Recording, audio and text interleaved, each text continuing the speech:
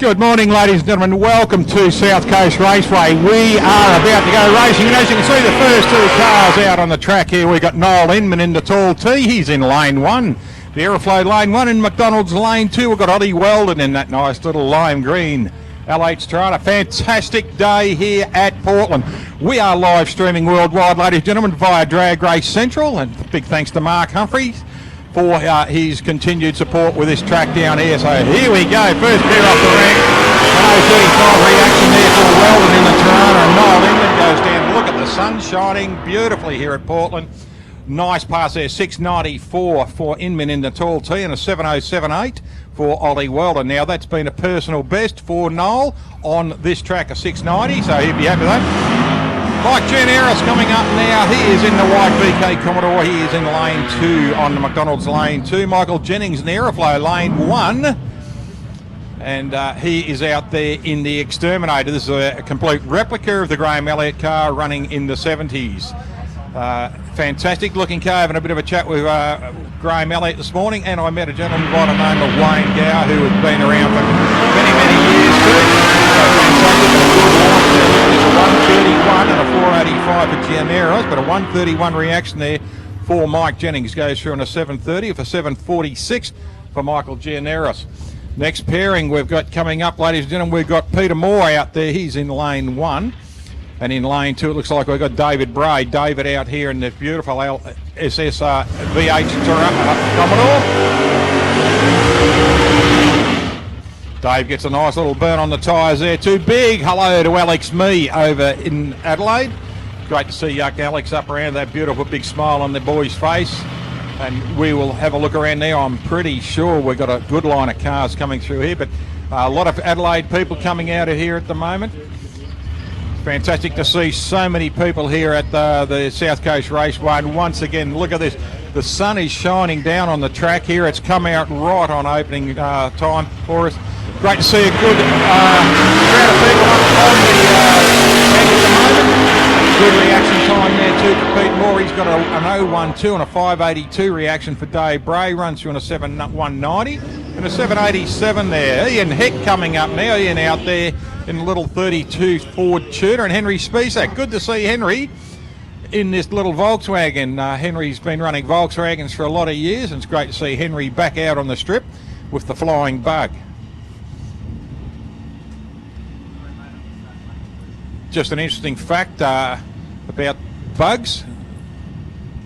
There are that many bugs built throughout the world that you could touch them bumper to bumper and they would go to the moon and back. Oh, wheels up for VZ. Gets a little bit slow getting off the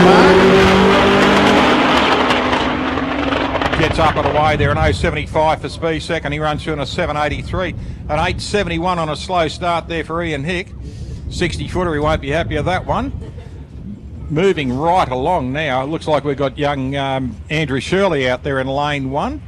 And in lane two, we've got Pete Jepson. Nice to see Pete out here in the little utility again. And welcome to the microphone, my good mate. And Merry Christmas, Happy New Year, Pete Berry. How are you, pal? Yeah, good, Alan, and thanks for the work. Same to you, mate. Good to see you again. Good to be working together again, buddy. Yeah, mate. You were a little bit crook last time I was here. I'm glad to see you're up and about now and on the right side of the grass still. I'm glad to be here too. Yeah, we're still having a bit of a struggle. We're getting there, so it's all good. That's good, mate. That's good. Look at this weather. Blue sky, a few clouds, bit of sunshine.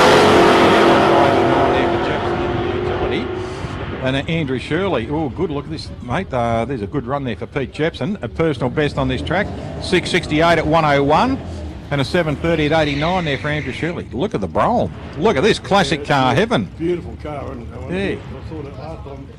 Gorgeous looking jigger, that one. Gary Hutchins out there in the Brougham, and our Rod Lambert out there in Garfield in the little LH Tirana. Rod Kerr, yep. Rod Kerr, sorry. Yeah, not Rod Garfield, was it? Yeah. You call him Garfield, he answers to that too, mate. Garfield Kerr, yeah. He goes 108 and a 307 there. Probably running a 307 too. Yeah, I think he does actually. Yeah, 307 Chevrolet. He says on the screen. Yeah, so. Probably came out as a 307, yep, the old Brahms. So, yeah. A good run for him, an 820. Yeah. A couple of good-looking cars here, mate. Today, this week, are going to be some classics, isn't there? Some beautiful cars. Look at this little Ford Maverick out here of Nathaniel Goodswood. They come out as a 6-cylinder. That what's his name from Gasmaker Garage? Yep. His first car was a Ford Maverick. Yeah, I love these. When I was a young fellow, I wanted one of these come hell or high water, but never got one. Mate, you'll see one of the best looking cars in the world here today in Charlie Saraceno's Vega and Tony Lamana's Vega, two fantastic looking cars. Not taken away from anything else. What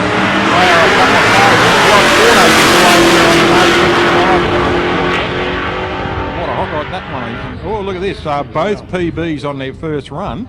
690 for 691 for Forte and Goodswood a 685. So that's telling me that track is really good. Yep. Smithy's done his magic on it as well. Oh. So he's an awesome way he makes his track work, mate. It's going to be a boomer day today with the weather we had yesterday with a bit of a tick off for us, but set us up for the day. That's right. I can't believe, mate, look at this. There's a break in the cloud and the sun is shining straight down on the strip. Fantastic. The drag gods are looking down on us, mate. Yep. It's not 77 sunset strip, it's horrible close, eh? That's right. It's 77 degrees, yeah. Malcolm Todd, brother Todd, and Andy Wade out there. Andy's out there in the HQ. Johnny gets one of those cars crossing down there. Look at this, a PB for Toddy at 104 mile an hour on this track. So, you happy, boy? Yeah, all PBs we talk about today, ladies and gentlemen, will be only on this track because that's how we know it they are. Tony Barbara, who took the trophy away last meeting, and he's up against Australian #1 Paul Jennings. So Fatty there in the Chevrolet Nova wagon. That's a good looking car too, isn't it? Yeah, his picnic basket in the back, crocheted rug, the whole works, yeah. Yeah, as long as sandwiches stay safe, will it be right? Exactly, yeah. You should always put the tomato in once you get to the picnic, because if you put it in before, it just runs through the bread and buggers up. You know, so it really kills the taste of onion and garlic in it too. Right on the money, that's a go. We've got a good field of cars though, mate, haven't we? Really good field today. Just looking up through the staging lanes there, mate, we have got a lot of Australian classic, haven't we? Look at that. Not wrong. Gets the juices flowing, don't care what anyone says, mate. Yeah, it certainly does. And he gets one. There's war already out there, isn't there? Yeah, not wrong. Chevrolet versus Ford there, and a 697, a best for Paul Jennings for Fatty. Here we go, Nick Kranovich in the 69 Curta running up against Chris Whittaker. That's a very sweet-looking white HQ Holden utility. Yeah, not wrong. I don't think like my age, out now, mate. Used to be given an eye by give credit, some of these cars are absolutely immaculate now. Yeah, that's right. Well, you know, I've always been a Holden man, a Chevrolet man. You nearly slipped up there. I did, but when I see cars like after the GT40, how could you not fall in love with the GT40? Yeah, exactly. And an XW XY GT Falcon, how could you not fall in love with them? And you see the Cuda out here, you know, everyone's a Mopar, everyone's a secret Mopar fan. Yeah, right on, I am too, no worries. And, you know, you even look at over there, the Centura there, the bridges.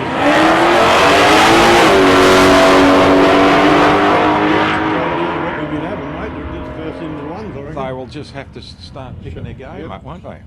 Best PB for Koranovic, though. Mm-hmm. On this track, 7.481. Mm-hmm. Here we go, Kenny Scroop out here in the Aussie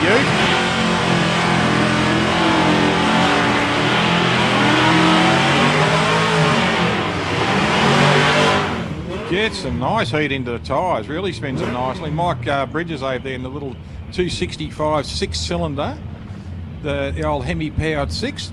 Yep. They're a tough engine. Yeah, not wrong. I was going to say that. There were so many people liking them in the early days of drag racing. Made a lot of horsepower pretty easy, didn't they?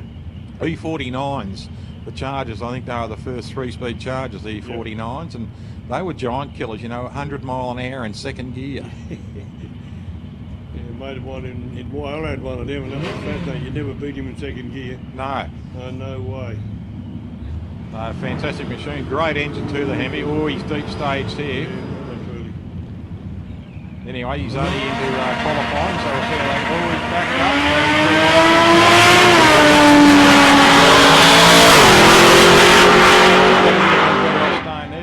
not behind the steering wheel. He is. No. So Kenny runs through on an 860 and a 717 at 91 miles an hour for Mike Bridges. Robbie Phyllis now. Now, Robin, top qualified here again last meeting. All the stickers across the top of her window, they're all top qualifying stickers. So she's certainly done a good job. She's top qualified so far at every meeting she's run this Summit Series. So congratulations to Robbie. She's out of Wyala, a good friend of ours. She's not afraid to give it stick either. No. Oh my golly. Running a 6.2 supercharged V8 in that car. It's the same engine that's in a GTS Monaro, GTS Holden. Yep. And she's up against, I can't see who he is, but what's that, a VK? Yeah, looks like, mate. Looks like a VK's taillights there. Nice, sitting nice and low. They're a good looking car too, the VKs there. They look good when they squat them down on the situation, don't They should have sold them squat on the showroom floor. They would have sold thousands or more. Here we go. Red Robbie gets the right line.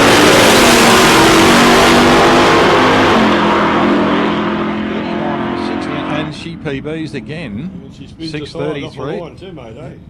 Yeah, she gave him a good burn too. Here he goes, past twice Australian champion out there, and Chris Tatchell out there in lane 1 in that very car. I saw that car turn up in Mildura 100 years ago as a heap of junk, and look at it now, mate. It's mate, he has spent the money wisely and right on that car, and he's an Australian champion twice over. So well done, Chris Tatchell. Well deserved too. Yep. And he's up against one of our local lads. I was talking to Dutchie a little bit earlier here. Dutch tells me he did 55 hours through the week, so he worked a fair bit. And he had a couple of beers last night to help him sleep. I reckon the 55 hours might have got him to sleep before the bloody beers did. Be right on there. Yeah. We're good to see Dutch back out behind the wheel. Yeah, he's been hanging out to get out there for a long while, and he's. Modified bike for staging lanes, please. Modified bike for staging lanes. Bit of a hold up here, something on the track, and the boys will check it out. The back Dutchie out there and turn the cars off. So safety's the paramount thing here, ladies and gentlemen. They just got to check and make sure there's no spills or no bits and pieces on the track. That's why you see them run down, as a lot of you already know. To just check the track and make sure it's all good. So somebody lost something on the track, bits and pieces by the look down there. Even the Andrew boys are out looking. But a lot of action. JDs are coming up fairly shortly. It's the starting edge in, or starting, what do you call it, Alan? Help me out here. Starting qualifying for... There's a level, starting level in drag racing. Yeah. The kids run out in here and they're dead set. There might be little cars, but they're dead set keen. That's right. Yeah, we were only talking about juniors this morning. There's 40 in Sydney for the weekend. Really? 40 juniors. And that to me says, and I think we've got 16 here, that tells me there's 56 kids who are going to go up in the senior ranks in a couple of years. Yep. Because we spoke, he didn't speak much last night, young Cooper Plummer. He gets a little bit gun shy off the microphone. But we spoke to Alira Cardam last night, mate, and just to watch this kid bubble. She was having a ball last night. We did our pit walk late last night because we, instead of doing it in the morning when everyone's busy, we thought we'd do it in the evening. And it was a real treat. We had a lot of fun. Everyone was relaxed. We got a lot of funny comments came out. It was really terrific. You can imagine. I didn't see it last night. I had the sack really early last night. Yeah, it was. You can have a look at it. It's on YouTube, so you'll be able to see through Drag Race Central. And just a quick g'day to all my friends over in Cleveland, the Kennedy family, the Dillinghams over there, and the Costick family, Ronnie Canardi. Ronnie's sitting down enjoying a few beverages while he's watching and listening. So, Ronnie, g'day, mate. Marianne and Ronnie Matcham out there at Dragway 42. I'll see you in August. Be back over there to have a little bit of fun with them. And then, there's all the Costick family, beautiful family over there. And boy, can that Chucky cook, mate. Jambalaya. Oh, best jambalaya I've ever tasted in my life. Yeah, mate. you're all my friends too. Anybody's a friend of Alan's a friend of mine, guys. Exactly. Good people over there. Kenny rang me up at 10 to 12 on New Year's Eve so he could share our New Year's Eve with me. And we did it straight across by radio to no static radio, and then I rung him 17 hours later and did it again with him at New Year's Eve. Yeah. Awesome stuff we can do. It was good fun. It was fantastic fun. Here we go.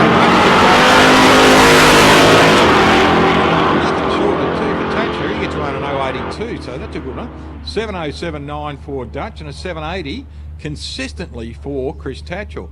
He'll run around the 7:7.78 all day long. Clint Noble coming up next. Clint out here in this Falcon, an XD Falcon. Having a bit of a chat with him this morning. They drove through a lot of rain over, so we hope that rain pushes towards the Gippsland thing. Yeah, yep. Speaking of, Stewie Mitchell started a bit of a thing this morning too, ladies and gentlemen. You may have heard it at the driver's brief. Now, Stewie put in $50. I've put in $50 too to go towards relief funds.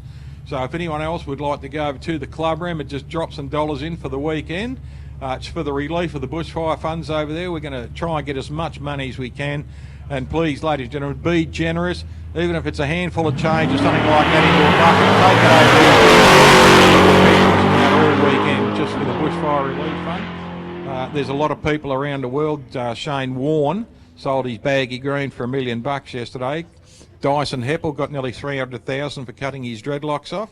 So if we can get a couple of $100 or $1,000 or something like that from the Portland Drag Club to the people over there, and if it just buys a bottle of water for half a dozen of them, whatever, just try and chuck some money in for them. Every little bit helps on it, for certainly sure. Does, yeah. They're certainly doing it tough. Yep. And to our friends worldwide, Australia is on fire, but not as bad as the media makes out. There's a lot of places that aren't burning. And if you have a look at that satellite image that the media are spewing rubbish all over the world, tell your friends overseas, we are on fire, yes, in separate areas, but we're not on fire if that's satellite image. That is absolutely disrespectful, and it is a disgraceful act that the media are doing by promoting that just to sell bloody newspapers. I agree with you. They need to be taking the task over that, you know. It's it's bad enough without that going on, mate. Fair dinkum. You know, it's lovely to know that people all over the world are contacting you and asking if you're okay. And you explain what's going on. Yeah, I'm good, thank you very much. Love your concern, great people. And thank you for that, it's really great. But what annoys the hell out of me is, what are they being fed? And then you have a look at that satellite, that bullshit satellite pitch, and you think they need to be taken out and given themselves a good shake, that's for sure. Yeah, well, some need a good uppercut, mate, more than a shake. That's right. Here we go, Lawrence Rochella, his 10th birthday yesterday. He's in lane 1, lovely young gentleman. And Mason Cook out of Mildura, he's in this little dragster here in lane 2. There's Mum Lauren out the front there and Dad Kingsley out the back. Good to see Kingsley moving around a little bit better every day at a time. Got a huge back brace on there. The boy had a big operation on his back only a couple of months ago. And it's good to see him walking. Yep, for sure. You see, he's not real good though. No, but he's getting better every day, mate. He taught Mum to do the adjustment now, so he don't have to bend it to go. She would have known how to do the adjustment, mate. Yeah. She's got a car now. Yeah. She's got Herc the Turk, so a Corvette. Funny car. Really? Yeah. Oh, I never knew that. Well, Yeah. No, you told me that last time. Yeah. Sorry about my memory. That's Must all have right. left it home halfway. They're going to do a replica and they're going to restore the original. Wow. Yeah. So Lauren will be running. I'm not sure what engine they're going to put in it, whether it'll be a bike engine or a 4-cylinder or something, or a V6 or something.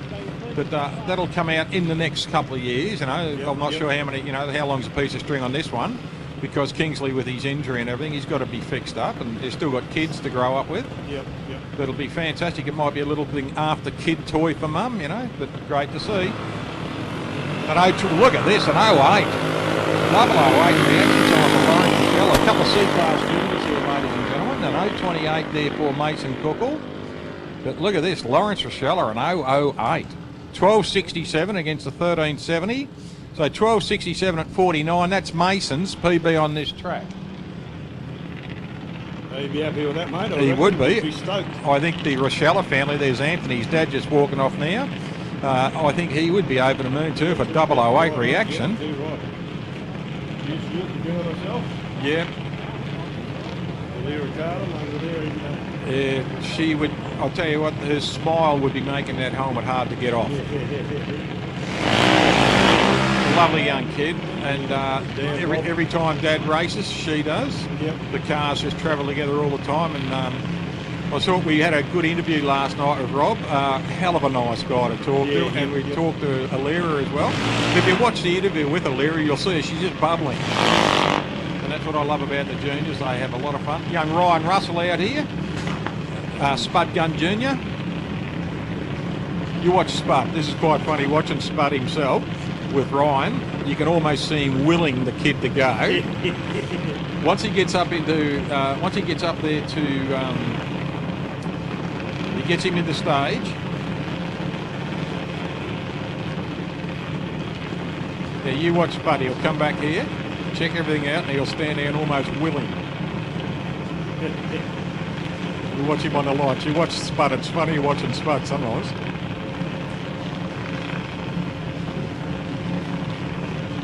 He'd be talking to him at the moment.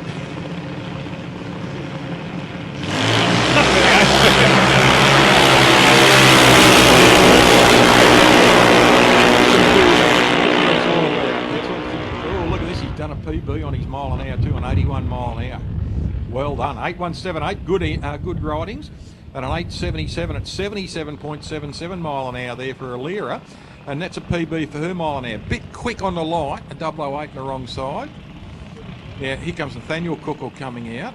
Nathaniel out of Mildura. There's Mum Lauren running out the front there to bring him in. How many children they got? They got 3. Little Sophie, she's got one to come up. They got 3 dragsters shortly. Well, they've got 3 dragsters already. Yeah, plus Dad's in the shed. Yeah, unreal. So yes, young Sophie, she'll come up into drag racing in a couple of years. And here's little Cooper Plummer. His dad Craig down there, very well known throughout the drag racing fraternity here. Craig Plummer, just pushing his boy back now. Craig's one of the best starters in Australia. And I said to him last night, we interviewed him, and how do you like being a crew chief and a dad out here? He said, oh mate, he said, I love it. He said, there's not as much pressure as is on the line being the starter, but he is one of the best starters. He is absolutely, everything's safe. He knows the tracks like the back of his hand. So now he's bringing his boy up. Now, young Coop last meeting, mate, did some of his best reaction times. So we'll see how he goes this time. Young Nathaniel over there in lane 1, Mum's Nightmare. So there's 260, that's not a bad run for Coop.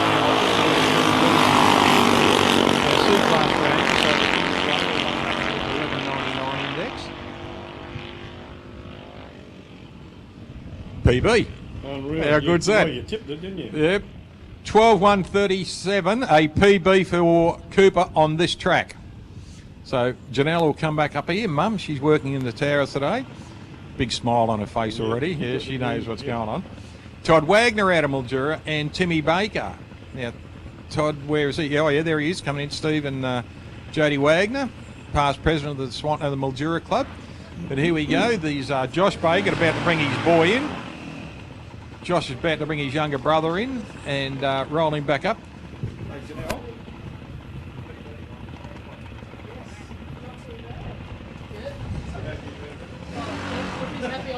Yeah.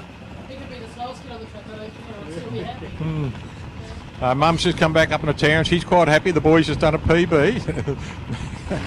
Come on, do us a little dance. Come on, Janelle. Here we go. We should have the video up, Mark. You should have swung the camera around here. Janelle just did a really little...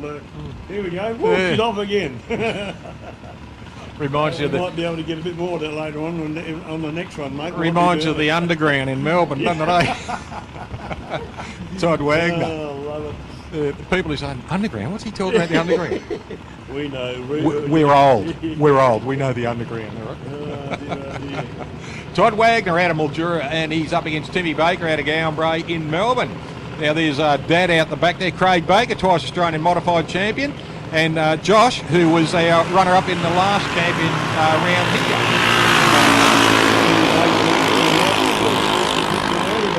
Both got away pretty well anyway. Yeah, 005's not bad. He's 66 mile an hour past. Oh, look at this. Todd Wagner, PB, 12008. So he's on this track. Here we go, Sarah Donnelly, having a bit of a chat with Sarah and Michelle last night, 2 lovely ladies. Sarah cannot wait to get up into senior rank so she can push Michelle out of the car, because Michelle's got herself a VL she's going to be driving.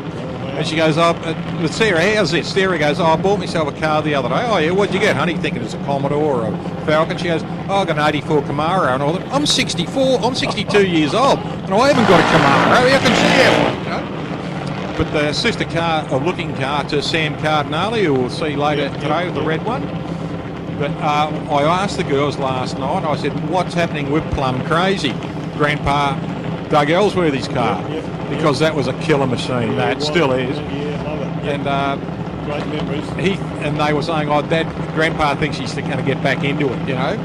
But it'd be great to see Plum Crazy back out on the track. Oh, mate, what a tough machine! I think it's brilliant that so many cars being resurrected and restored from Yes. from our era, mate. I really do. That's right. Well, I remember Plum Crazy. Sarah Osborne out in lane one. Nice looking little rig too. That car got the thing on it. And a red light here for Sarah, so the enthusiasm was up. But look at this, a 799 at 81 miles an hour there for Sarah, and 8002 at 81 mile an hour. Again, an 81.6 against an 81.4. So the girls are right on it. It was a cigarette paper at the end, mate. About Exactly, all- yep. on its edge too. That would have been Yeah. 49 to 60 in the mile an hour. Current Australia number one. Look at him, Jake Berrios, up against Georgie Lemperis, another two young gentlemen. Absolute young gentlemen, these young kids. Now, we interviewed them at Drag Race Central down at Stella's Beaches in Altona a couple of months ago. And they sat there, and you would have sworn, mate, you were talking to a couple of 35-year-olds. Yeah. The way they conducted themselves, the way they spoke, the respect, the friendship, and the humour. A couple of really nice young blokes. So Jake out of Werribee in Melbourne, he's in Berrios Motorsport car in lane 2, and Limperis, Georgie Limperis, he's out of Altona. And a hell of a nice bloke. There's Manny, his dad. Good guy too, Manny. And Chris over here, I'm not sure whether Chris is running his bucket this weekend or it's just young Jake running the junior, but it'd be nice to see if Chris has got his bucket here too. There's his beautiful wife Wendy there, and Taylor, the young daughter, lovely kid.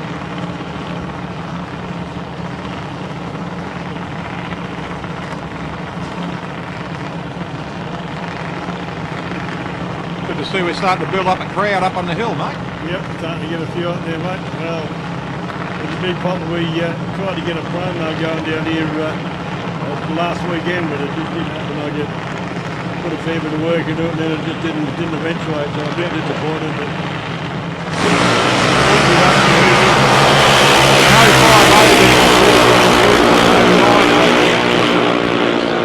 those boys, look at this, an 806 and an 802. Wow. 81.67 against 81.14. oh, Mate, yeah, that's a yeah. cigarette paper again. Yeah, bloody hell, it's unreal, isn't it? Here we go, Holly Camilleri coming up now. Holly's out there in the grey car in lane 2. And we've got young Chelsea Samet out there. Chelsea's out there in lane 2, a beautiful young lady. Mum and Dad over there, Jay and Chris. Nice to see Chris back out the strip. She's been pretty busy with the other daughters over the last couple of meetings, but lovely to see Chris back out here.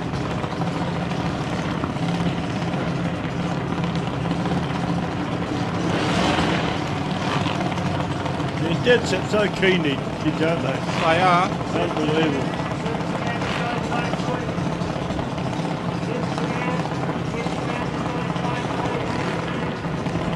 Now we've got a B class out there in Chelsea in lane 1. A class. Look at this, an 82 mile an hour pass here for Holly. Modified eliminator. Next call. Modified eliminators. Next up, super sedans and stage lanes, please. And Chelsea, a good run there too, a 9-1 at 71 mile an hour for her. So last two of our juniors coming up. Young Tommy Turek out there in the VT racing car. And Brookie Camilleri coming out there in the pink hazy car. It's fantastic looking wrap on this car. Yeah, a couple of good competitors here, mate, eh? Yeah, Tommy Turek, a real young gentleman too. Hell of a nice young kid. And the Camilleri girls, both beautiful young ladies.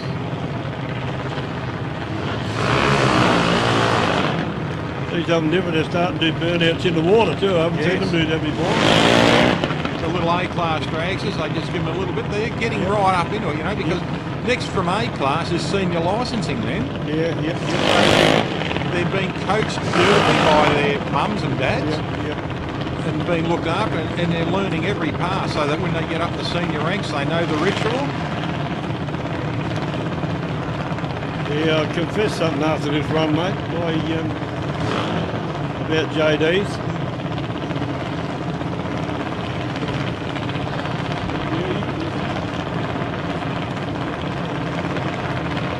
both cars coming up now. Tommy Turek in lane 2, ladies and gentlemen. Brooke Camilleri out of Langwarrin in Victoria. Tommy's out of Adelaide.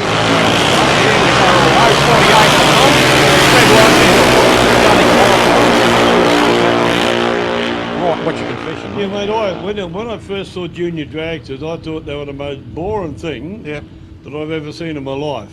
But it's funny how your perception changes when you look into what they are, how they've grown, and how they affect the kids. Yes. You know, I'm fascinated by that. I mean, your comments, you go and talk to them and deal with them a lot more than I do, and you know the comments you hear. I've hardly ever heard anything bad about any junior dragster driver. They're all respectful. They're all taught the basics of drag racing in a proper way, and they've got the respect for the sport. Exactly. Far more than a lot of other people have, you know. And exactly, yes. I'm a big fan of them now, I've got to tell you. I just think, that, you know, I look forward to them coming out, and I look forward to the competition that they and what they bring to drag racing is fascinating for an old fart like me. And, you know, I just think it's the way it should be, and we've got to get back to that to make drag racing what it needs to be again. It is. Well, look, you know, just being shown here something too, if we just about a junior dragster, young Lachlan Walker. Now his mum Kate, and great news for Kate too. If I may say, can I say, yep, Kate has been cleared for breast cancer. So that is fantastic news for Kate. Now they've got a GoFundMe site which is on her page, and it's also on Janelle Mannix's page. We're going to raise $950 to $1,000 to get Lachlan into drag racing with a helmet and the new neck restraint. So if you want to go to Kate Walker's site and donate on the GoFundMe, put in $20, put in $50, put in $100, whatever you like to put in. We're up to $340 last night. I put in $50 last night because I want to see the kid go drag racing. Yeah. It's easy as that, you know. But we've got the bikes now. Shane Walker out there and Paul Cooper.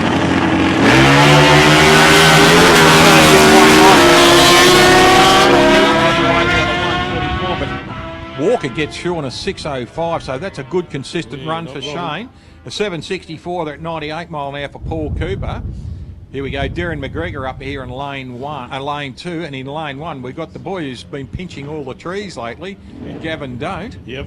Having a chat with Gavin last night. He and the boys were in a good mood last night. They were all standing around having a soft drink, and they were enjoying themselves.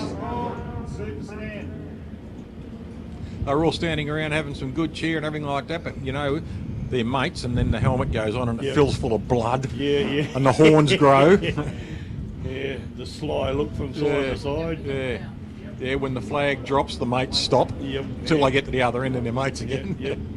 But Darren McGregor out of Mildura, and Gavin Don't. I think Gavin's out of Melbourne. Out of Henty in Victoria, yes, he's not far down the track,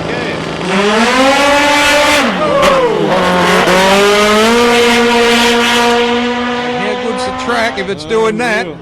And he sits up and rides the rest of the way, not laying down. Sitting down, still runs a 660. 655, yeah. Darren runs a 670, so that's pretty good pass too. Right, here we go. Gregor Birdie out there in lane 1. Now, Greg out of Adelaide and South Australia, Salisbury Downs, and he's up against the Sterling North, the Flying Finn himself. Twice Australian champion in the Flying Finn. Still mad, these blokes, don't care. Finny's here, so lock up your grandmother. Dear. Good what we get away with up here, isn't it? Yeah, they can't hear us. But they'll watch us on YouTube, and then the phone calls will start. And it won't be Finny ringing me up. It'll be grandmother's ringing me up for his phone number. Got to say hello to all my friends around Australia who are watching. Chris Diggles, g'day Diggs, hope you're watching, mate. Kerry Digg in the boys. Oh, bit of a hot bit of look at this. Wow, what a reaction there. Finny goes through a new PB for him on the mile an hour at a 110 mile an hour, 670 for him, and a 7160 at 95 mile an hour PB for Gregor Birdie on this track. Beautiful. You're right, mate, about the traction. You've got it right again. Lots of rides on. Right, we've got Jason Addison out here and Andrew out there in lane 1 on the Harley. And Jason Addison here on the Harley in lane 2. See, they're popular bike back in drag racing now, aren't they? Oh yeah, because when they bought out the Screaming Eagles and the what do they call them? Not Dominators.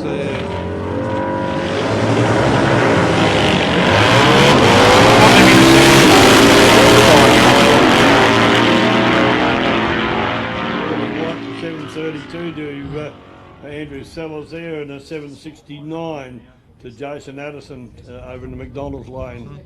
Both PBs on the track here for the boys.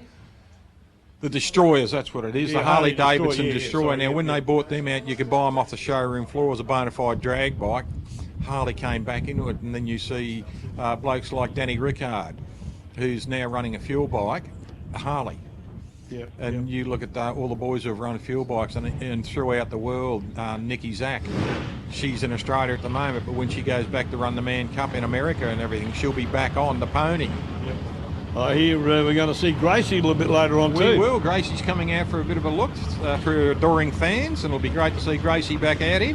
We'll explain who Gracie is a little bit later, ladies and gentlemen. Oh, you wait, you'll see she got beautiful lines. Oh, gorgeous body. Yeah, unbelievable body. Chris Lurlius, ladies and gentlemen. I went and had a bit of a chat with Chris this morning, gave him a Red Frog and a Chico baby.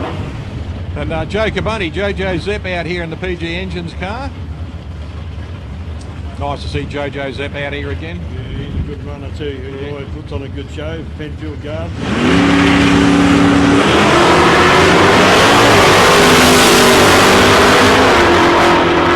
Chris a little bit too quick off the lights in a 004, but gets himself a PB on the mile an hour.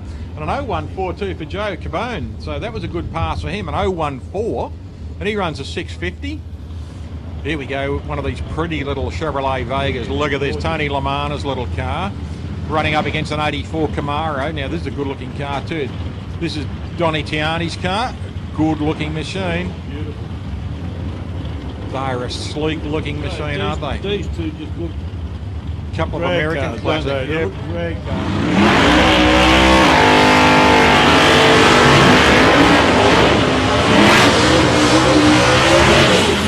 Nice to see too. One thing I absolutely love is when they do their burnouts and any of you guys that don't up on the mound there that don't realise you hear them actually a difference in their engine noise is when they change gear halfway through their burnout. Yep. You'll see the car just jump that little bit to get the tyres spinning quicker to get the heat into them. It's never failed to fascinate me. Sometimes they use 2 or 3 cogs too. Yep. It's amazing. They can still control it off the line like that. You wonder why some of them go sideways sometimes. Well, you know, when they're doing that, when they're tight to doing that kind of revolution, something just a little bit of mist, you go anywhere. So had a really good chat with Louis Fingos last night about he's got a sequential shifter, 4-speed, and a clutch. And he's Valiant. He's a Class 2 car. You'll see him coming out a little bit later. And he says, sometimes I don't use the clutch pulling it through the gears. He said it's a bit hard on parts. He said that, you've got to save time. And it was a great interview with Lou. He was relaxed. We had a good laugh with him. We went through some of the old names out of Adelaide because Louis been around for a lot of years drag racing. And it was great just to find another side of one of our drag races. We had a great talk about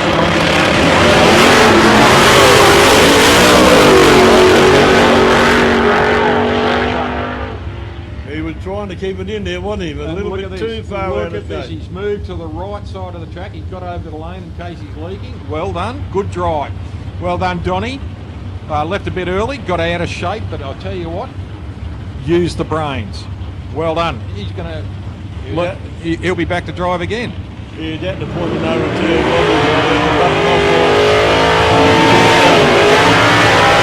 Here we go, past Australian champion in Super Sedan, George Tippakides, and current Australian champion in Super Sedans, Martin Merco. That Monaro, doesn't that look beautiful, mate? That is the ex-Michael Aegis car. Oh, is it really? That's Michael's old street car. Well, I'm glad they make it look good. Yeah, and every time he's got that on the trailer, it's got a bad habit of jumping on the Wheels up the Merco. He won't won't be happy about that. So, Michael Aegis, if you're watching, your car still has a tendency to jump off the trailer and go through a Kentucky Fried drive-through. And it also drives through the bottle-o too. Then it gets back on the trailer and goes home. Yeah. So it hadn't lost that tendency, and probably if you let it, it'd do a smoky up Tapley Hill Road too. Why would I not doubt that? Yeah, Michael Aegis. One of our legends of the sport. Good guy. Scotty Rowan out there in this really tough little Tirana. And Des Jeffrey, mate, this is a good-looking utility. Yeah, not long. I was talking to Jeff about it the other day, and man, he's wanting to get it go a bit harder too, but he's getting used to the car. Yep. Still, he said, still a learning curve for him, but he's taking it.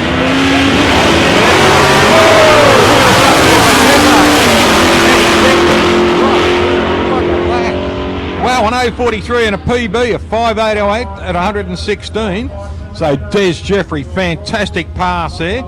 Scotty Rowan, 647 at 105. Yeah, not too shabby either, eh? But Mate, Des Jeffrey be happy. what a with that, launch! mate. What a launch! He's had to get in and modify the last meeting. Here we go, Enio Morocco, ladies and gentlemen. It's great to see Enio back out on the track in the little Gemini. And Mike Hanrahan took the tree at the last meeting.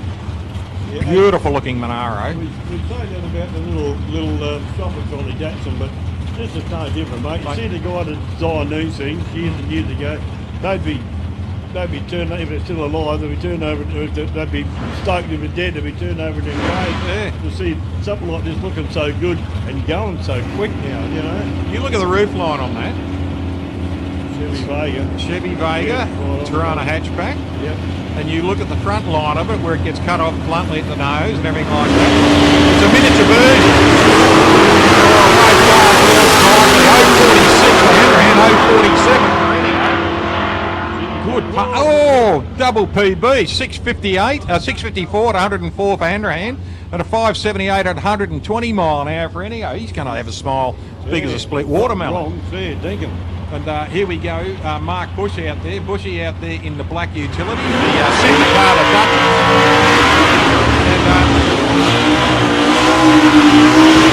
And Gary Vogelsang driving my Camaro. Yeah, beautiful, isn't it? Yeah, Gary let me drive that at Mildura. Did he? Yeah, I had a couple of passes and that was good fun. We were able to talk after it?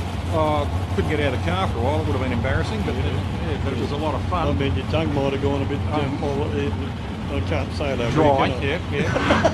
But mate, I'll tell you what, it was a ball. He said to me, just hit the trans brake. I've never used the trans brake before. I'd always driven off the pedals. Yep. So what I did is I used the trans brake as soon as I thought I hit the foot on the brake. So, embarrassment plus. But no, look, I really think it was fantastic driving that car. I was quite happy with what I did. And I gave the car back to him in one piece, so that was good. I like the saying on the skip on the front, growing old is inevitable, growing up is optional. That's right. Right on the money. There, we all should look at life, I reckon. Alex Johnson out of Griffith has got a great one too. Car sponsored by Bank Card.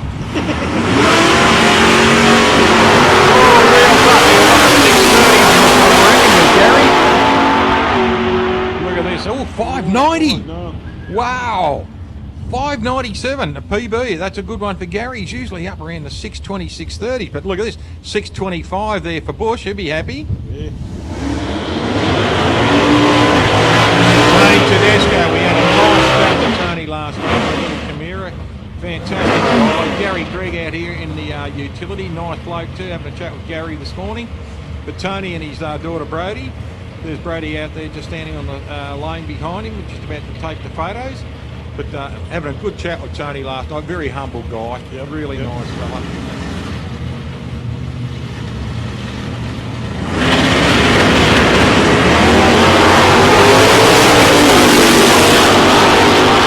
On the 60, that's not bad. 570 at 122 and a 636 at 107 for Gary Gregg and a PB for Gary on the track.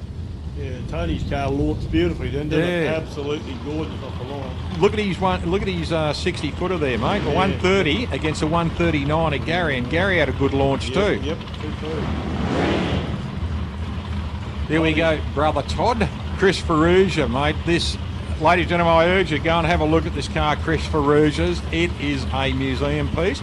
It is perfect in every way. He polishes the polish.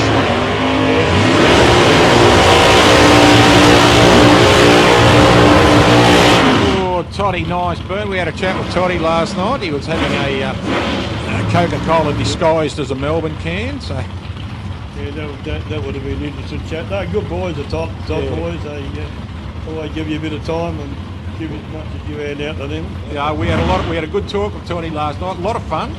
Bit of humour about him. There's always a bit of humour about him. He's a good guy to talk to. But, he was confident last night, and by the way that car did the burnout, let's hope the confidence keeps going for him. Took the tree out of Mildura at the last meeting there. Chris Ferrugia, beautiful car. Went out first round last run here, but the car was running third, so the driver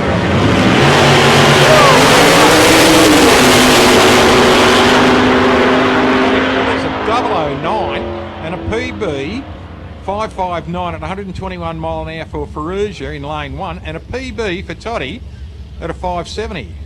They're running hot and hard, aren't they? Yeah, Dinkum. Track's brilliant. Track is brilliant. Yeah, Toddy's done a lot of passes on this track, mate, for another PB. Yeah,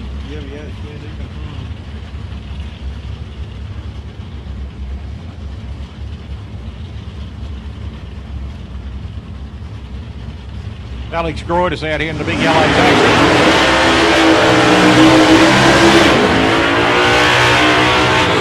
And Dave Sultana, what a flash looking rod. I talked to Dave this morning. I said, I know it's an old car, it's a 72 model. I said, they're not worth much. I'll give you $1,000 for it. That's a pretty good price. And he said, you can have the back wheel for that. But that's probably fairly cheap too, eh? I don't know, you just can't con people anymore, can you? They're too smart. Dave Sultana, good looking car, nice guy. Alex Groyders. Now, Alex taken I think Alex took the tree from Mildura too. I think more than that.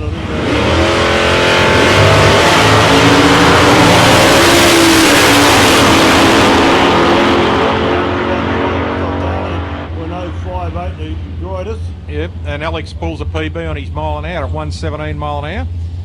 Here we go, look at this, a new Mustang out here at the moment. Pete Zokas out there in lane 1.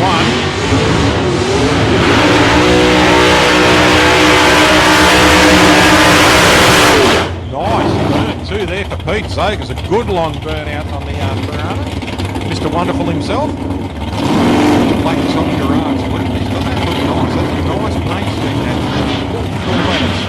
Sienna metallic underneath it with the black top. That looks really flash, that. I'll agree with you, mate. I knew you would. You're mad, you mate. What more could you want? I love you too much, that's it. Who wants sanity? I got to say, some of these blokes attach some more than it for these cars. You have to use a good sharp knife and a chisel to get it off them, I reckon. Oh, yeah. Tell you. Yeah, look, they're pride and joys and well to them, mate. When you have a walk through the pits and see the time that people put into these cars, you had an admission before about juniors and everything. I'll tell you one of admission after this race that I had about different vehicles. But Mustang versus a whole. Now, Zokas is running a 505 big block Chevrolet in that car. Yeah, I haven't got any details on the stank yet. No. Bradley Alexander, his name is.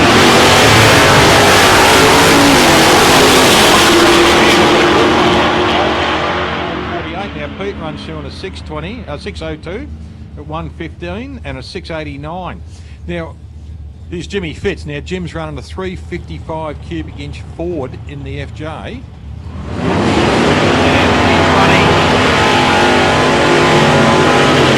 Now Tony Mescali down here in the Wombat, in the Wombat Racing, it's an AMC Hornet Coupe. Not bought to it. He bought this to Australia himself from America. They weren't produced here. They are the 4-door Hornets. But this thing's running a 440 small block Chevrolet in it. So good looking little car too, the Hornet. Nice square shape to it. Nice sloping back.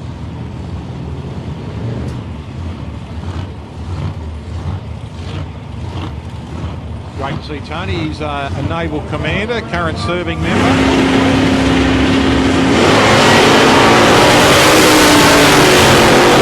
1 Yeah. Now look at that, 560 at 122 mile an hour for Tony Miscali. So that's a PB for Tony. Here we go, mate. Look, there he is, the Bricky himself, Graham Cooper out there. Has 39 trees in his collection.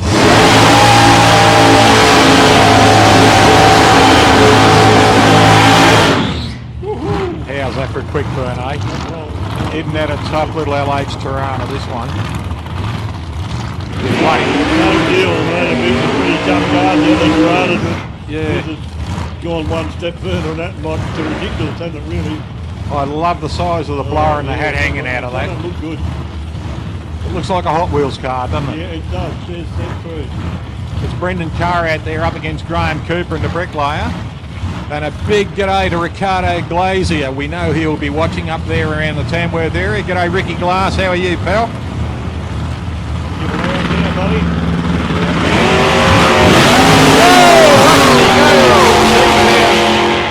Keeps it down and drives it out. Well done to him. Look at this, an 013 for Cooper, and he runs through a 648 at 104. So he does the wise thing, backs it out, and makes sure there's nothing leaking. Having a look down the track here to see if there's nothing leaking. Coop goes through quite well. Boys are having a good look on the track that there's nothing bleeding. Everything seems severe. Very good. Here we go. Now here's another car to do a wheel stand for you.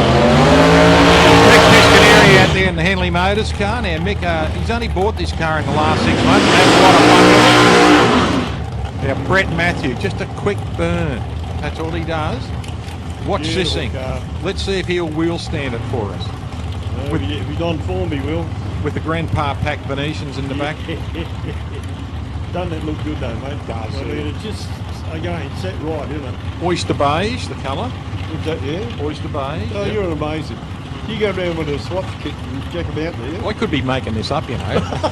No, yeah, I know you too well. You wouldn't be doing that. Don't try and confuse me.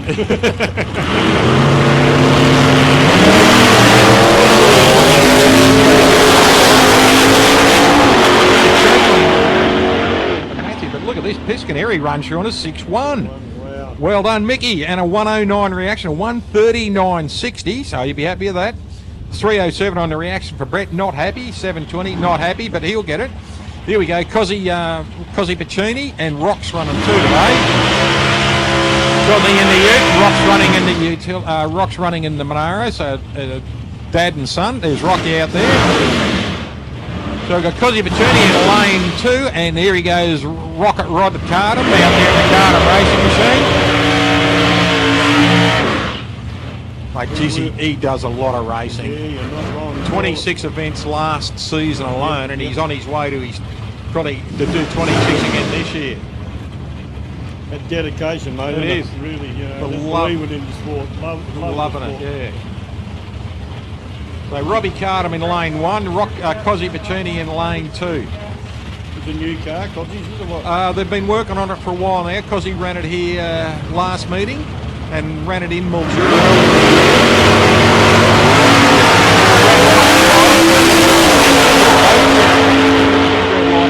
Cozzy a 007 on the wrong side, but he runs a 6.140 and a 5.76 there for Robbie Cardham. Here we go, a couple of classics. Look at this, Alex Blythe's car up against Steve Hunt out there in the panel van. Now running a big block Chevrolet over there in the Monaro up against, I think now Steve's running around about a 400 in the panel van there, 408. Yeah, mate, it's like a brick going through the air. I was fascinated first time I saw it. I thought, yeah, he's coming to it uphill to the bike. I was shocked at the time he ran.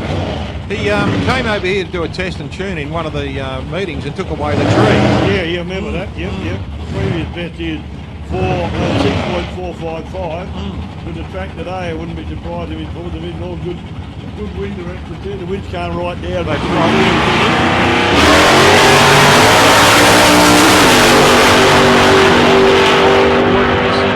5.49. Well done, Alex. 126 mile an hour and a 6.40 for Hunty. Well done, Steve-O. 6.40.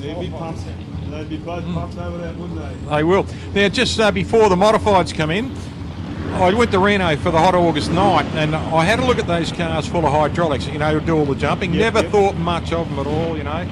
So I went and had a close look at one. The paint jobs are amazing. The amount of time they put in the paint job. Then you have a look at the engineering in the car, and I tell you what, I got a newfound respect for that type of vehicle after having a good look at it and having a talk on one of the boys over there about it. And I just got a newfound respect and a love of another car. Unreal. Just watching the way that they do it. You know, you see them on telly, and they don't promote them properly on telly. You've got to actually go and have a look at them. And it was just like your admission with the juniors before. You didn't think much until you actually got around. He's a good mate of a couple of good mates. There's Chris Farrell out there in lane 1. And Stewie Mitchell out of Swan Hill, final round Warren South, just out of Swan Hill. And the old Desperado, it's a Fiat Topolino. He's running the small block 327 Chevrolet and that. Now Stu started a thing this morning for us. He put in $50 out of his pocket. I put in $50 out of mine for Fiery Leaf. So that's a Desperado car there. He started that this morning, and we hope to make as much money as we can so the Portland Drag Club can send some money across to the Fiery Leaf. Been around the wall, the old Desperado. That has, yep. Nice little orchestra on the bonnet there, a couple of trumpets hanging out. Yeah, see the smoke come out of it when he did it coming out. Yeah, it might be running. He put some new plugs in this morning. Now, last time he was here, it jumped back into neutral and back into reverse on his launch. Now we went.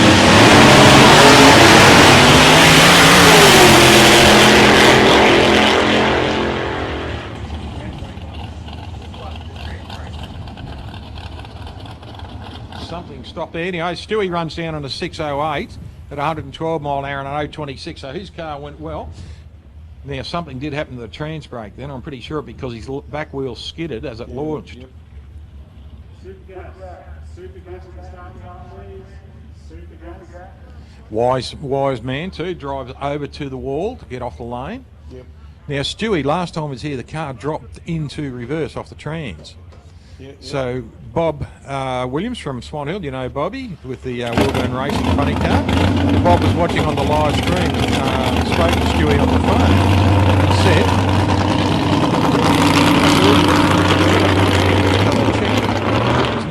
it was low, so what he did is he filled up, problem solved. Oh, fair dinkum. And that's all it was. And Bob, through our live stream, was watching the car labouring down the track and picked that up. Unreal. So how's that? From 400 kilometres away, he got fixed up. Unbelievable. I mean, just how far this live stream reaches still fascinates me. From a bloke my age, I'm not putting myself down, but I just can't get my head around it. Yeah, live streaming going around the world. He's doing it here and us seeing it almost immediately. Yeah. Way over in England, in Finland, in States, all over the States. And well, Annie Mandel Jorgensen might even be watching us in the States, Yep. In Finland, she does. Galaxy, you haven't stolen it yet. Dribble you still haven't stolen it. No. Right, here we go. David Escort coming up now in this machine, and he's running up against the current Australian champion and good guy, Adam Mundy. Look at the length of this thing, mate. I reckon that's about a 260-inch rail, that one. Both the cars, I reckon, are around about the 260-inch. They're not far off top fuel, because top fuel's a 300.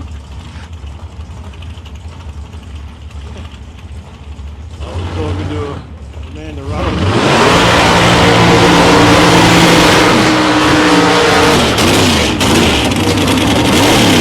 Next time you talk to man, if you haven't already asked her about her ride in the fuel. She really lived it again this morning. Her eyes were real big and she bubbled, didn't she, eh? Oh. She did, exact words. Because a lot of people don't take into consideration, you know, like you stand on your car at the lights in town here, to get up to 70, 80 k's an hour within a couple hundred metres or something like that, you know. You know, it's quick, you know, you get to push them back. You get into a drag car, it's violent in there. Yeah. When you launch, a lot of people don't realise that engine is trying to come through your shoulders. Yeah. It is a violent act because you are being punched around in the car. You know that from drag racing yourself. Yeah. Like the first time I drove a supercharged engine boat, frightened the by jingos out of I me bet you did too, yep. because I thought this engine wants to jump. Nice launch both cars. An 034 for Monday and 090 for Escort. Look at this, double PBs. Wow. 461, 148 mile an hour there for Mundy, so that's a great pass there. 526 and 128 mile an hour for David Escort.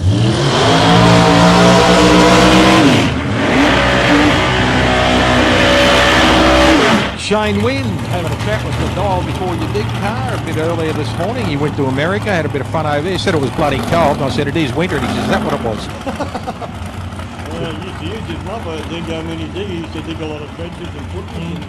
I know the number by heart, mate. The amount of times I use that. Yeah, Dial Before You Dig, wise thing. Look up. Glad I did too, mate. Yeah. Saved me a few headaches and heartaches, I can tell you. Yep.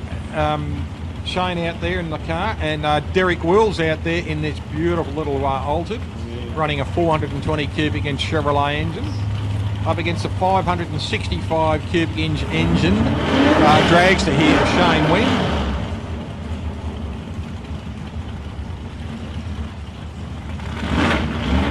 Those cars rolling up the stage. Derek just popping it in, getting up.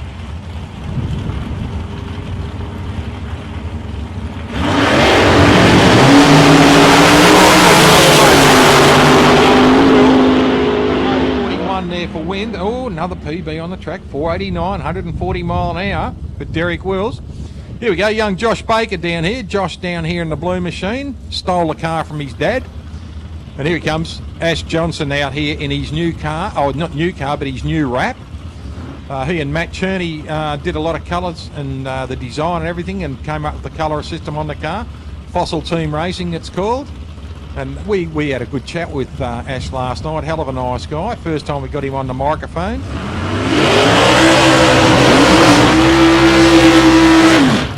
Now, young Josh Baker, for the last 2 seasons, Dad has taken the Christmas career away.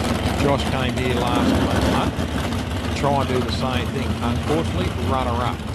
But, mate, to get in his first year of modified, to try and emulate what Dad did, mate, it was brilliant. Now, Mum, as you know, Audrey, she was sending us messages, and when Josh came out into the final, she was there and she sent me a message saying, I can't breathe. Speaking of gorgeous ladies, there she is, Leanne Braggs. Haven't seen Leanne around for a long time. Her and Steve have been touring around Australia. Great to see Leanne back at the track. Always called the first lady of drag racing. Well, actually, in her last year of drag racing, she was runner-up Australian champion in modified to Craig Baker, standing out there in the brown T-shirt, bringing his boy forward. So both of them within punching distance of each other.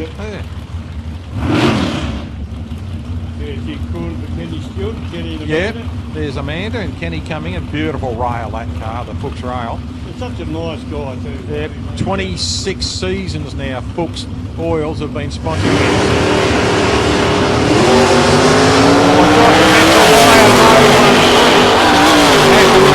There on a 404. Bit of a horrible run there, but look at this young Josh, a 542, 125 mile an hour PB on this track. Well done, Josh Baker. Hi, Audrey. Hope you're watching, honey. And here we go, Kenny Stewart and the lovely Amanda Ruddle and the lovely Leanne Braggs. And where's that grumpy old bastard, Steve himself? The bar over? Probably. Craig Davis over there in the front end of dragster. That's a good-looking car too. I was having a chat with Craig this morning. Nice guy. He's come down out of Sydney. Still something about those slingshots that make them appealing. Scary as hell, but appealing. Yep. Fed up. I like that. Front end dragster up. He didn't notice Fed the up. whole way in front of him, did it? It is, yeah. He's got to have his feet somewhere, mate. Yeah, I guess so. Yeah, I think with the one we had, I don't think it was quite that far in front. But even though the juice is going, mate, it's scary as hell. But It's the whole idea, isn't it? Frighten the shit out of yourself. yeah, well and truly. Yeah, and tell you what to do. Get over here. Yep.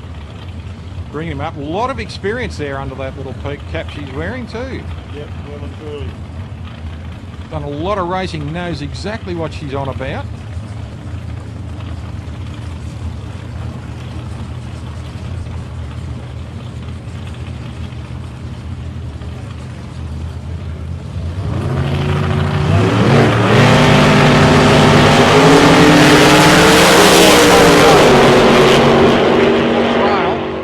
through on a 470 at 142 mile an hour on a 5.1 at 132 for Craig Davis out there in the front engine dragster. So good running. I was just thinking, you know, when I first met Leanne Bragg, she was running a little RX-9 Mazda on whatever they were. 929 it was, and it had a 464 in it. So she's doing it right. The cars are here today. The Chris Farrell car and the Adam Mundy car are two of the cars that she owned and raced. And it cracked me up when she got out of the Bantam, the Farrell car, when she owned it. I didn't know it was her car. I saw this red car get out on the track and this beautiful little blonde got out of it. And I thought, this tiny little lady's got out of this monster and she's handled it beautifully. And then you see little Jess Turner, who's not even as tall as Leanne, get out of that monster she drives. Yeah, she is tiny, isn't she, Jess? Stu Johnson. I also a picture of her, I thought, nah. Yeah. Oh, dear, fair dinkum. We interviewed Jess in Mildura a couple of years ago. I'll tell you what a question I asked. It was funny. Stu Johnson out here, ladies and gentlemen, doing a solo pass.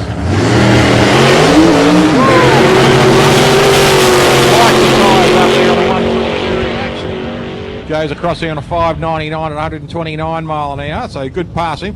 Wade Kismer coming up. Looks like he'll be the second last of the modifieds. Coming. There's Ronnie Kismer out there just about to bring Wade in. There's a lovely looking little Alta, this one. Little roadster. Now, 363 he's running. I thought it was around that. We saw the trailer in the car last night, and I thought it was around a 355, but I wasn't wrong. Too far out. It's 363, so good looking little car, this one. Yeah, we had Jess Turner up in the tower with us. There's Leanne's other car, yes, coming back. The Adam Mundy rail. Yeah, we had Jess up in the town. We just thought, how do blokes, you know, the first time you meet a young fellow, and he says, what do you do for sport? And you tell him you're drag racing, and he'd look at you. This tiny little girl, he said, yeah, he says, they can't believe it first. Well, I said, well, I can't believe it when I first saw you pull the helmet off, you know. But she's gorgeous too. Yeah, lovely girl.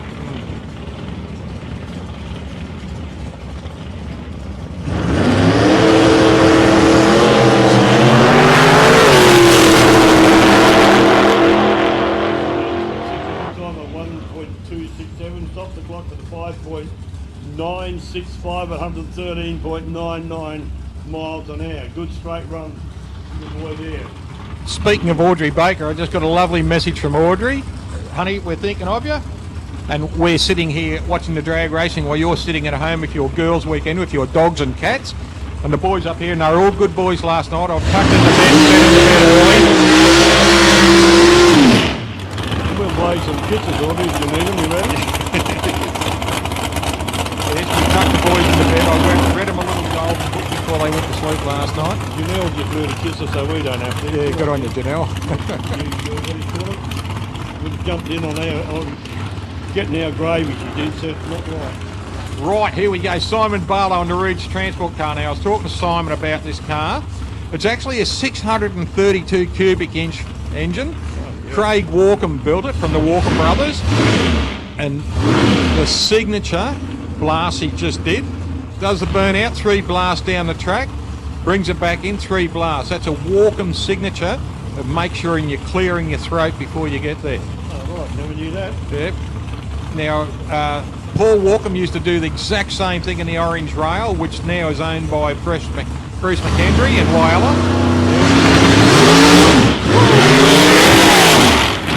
This car is 160 plus mile an hour on the 8th mile. Now, just tyres got up pretty high on that one then. I know 58 on his reaction, still runs a 590 very slowly. Here he is, a country style dragster, a Billy Crozier. He is the Pooncarie projectile. Bill Crozier, a good guy from Pooncarie, naturally. Runs out of the Mildura Club a fair bit. Brady Hicks over in... Yep. Now, this was the Alta that Brad started building, and Billy bought it from him. Is that right? Yeah. And Brad over there. Now, Brad took his first tree last meeting. Yeah, he was stoked too. He mate. was yeah, too, mate. Yep, he was stoked, Brad. Yeah, good yak to him this morning, actually, up at the Barbie Hut. Getting one of those famous egg and bacon rolls, you know. Yes. Yeah, now, Brad, all the years he's been racing, that was his first tree. And And he had a shot at me about what I said to him. I said, you know, this is Brad's first treat, and he's been racing since 1930. So he reckons he was going to bring a walking stick with him this weekend and give me a smack under the ear for it. But all good fun. Billy Crozier and his lovely wife Cass just backing him back in, and Jody Wagner backing him up. Cass behind the car. Jody's got her little boy Todd running here in junior dragsters. Family affair, mate, all round. That's the way it is, you know. It certainly is, mate. Absolutely beautiful. And Brad Nothing like it used to be in our days, was it, eh? Yeah, Brad Hicks has gone into retirement now, sold his farm, so he's no longer shearing and growing sheep. And he's loving it too, mate. Yeah, not kidding. I had a bit of a chat with him, asked him when the GT40 was coming out, and he says, won't be long, because he's got a GT40. He's got two of them, actually. Yeah. I'll have to get stuck into him.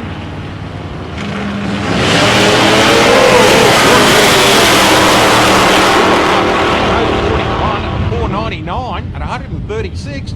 I tell you what, his best I think is around a 468 on the 8th mile, but he's up around 136. So I reckon, yes, he might. Who knows? Let's go. Well, it's first one of the day. 628 from here. 628 there for Billy Crow. Next pairing we've got Renee Cockerell, and we're going into Supergas now. This is Colin Griffin, twice Australian champion, running up against the lovely Renee Cockerell. She's in the Mustang. That's a good one. Yeah.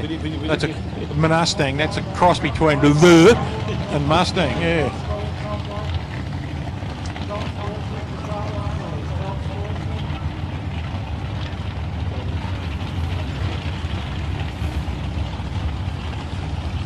Cole Griffin out here in the world's fastest Toyota Celica. Now he's running a 572 cubic inch Ford engine in this car. And he's up against Renee Cockerell. Now Renee running a 502 cubic inch GT500 Mustang.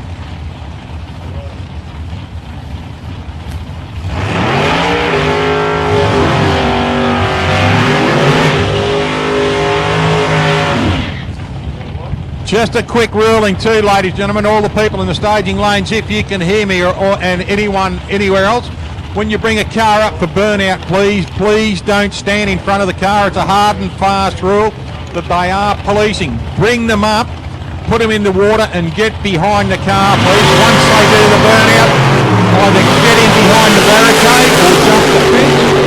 Please don't stand in front or beside the cars while they're doing their burnouts, please.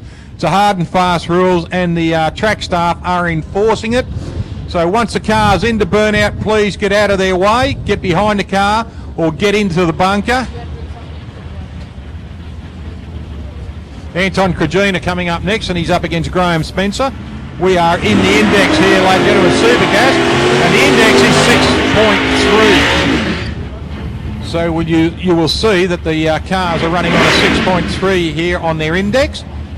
They get going, hit the throttle stop, and then come back into power. It's a bit of a guess, but they can't go under 6.3.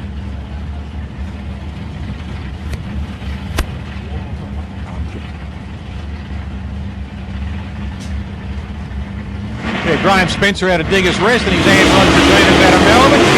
Whoa, wheels up there for Krajina.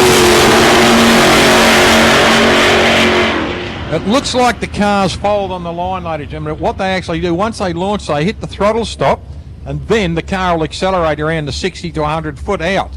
So what they're doing is they're guessing how long they've got to hold it until they get there. Now 740 for Anton, and just under was a 625 for Graham Spencer, so he's a little bit too quick. But here we go, one of the best looking cars you'll ever see on a drag strip, Charlie Saraceno. Fantastic looking car, and he's up against Jason Wilson. Jason out here in the rock hard little Gemini. So a couple of gorgeous looking cars. A Saraceno car out there in lane one. It's one of the Yenko supercars.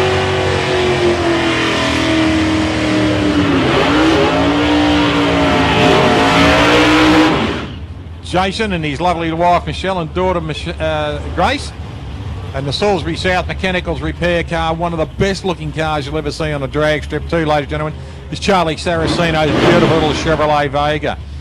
And speaking of Vegas, a big hello to Bobby Sherry, Lisa and David Foster.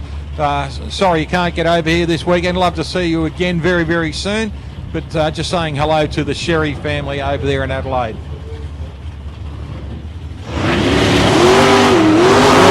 Charlie, a big score on the line there. Jason gets away on the throttle stop. We've got no timing.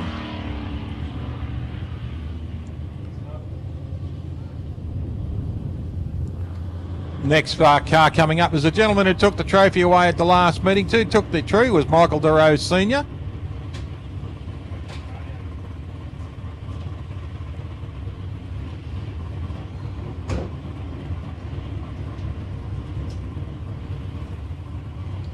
Just having a look here, just going to get the timing sorted out. We'll see this going on.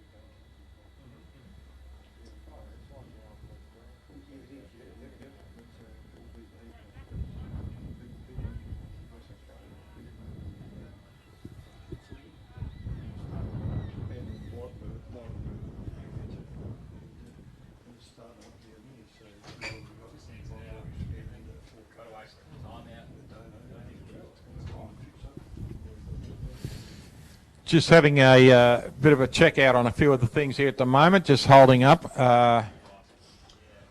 Not sure what's going on. As soon as we know, we'll let you know too, ladies and gentlemen. But big hello and welcome everyone. The barbecue hut is open there, so if you'd like to grab yourself some breakfast, great bacon, egg sandwiches. And the Rotary coffee caravan is still going over there just behind the mound too. Beautiful cup of coffee. Canteen is open too from the Portland Drag Racing Club here. And fantastic weather. Look at this. We've got a bit of blue sky and sunshine just peeking through. Fantastic to see so many people, and hopefully, sincerely, hope you had a great Christmas. Plenty to eat, plenty to snooze in the afternoon, and a great new year too. And it's great to see so many people back out here again that we saw here a couple of months ago, or last month actually. Gee, last year, not long ago. But fantastic to see so many people back out here and having a fantastic time drag racing. Here is our man coming back now, Bradley Hicks, out there in the orange and black rail. Bradley took the tree away at last meeting. His first tree in 107 years of drag racing. So he's done pretty well there. Well done, Bradley. Yeah, give us a wave, Bradley. Come on, you can hear it. That beautiful man. Look at him. Look at him. We want to know where the GT40 is, mate. When's that coming out? Soon. Well done, mate. Well done. But it's great to see so many cars back out here, and so many people back out. I can see Ricky Smith's car up there, Jason Arbery. I see Tony Frost out there on the bike, and Robbie Cassar. Now Robbie took away a straight-in record last meeting here too. Right, we're just going to run the car and bike down here just to break the beams, ladies and gentlemen, just to solve a few problems with the lighting system.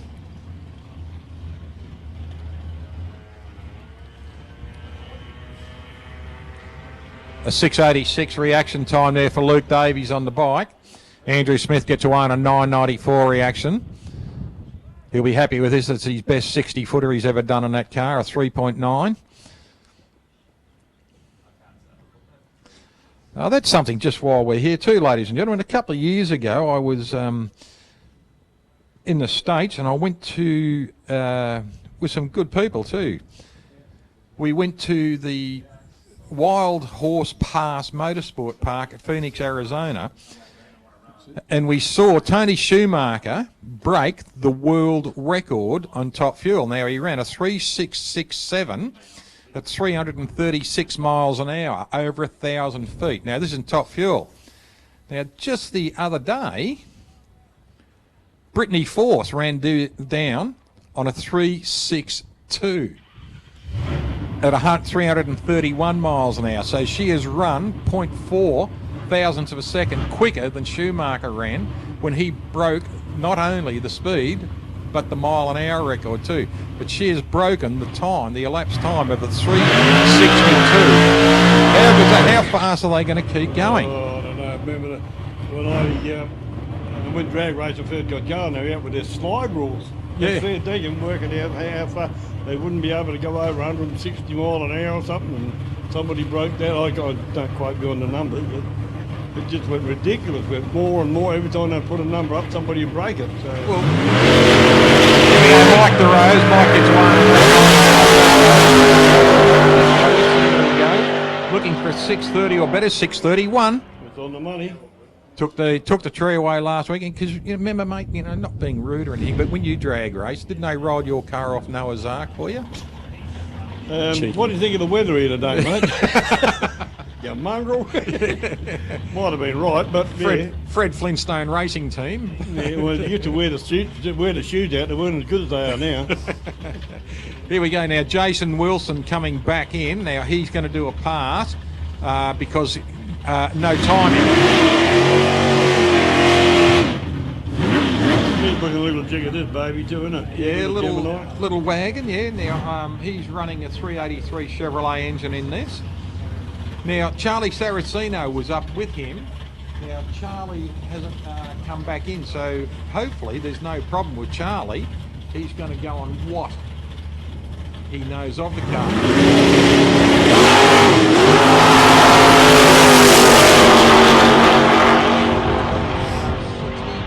6:28, a little bit under there, 0.15 thousandths of a second under.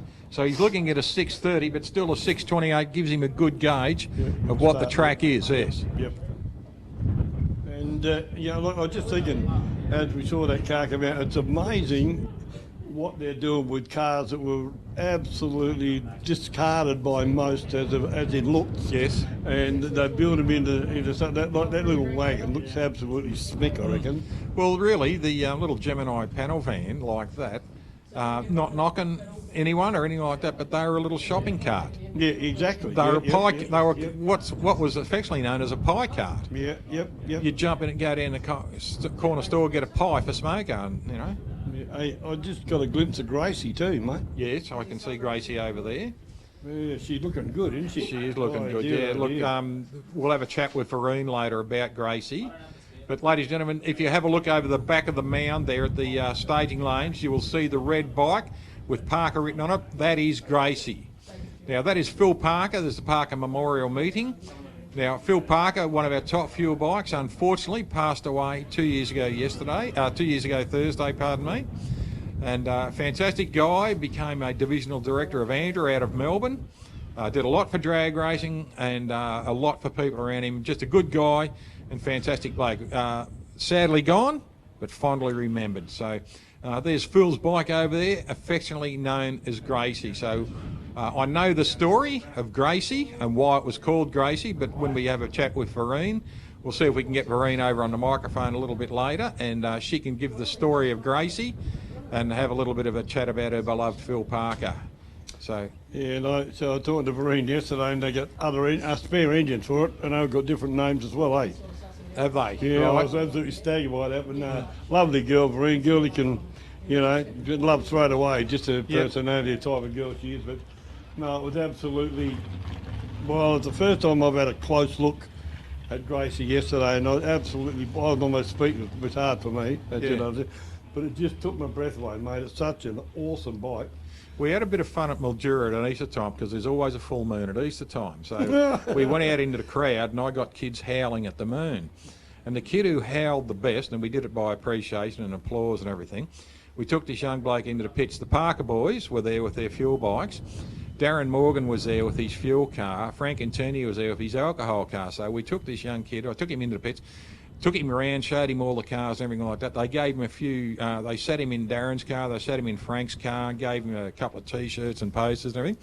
And when we were walking back onto the staging lane, the Parker boys were getting the bikes ready to do their pass. They were just doing exhibition passes. And I said to Phil said to this young bloke, "You want to sit on the bike?" So the kid said, "Oh, yeah, I'd love to." And he says, "Well, don't touch anything, just sit on it." And then he gets in, he says to the kid, he says, "Now, don't touch anything, we're going to start it." So they started the bike with this young kid sitting on it, and it was up on jacks and everything. They did it, you know, everything's safe. Yep. And the look on this kid's face of excitement, and the beauty about it was just on 9 o'clock that night, so it was punching blue flames out behind him. Oh, wow. And this kid's looking over his shoulder, and he had eyes as big as the wheels on the bike. That'd be something that Kill will never forget. He got off the bike, and you know, Phil shook his hand and signed his T-shirt for him and everything. And we walked back to I took the young kid back to his parents, and this kid didn't say anything till we got back there. And I said, I think he's a bit speechless at the moment, sitting on the bike. And it was like a trigger. It was like the needle got put back in the groove. Yeah. This kid just went off like a machine gun. Dad, we've got to get one, you know. And it was the best thing we'd ever done. But it was a really nice thing for Phil to do, to throw the young kid on Gracie and start it up. Here we go. Look, Charlie Saraceno's car's been brought back, so he is actually going to do a pass. What happened was, ladies and gentlemen, we had a timing problem. So Charlie Saraceno and Jason Wilson have just done their solo pass. Charlie will come up and do a solo. Now this is super gas, so he's still got a run on the index of 6.30. Now, isn't that a gorgeous looking car, ladies and gentlemen? It's a Chevrolet Vega.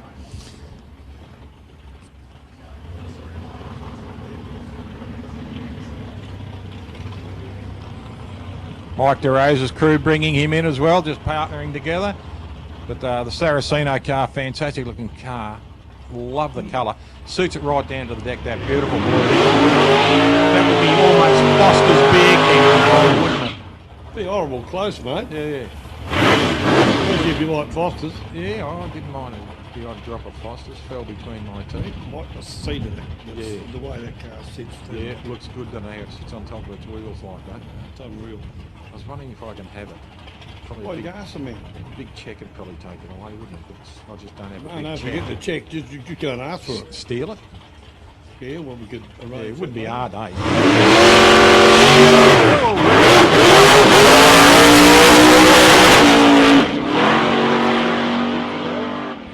Look at these runs, a 665 on 106, but that wheel stand would have knocked the gas off. So, but he'll get it back. That's only first round of qualifying for him. We're going into our bike class again. I see Tony Frost over there, Robbie Cassar. Looks like who we got at the back there? Is that Dave McGinn? I think is Dave there this weekend? No, I'm not sure.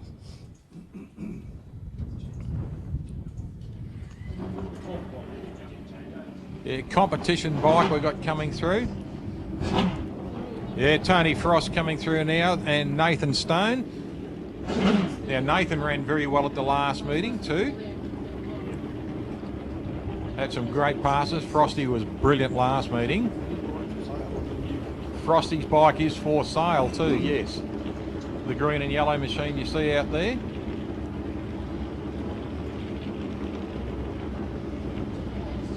He's a serious team. All the bikes are serious, but these guys are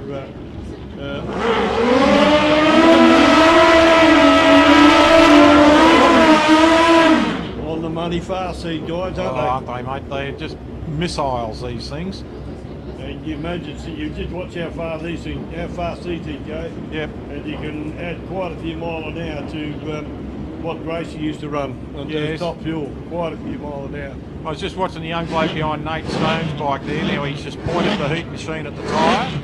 So there's that little bit more data that they write down. You know, they'll be atmospheric conditions, etc., temperature of the day, track heat, tyre heat after the burnout. All these little bits of data. It is not just running the bike down the track. There's everything that goes with it too. And that's the exciting part about drag racing. How you can get that another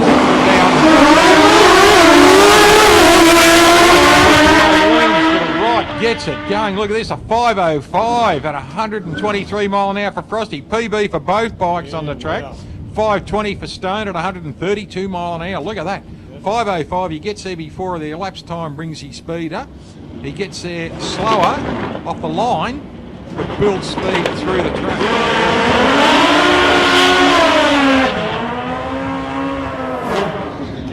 Guess who's arrived? The lovely Vereen. Yeah, we'll just ravish her before we talk to her though, all right? Sounds good. Yep. Roberto Cassar out there. Robbie Cassar out there up against Paul Andrews. Paul out there in lane 2. Stage lane, please. Super comp. That bike of Robbie Kazar looks beautiful, doesn't it? Yeah, Good paint job on that. Yeah, he's got his lovely wife Katie there this time. Katie was away last meeting. It's great to see her back, keeping Robbie in line.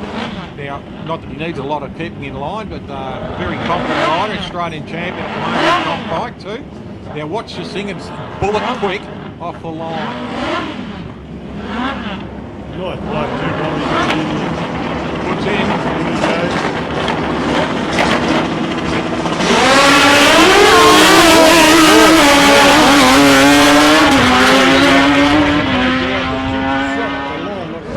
On rails. He did. Look at this, 148 mile, and we'll see. He's gone right up the top there. And see if he's pulling into the clearies for a cup of tea this time again. No, he's gone already. He's right this time. Yeah, he laid the bike over, got it round the corner, put the left foot out. Yeah, big tyres, big tyre on that bike. Not It's a bit hard to turn it, but the last time he was here, a big fast run, and went up the clearies for a cup of tea. Chris Hoskin now. Chris out here on his bike too. He's in lane one, but that was a good pass in for Robbie Kassar, 148 mile an hour. That come off the line, something fierce though. It's quick, isn't it? Goodness me. It's very quick off the line. Right, Chris They're all Hoskin. Hey? They're all mad. Oh, there's something wrong with them, I reckon. Yeah. Well, there'd have to be if you've got to sit your thumb that close to what's behind you to keep it in place. But what amazes me is on these bikes is they lean out to the left Yeah, to hold the they bike must- up. So they must be catching a fair bit of air. So the aerodynamics of their own body against the wind of the bike. Yep, it's unreal. And they've got to lead the Chris Hoskins a 138 on his 60. Runs, oh, look at this, 598. 117 mile an hour, both PBs, ET and mile an hour for Chris Hoskins. He wound that up at the top of the track. He mate. certainly He was did. coming into big time. G'day, gorgeous. Hello. We've got Vereen Elwood here.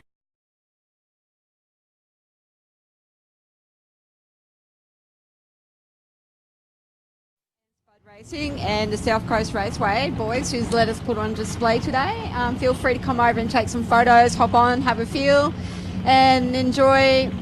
Why put bikes and cars in sheds? We could bring them out and put them on display, and the memories are really good, and the amount of support and love that I've had from everyone here at South Coast Raceway, but also all over Australia and all over the world. And we've had 2 years now, so yeah.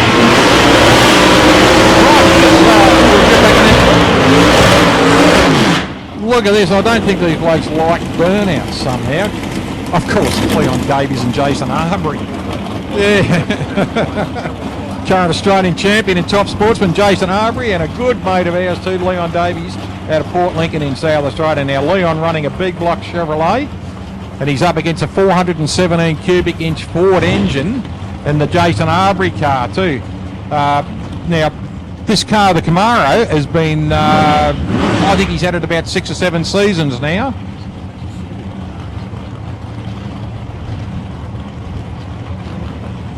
You think it's a Chev?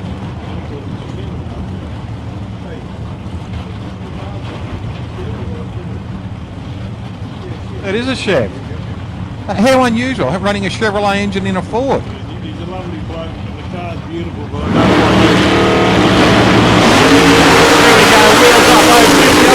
Look at this, a 002 reaction for Arbery.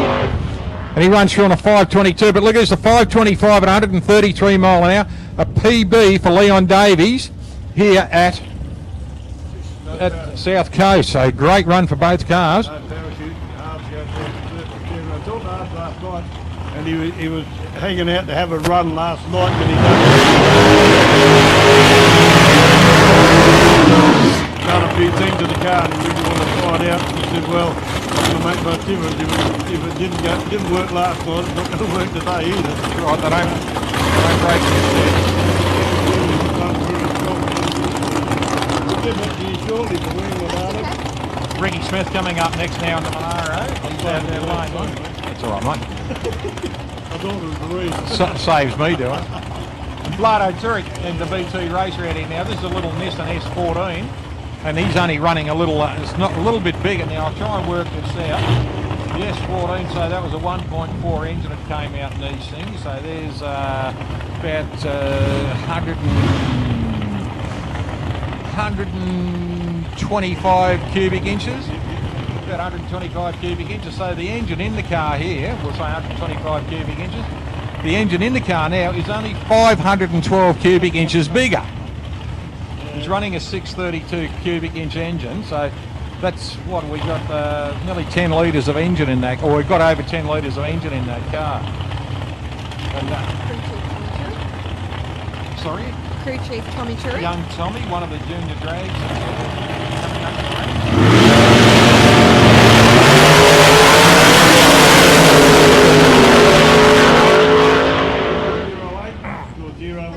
And Smithy run through at a 5.234 at 133 to Milano Churick was something that just disappeared off a tree. That's right. Here we go. Dean Cleary coming out now in this little Chevrolet, little Pontiac GTO. Fantastic looking machine. This thing has got a giant engine in it too, ladies and gentlemen. It's something up around about the 14 litres. It's 762 cubic inches. It is a monster engine.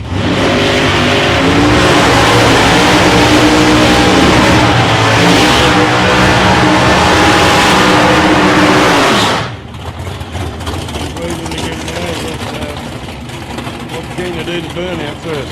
But he did anyway. No, the best way is have to go back into it. Okay, we've got some merchandise over at Spuds too. He's got hats for $15 for today, stickers, posters for the kids, and that's Justin Russell. T-shirts and hoodies over there. He's got some T-shirts and some hoodies left too. So if you want to go over to Spuds, he's got some merchandising there off his team. And that's just next to the big red camper bus or bus over there. You'll see Spud racing alongside them. First pit, yep. We got some information that we'll read out to you as through the course of the day. Marine's written a bit of that, which will give us a bit more insight. Fairly good insight, yeah. What's going on? Just having a look here at this little G-Pack Tirana. They were a popular little car. They ran 6 cylinders. They had 4-speed gearboxes in them, and I think they had a radio in them too. So a good-looking little car too, the G-Packs. They were what?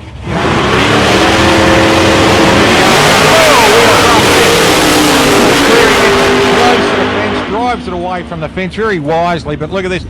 That 5.531 at 114 mile an hour for little Tirana, and Dean Cleary goes on a 590 at 81 miles an hour. So 030 reaction time for Dino too. Here we go, bouncing Benny Phillips.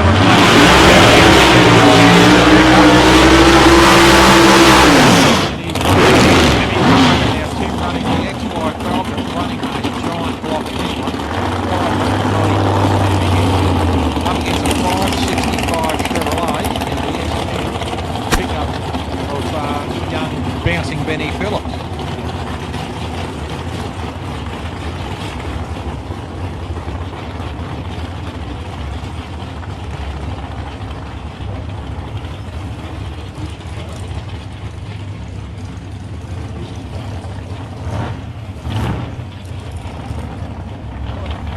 Benny Phillips out there running the S10 utility, running a 565 Cuba in it. Timmy Parker in the Falcon.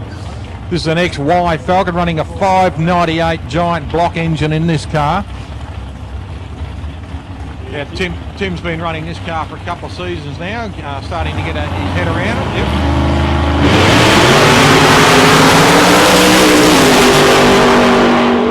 Oh, I think he might have touched the wall too, Timmy Parker.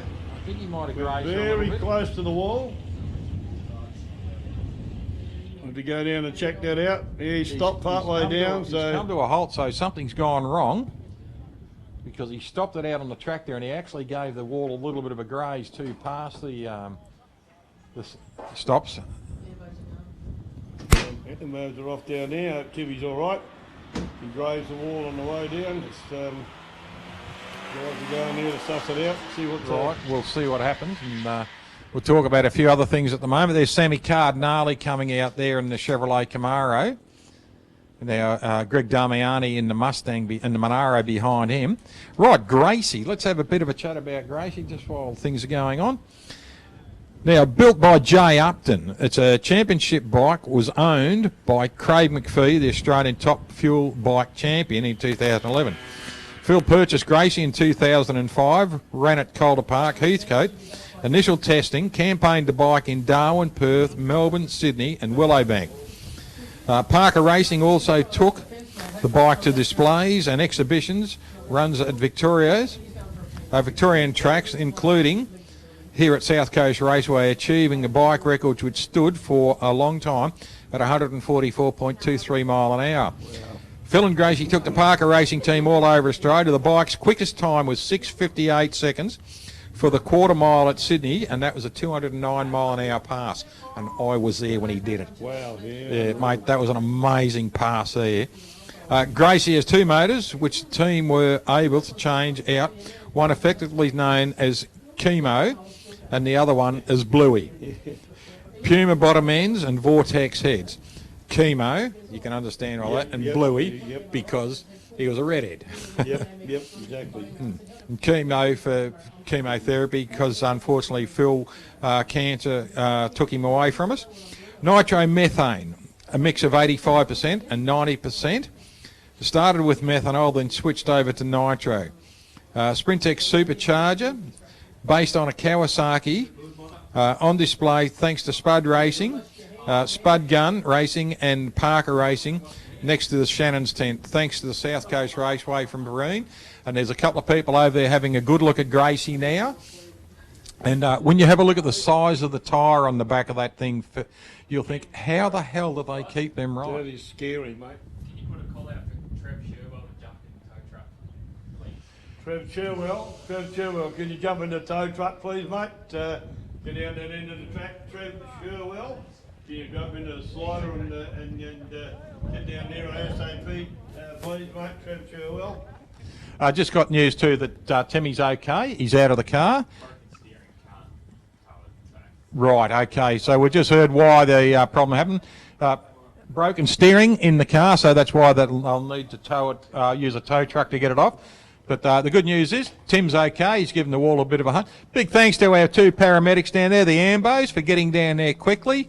When a car does have a bang like that, their actions to get down the track is brilliant. And I tell you what, as the car came to a halt, theirs was moving. So that's quick action. We appreciate that. I had a bit of a chat with the Ambos this morning and thanked them for coming and said to them, we hope they have nothing to do for the day. So, but they're down there doing their job now, so it's all good. A couple of great people. I know Simon very well. I've had a couple of trips with him into the hospital from my place over last year. I haven't had it this year so far, thank you, thankfully. But he gave me a lecture this morning, told me I should call him more often. Yeah. How you going? But no, lovely people and very much on the ball, like you say. I mean, and they know they got so much knowledge, those people. Yep. The ambulance people, you got to really take your hat off to them, if that's the right word, for what they do and their dedication to their job too. And we couldn't run without them here. We've got to have them in place, specifically for issues like this. Like, thankfully Tim's okay. Yep. But when somebody gets hurt, it's good to have people like that on place. The Fireys too that operate out of here, we couldn't run without them either. And it's truly a very special thing. These guys are dedicated enough to come out and spend their days out here to help us run it on such a beautiful little track that we've got. But to make the organisation that we've got here complete, we couldn't run without people like them.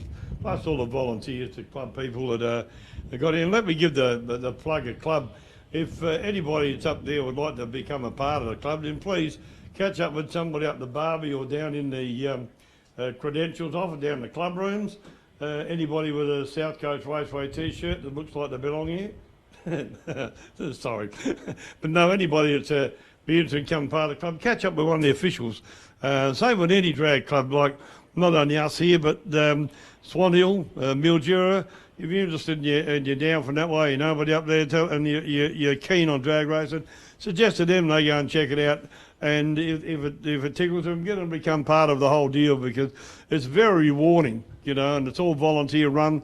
It's not like the big business things. It's all volunteer run, and the dedication that's put in by the people who are part of it, as in the volunteers that run every one of those clubs here in Victoria, is second to none. And you know, without them it wouldn't run. And Alan's one of the key people up at Swan Hill. I guarantee he'd condone those comments, because without people that that come and work up here down on the start line in the canteen,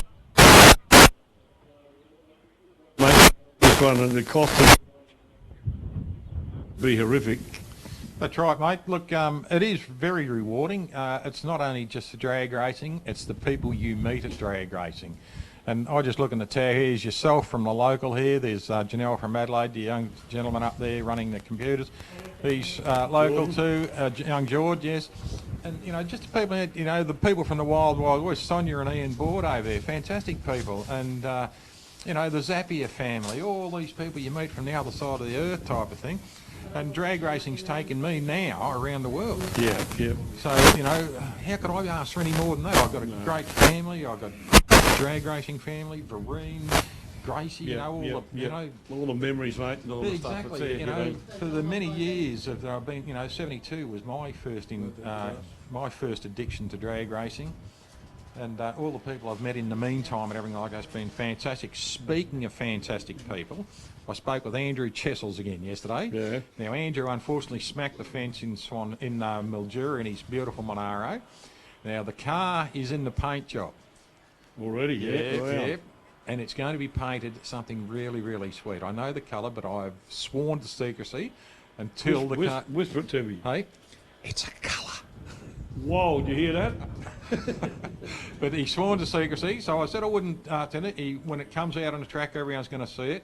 It's going to be bigger, better, brighter, faster, shinier, you know. Awesome, and anything that Andrew's got is shiny and fast.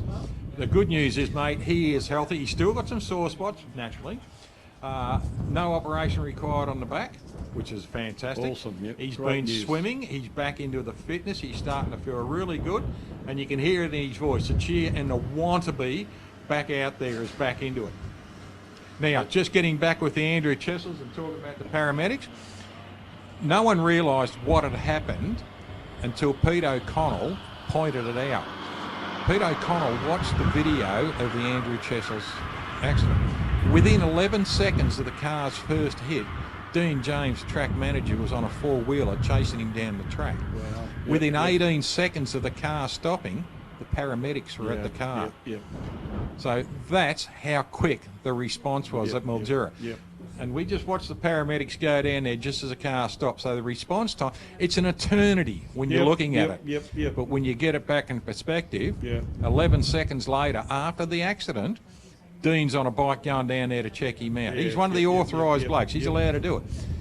The ambos came from the other end of the strip in 18 seconds to the car. Wow. You know, so how good's that? And Pete O'Connell had the inside of stop watching it as he watched the video. So that to me is excellent. Now, look at this, the ambos are coming back. Give them a round of applause, ladies and gentlemen, for their quick response to get them back, get back down here. And look after our people too. So, you know, when I spoke this morning, I said, thanks for coming. Hope you got nothing to do. Simon and his crew there, good job. But that's what the response is all about. One thing that fascinates me, we're talking about drag racing, is the drag racers themselves, in general, are so willing to put their hand up if they can help out in any way.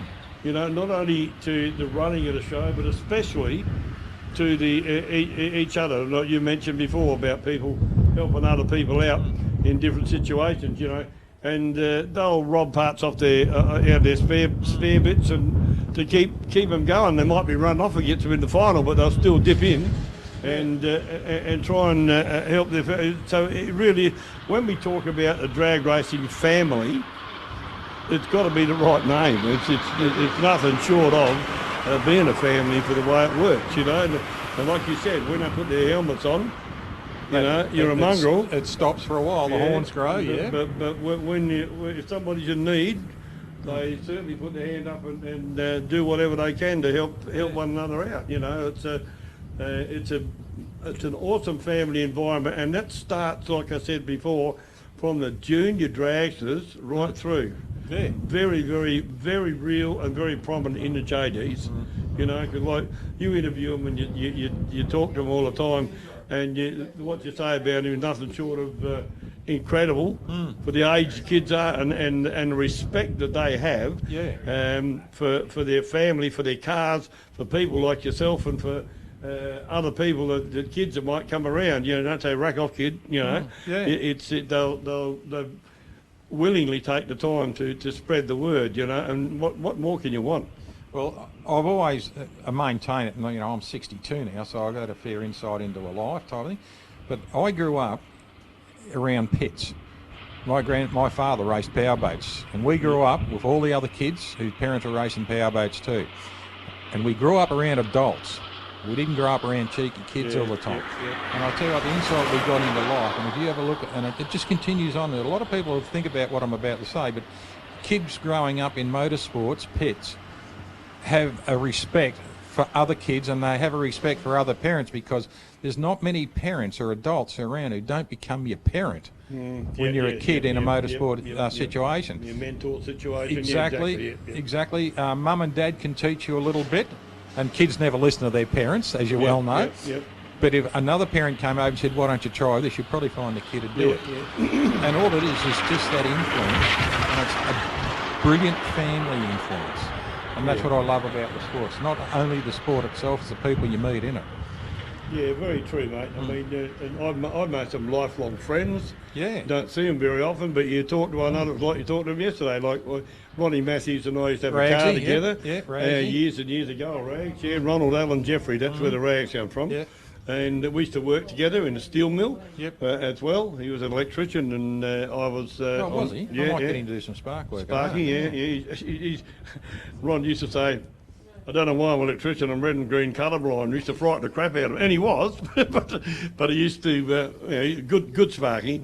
But I caught up with him in Whyalla, and he's called in to see me down here. Went over to see a footy game, thought I'd go and call and see Peter. And it was like I haven't seen him for years, but all of a sudden, it's like you saw him 2 weeks ago. Conversation continues. And it's just amazing. I had a ball when I went to Whyalla to their anniversary meeting. Yeah, that was a good night. Yeah, sat down with him afterwards and caught up with Peter Jackson up there in Whyalla. He's a good mate too, and a few of the other guys up there. Went and saw Jacko and Marg, had a couple with him, and we went round and saw Ron and Irene, and had a bit of a bit of yak with them, and couple and caught up, just blowing old times away. And Rags, he did a marvellous job in drag racing, a great career in drag racing with his front engine drags. He's a man as a cut snake, but no, he's one of my very closest mates from years and years ago, and enjoyed the experience that I was blessed to share with him. It really was a great thing to be able to, catch up again. And they're lifelong things. That's only a couple of guys in drag racing, Terry O'Toole now, who's moved down here, and he's got the, give him a plug, Captain Morgan's restaurant out there. There was a few people. Janelle was there last night, and plugged it all over Facebook. What was the bill like, Janelle?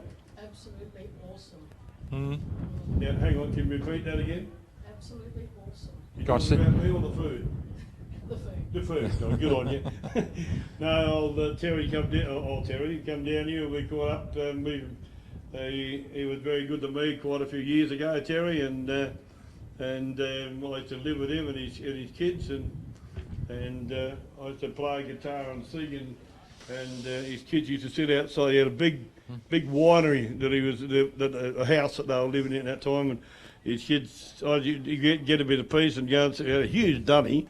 I'd take my guitar in the dunny and have a sing, and the kids would sit outside the door. And I didn't know. When they'd hear me finish, they'd get up and run away. But Mr. Barry's singing in the toilet again, Dad.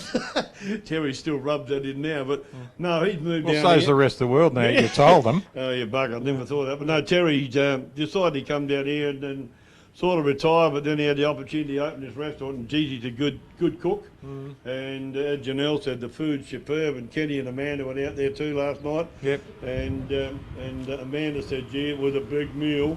But he's having a go, and he wants to support the club out here. Yeah, he does. He's going to sponsor the club out here, and in some way, and he certainly still hasn't lost his keenness to be involved as he can in the drags, and he's been out here a couple of times. I brought him out for a look, and he was blown away by the track when he first saw it. And Terry's keen to become involved as much as he can, run the restaurant. I don't know how he's going to do it. Yeah.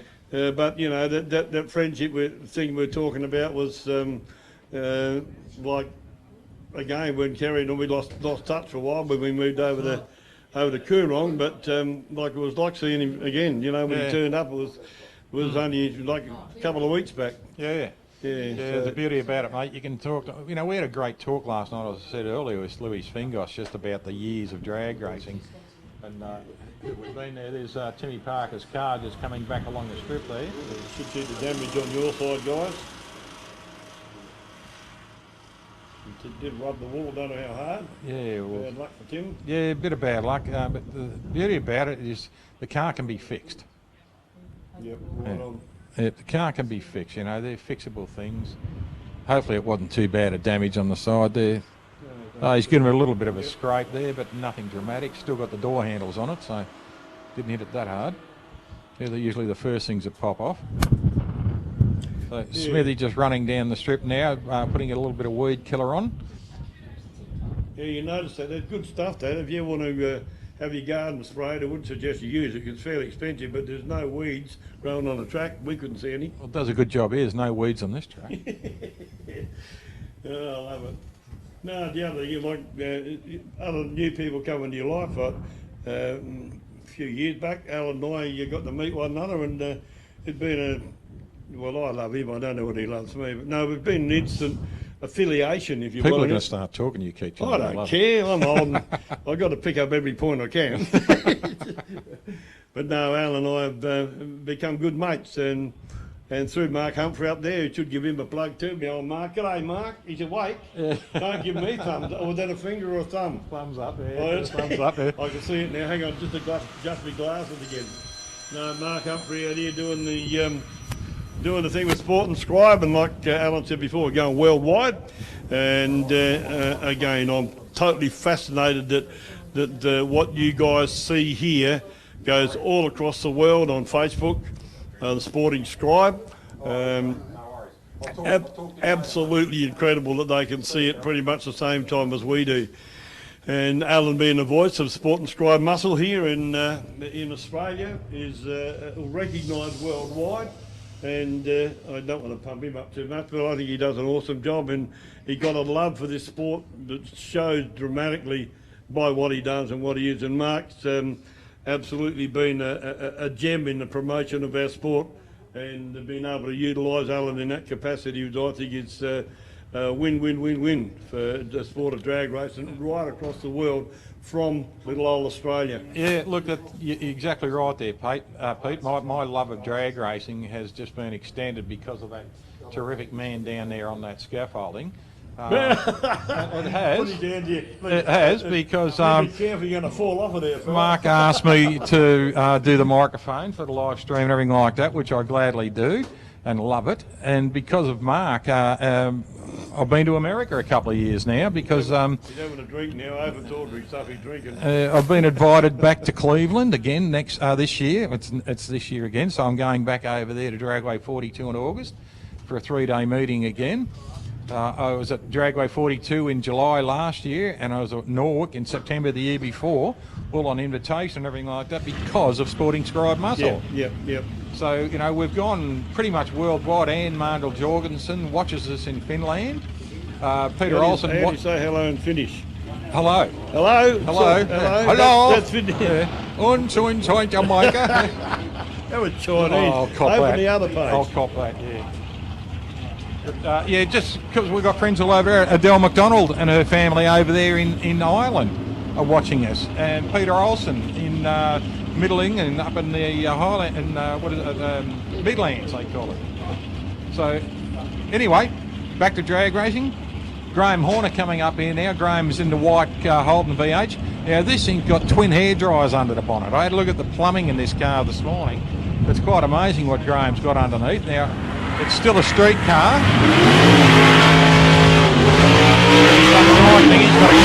there's Sammy Cardinale. Now, Sam's first meeting took a tree home.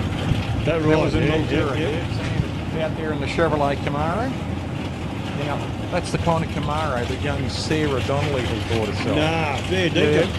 Now, I think, this 16-year-old's got a Camaro. I haven't, But good luck to her. It's an 84. Despicable, man. What No, means it's good not. luck? No, I reckon it's But good you luck haven't to got her. one, I'm saying. There you go. But, mate, I'm quite happy with the hot rod I've got. You know, no, if anybody got a spare one laying around, Alan would like it. Yeah, Do a bit of promo here, mate. it's tough. See if it can suck up. But the 84, the 82s, I think they were, came out as IROC. Now, I'll tell you what the IROC stands for in a minute, but Sam Cardinale out there in lane 1, running up against Graham Horner. Now, Graham, that's a VH Commodore. You can tell by its taillights and grille. That's about an 82, 83 model. Great car, very popular. They came out as SLEs, which was your pre-Calais. Yep. Love them around there racing, isn't it? Hell of a lot of them. David Bray's got one. He's here today, the red one, beautiful red one.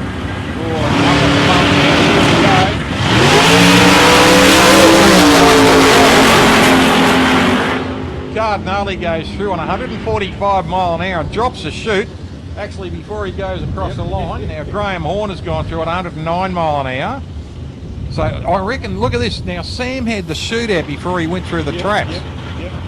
And he's just done a PB on his mile an hour at 145. So how quick would he have got if he had to lift the chute that another 20 metres? Yeah, he still went deep though. Never enough. About a second to do it. Right, next pairing, Kev McIver in this beautiful black Chevrolet Camaro. He's up against Rock Patini. Oh, look at that. Kev McIver, big burn. Big burn. He's on the street, moving after distance. My goodness, he's better than I am. Mate, I'd be laying on the ground half dead now. He's got past the 60.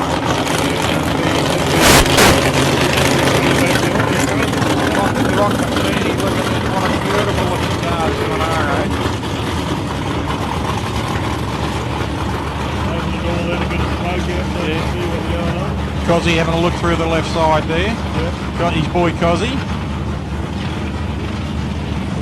Rock's brother standing at the back of the car there, just looking in now, just checking all the games. Yeah, good family team, eh? Yeah, it is, mate. Look at this. They're all involved. And I love that fact about drag racing too. Yep. Jeff McIver's crew over there too.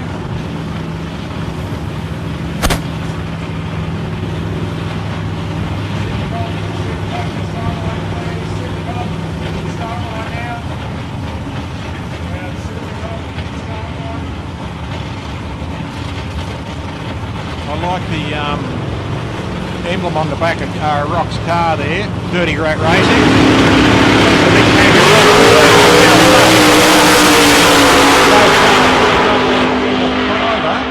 Whoa, McIver goes through 132 mile an hour PB on the track, a 533, 536, and a 5305 at 133 mile an hour there for Rock Pacini. Double PB for Rock. Unfortunately, look at this. Mate, let's give him a 000, eh? You know, 1/1000th of a second early. Now, here we go. Look at this beautiful car. They are a tough-looking machine. Now, this car, Julian Carafa, that's running a 632 Chevrolet. Now, from the radiator to the rear yoke on the gearbox is for sale. From the radiator to the rear yoke on the gearbox is for sale. The engine and box is for sale in that car because he's going supercharged outlaw. He's got a new engine and a puffer to go on it, mate. Really? Yep, so the 632 in it, which is a tough engine. It's got history, this car.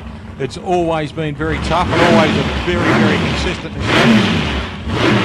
Now, the car is for sale. The engine and box is for sale. So if you want it, go and see Julian, or you can catch him up via his messenger, Julian Carafa.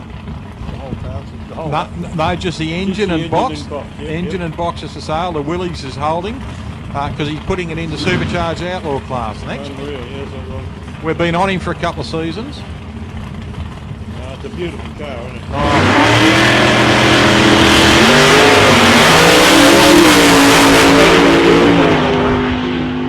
Up there. Does it consistently all the time. A 501 at 141 mile an hour. Here comes another one of my favourite cars too. Stewie McBain and his Chevrolet. Chevy Lumina. Stunning machine. And this car's been around a lot of years. New paint job. Luminas and Cutlasses. The Michael DeRose cars on old Cutlass. What else have we got? Old Cutlass, Lumina, and the Amiga. All the same shape. I think Grand Prix too, Pontiac Grand Prix were a very, very similar shape, but they didn't build a lot of Grand Prix in that shape. The Grand Prix actually had the shotgun headlights, the one over the other. But this thing's a lovely car. That colour is actually called Iron Horse. I believe you. It is. Stewie told me, I said, what colour is it? Cadbury wrapper purple? And he said, no, it's called Iron Horse. That's the colour it came out as. Iron Horse. Iron Horse. All right. So Stewie McBain and the Iron Horse, we call it. Nice looking car though. It is. Now, Stu's been around a lot of years, and this car is very, very good.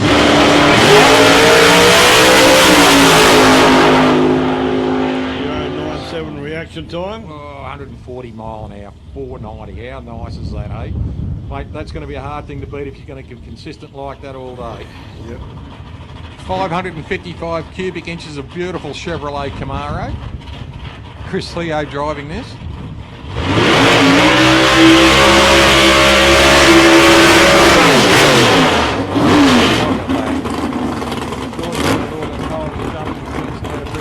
Nicholas Karanovich will bring him back into line.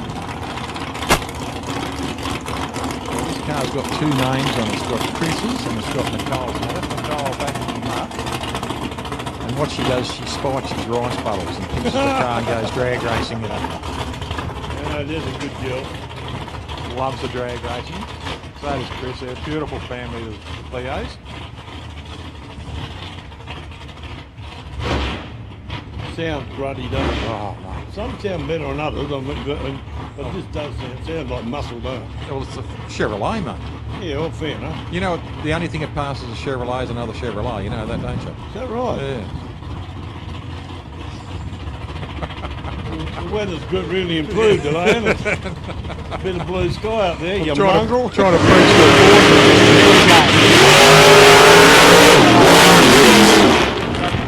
the Gets close to the centre line and backs it out. Wise driving there, Chris.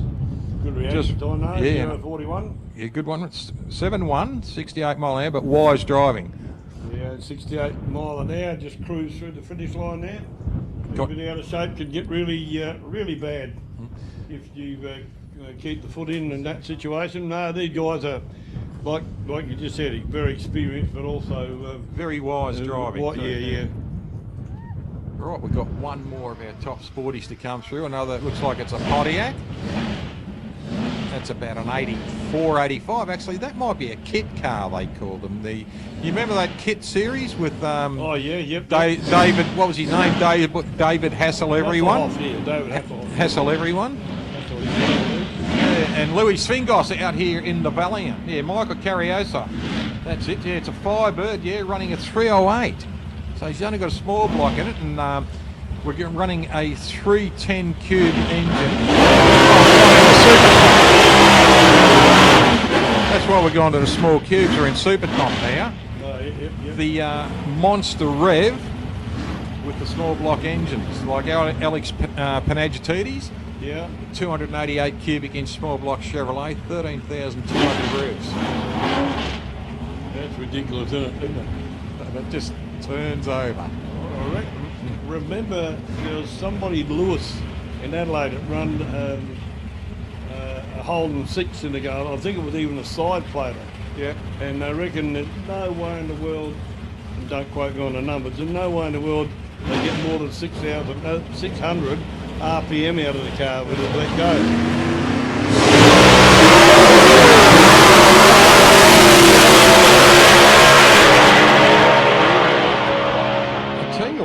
Louis' car there. Louis was right on it because his caster bars were on the deck all the time. So he was really forcing that into that. 626 for Louis.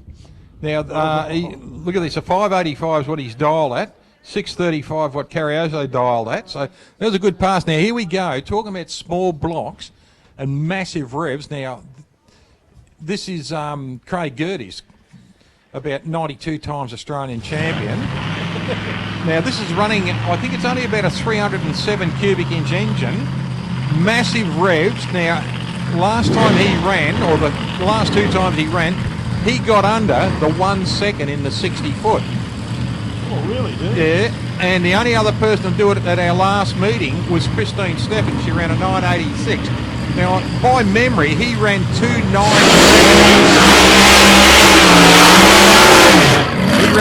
970s in his 60 foot, so we'll see how he goes this time.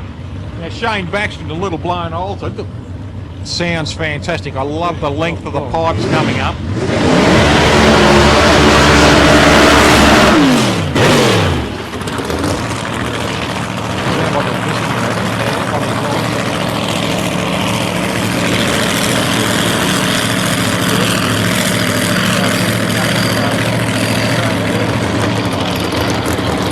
Pretty sure it's only a 307 cubic inch. Have a look at his exhaust pipes too, Pete. I did ask him about this. The exhaust pipes tell the car lies because see how thin they are coming out of the head, and they fatten up going further out.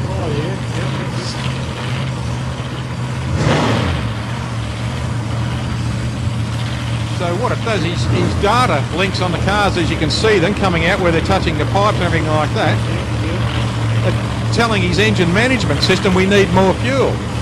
That's clever, isn't it? Yeah. Bloody clever. Now, doesn't that thing of Baxter sound gorgeous, those big long pipes? I love that sound.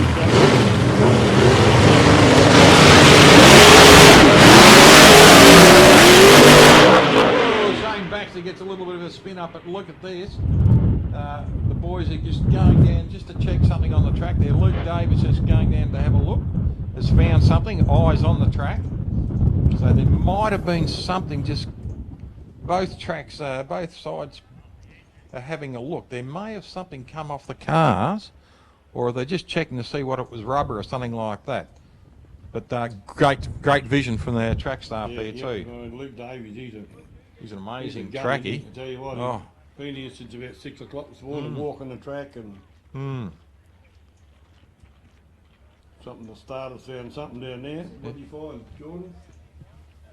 Ask him. Just another thing too, just while we're here too, the lady over there in the pink jacket, Michelle Porovic from Bright Designs. Great to see Michelle back. Give him a wave, Michelle. Can't hear us. Michelle Porovic, can you hear us, honey? Michelle. How are you, Bright Designs? Over here, got a wave. Alan's talking to you, Dale. Turn down the mic, I was talking that one. Michelle, give everyone a wave. This is the lady if you want to have a look. Bright Designs, go onto her website and have a look at all the photos being taken today.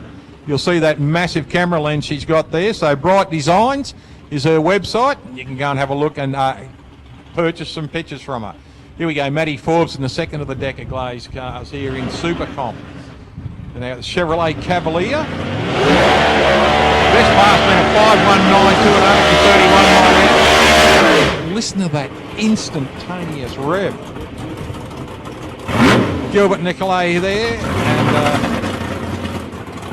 fantastic looking car too, the Chevrolet Cavalier. Matt Forbes, mate's been driving cars at one meeting a couple of years ago when he ran the Lucas Oils car. He ran a Chevrolet Camaro and a rail at the same meeting. So Jumping from one car to the other. he was keeping himself busy, that's for sure. There's the Chris Theo car coming back with gorgeous little Nicole driving it back. Chris is obviously driving the tow car or having a rest in the back of the vehicle.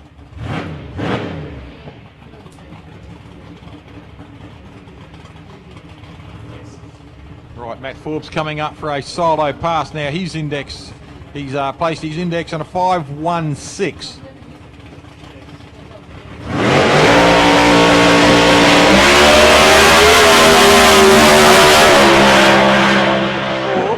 goes through on a 5:108. Oh. Just below his index. Yeah, He'll be happy unreal. about that. Yep. That's going to give him a good indicator. Yep. 126 mile an hour pass. Now we're going into noise. Yep. Good noise My, too. my, Big my, noise. my, Loving noise. Favourite area this is. Oh, this is And we've just... got black and beautiful coming up shortly too. Black, shiny black This and is beautiful. like an angel whispering into your ear, isn't it? A supercharged engine. Yeah, I 100% agree. That's where I like to be when these guys run. Oh, right down on the I just track, like being yeah. on the start line, mate. Yeah. Something they do. Here we go. Mike Evans out of Tasmania in this big Hemi Cooter, and he's running up. It looks like he might be running side by side with the Spud machine, the affordable shelvings and Rhino's diesel car. Spud Russell out of Colac in Victoria. Now he's running a KB Oldsmobile engine in this car, and rolling up beside him is Black Shining and Beautiful itself. G'day Jilly Carroll and Mick Kiley. Hope you're watching in on Sporting Scribe on Drag Race Central. But look at this now. Also, Jason has taken the big block Chevrolet out of this, and he's running a KB Oldsmobile in this one too. So he's running the big Hemi engine now, and you can tell the difference in the car too. Just on his launch for his burnout, the car is instant rev. Yeah, Jason had a fair bit of trouble with this. With the engine last time, he didn't get to finish the meet and had trouble with, I think, they thought it was a lift that we had first, but I think it's a little bit deeper in the engine that. So, but he got it back together, and I talked to him a little bit earlier, and he said, "I hope it goes all right." And I said, "No, you'll be right, mate." So Yeah. they pulled the thing apart. Saw that he had a few guys around him to help him do it, and they've got it back on here now. And he said that people must be getting sick of seeing my car, and I go, "What?" Oh, beg your pardon. Yeah, no. Mate, That's people true. love I the said- car. He said that this morning. Yeah. There's a lot of other beautiful cars around. I agree, mate, but something about your car that you've done. There for is, me, yeah. and a lot of other people. Black Shining and Beautiful, we call it for a reason. Now, Johnny Marshall helped him out with the lifter and the cam problem, and Paul Turner did a lot of backyard work for him, a lot of work in the wee small hours to get this car up and running for him. So big thanks to Paul Turner from Kavanagh's, and big thanks too to Johnny Marshall on behalf of Jason and his crew. Now we're running a couple of big Olds engines here at the moment, big Hemis. So just watch the instant rev this car will get on its burnout. Lovely Jen out there, Jen Yep. Anderson there. There, gorgeous lady, Paulie Carroll. Yep. Here we go, mate. It's going to get loud and proud in here. Here we go. Attention to the wind. Get ready. Mike Evans and Jason Collins.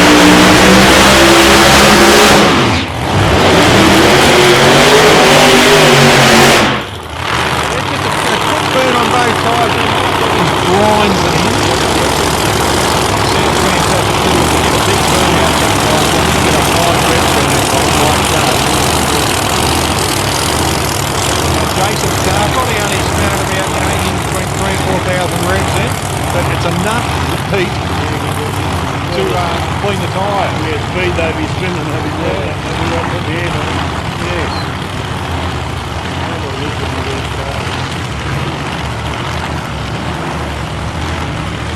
You'd have to be a puppy that was very sick if you didn't like this, mate. That's right. From a total drag racer perspective. They're supercharged outlaws. You know, it's the step up into the big league, but it's one of the best classes, I reckon. I love super sedan and top sporties, and I love the sportsman class racing. And there's not much about the rest of the other classes I don't love either, but this is what I've grown up around. Yeah, me too, mate, yeah. And, you know, pro stocks and everything like that, what you grew up watching all your life and everything. And it's just an exciting sport. Yeah, I remember when I used to do a bit at Adelaide too. I was still on the start line and watch some of these things run. They're not what they call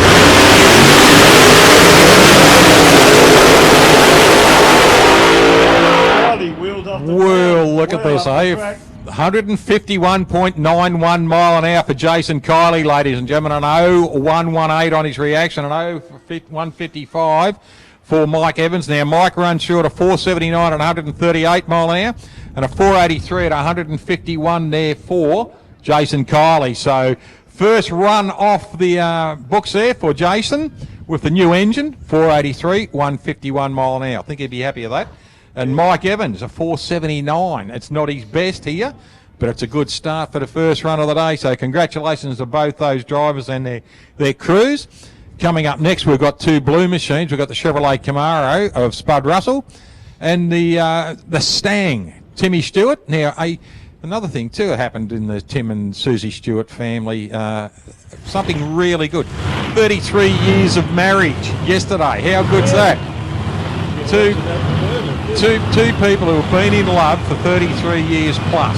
That's an amazing thing. I love it.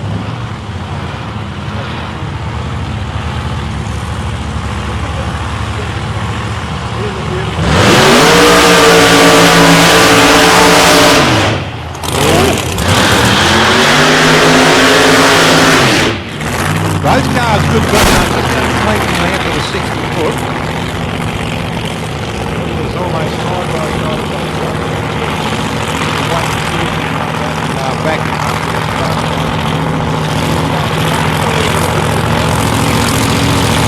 Spud's the seat car. He's got to rely on where the wall and the light line in the centre of the track is to know where he is. But he can't see out the front of his car. The side's a bit lower.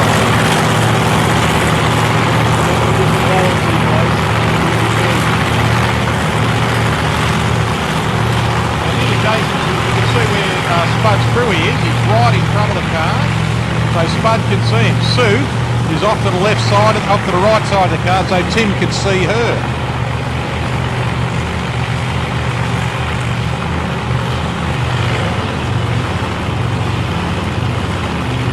Just that last little bit of direction. Susie's holding him up.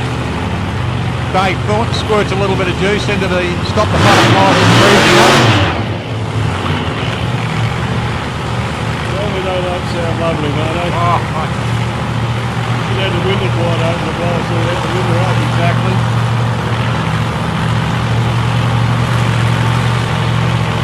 Rhino's diesel service and the Stang.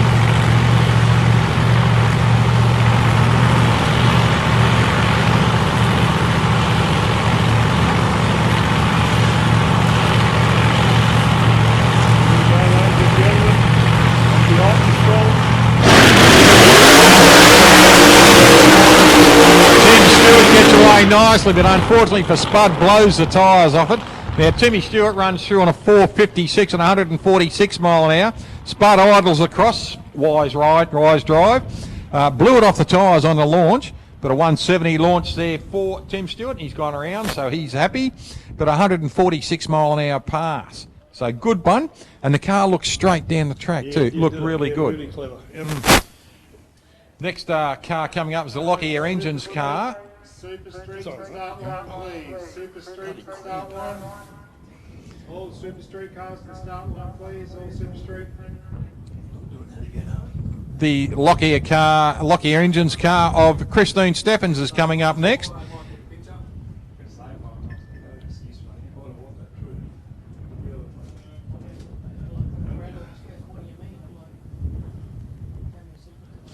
Just Spud Russell and Jason Kiley, ladies and gentlemen, will be here again in a fortnight's time for the Wild Bunch meeting, which will be held here at the South Coast Raceway, where you will see all cars, all supercharged cars, that are either right or left-hand sedan-style car driving. Unfortunately, a Wild Bunch car, Tim Stewart, can't be classified as a Wild Bunch car because he is a centre steerer. But all sedans that either right or left-hand drive are classed as Wild Bunch. Here we go, Christine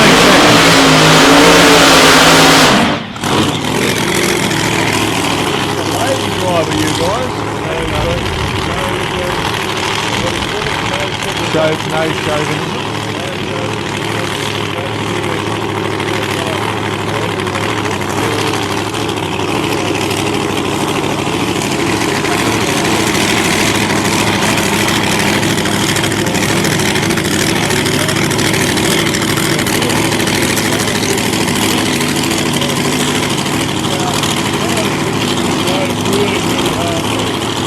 I felt sorry for Christine in a way out in Mildura.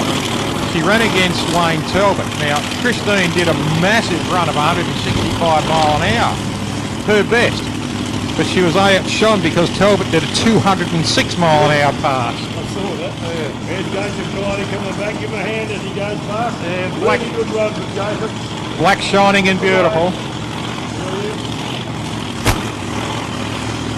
Very, very nice run. He's got scared to drive the car back. Yep, and there's Jason walking over towards the ticketing box now. All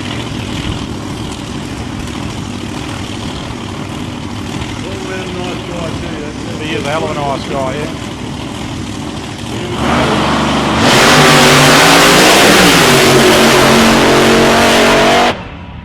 Oh, look at this, 428. So that's a PB on the track, 161 mile an hour. But look at the 60-footer, Oh, 0.981. How's that for a 60-footer? That's pretty good. She 0.981. is consistent with under 60 foots, with her 60 footers under the ones. That's good. There's a lot of people who strive Yep. for the under the ones. Now, other cars that'll do it are really quick turbos, fuel cars, natural alcohol cars, something like that will do that. But Craig Geddes, I forgot to have a look at what he did. But Christine, an under one on a 60 foot. Yeah, she's a gun driver, right? And that car went arrow straight all the way down there too. I love the gear change. Yep. You hear that. Some cars you can't hear that. The distinctive gear change though, she saw probably half track, 3/4 track, and yeah, it just run arrow straight. New car coming up here, Alan. How's this one? Kane Finn, mate. Had a talk with Kane last night.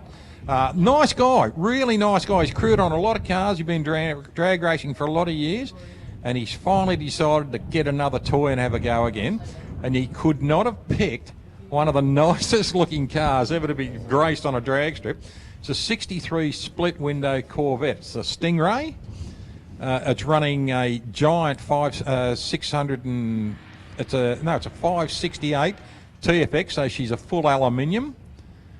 He's got a big Cabelco blower on top of it. And, mate, it's a lot of shakedown passes for him. He's entered in the weekend, but he's just doing some shakedown passes, and his brother's there helping him. And it's great to see Kane back behind the wheel of this car. And you couldn't have picked a better looking car to do it in. It was an ex-slammer, the car. was it really? It was an Yeah, ex-slammer car. It was one of the fastest slammers in Australia. Or it was the fastest slammer in Australia. First slammer to hit 5. Wow. So, and now it's been, knocked back to supercharge because he bought it as a roller. Everything on it, when you look at it, the detail on the car, the wrap on it, the beautiful wing hanging out the back, the car says the whole works. Still runs a chrome bumper on it too. That's what impresses me. Yeah, well, I walked down to the club room and it was right across the track. I took my breath away this morning and go, oh, what is that, Had to go and have a look. And that was only looking at the back end of it. Yeah. Mate, Whoever designed the 63 split window, mate, you'd have to immortalise him, I reckon. I 100% agree, mate. Very few of them around here. How does this thing look? It sits right. Even looking at it from the back end, really, absolutely blew me away. I'm dead set. I just couldn't believe it. Yeah. Really, honestly, took my breath away. Stopped it. Downside too, mate.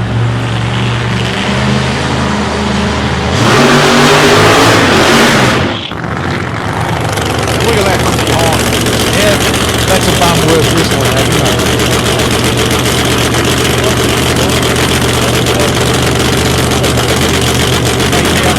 First in history, there's a trivial thing for you. Remember Sam Malone from Cheers? He had a 63 Corvette. Yeah, his character owns a 63 Vette split window.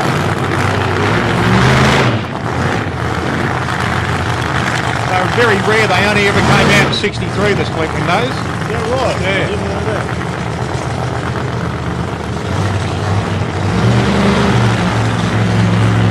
A lot of flame jobs are ordered. That suits the car, I reckon. It does, the colour and the way you look at the front of the guard, it looks like it's actually been burnt. Yep. And then it goes into your orange flame, but you wipe through it, and it's Very perfect. clever. It's perfect. Yeah.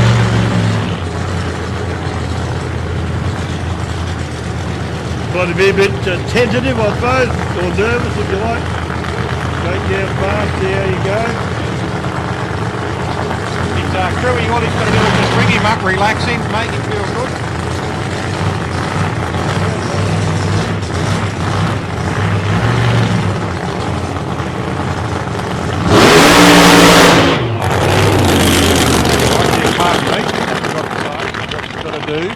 He's got to do his shakedown passes first for Andrew, right? So he's done his presentation.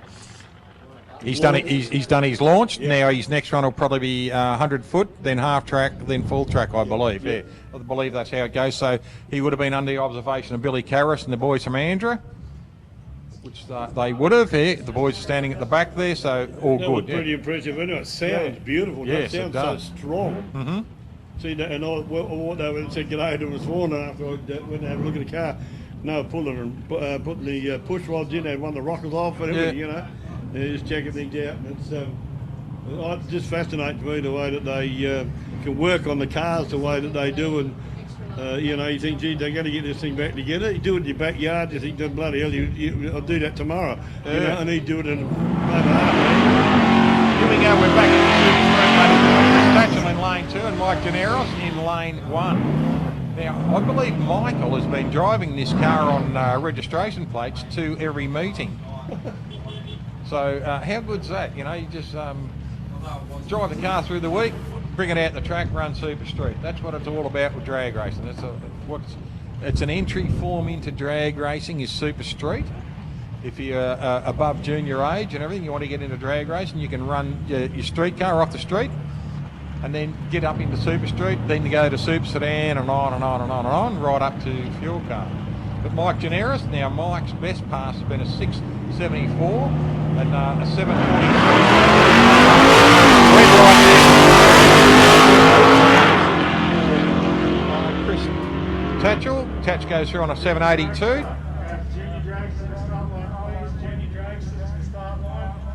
And a 735 for Michael Generis.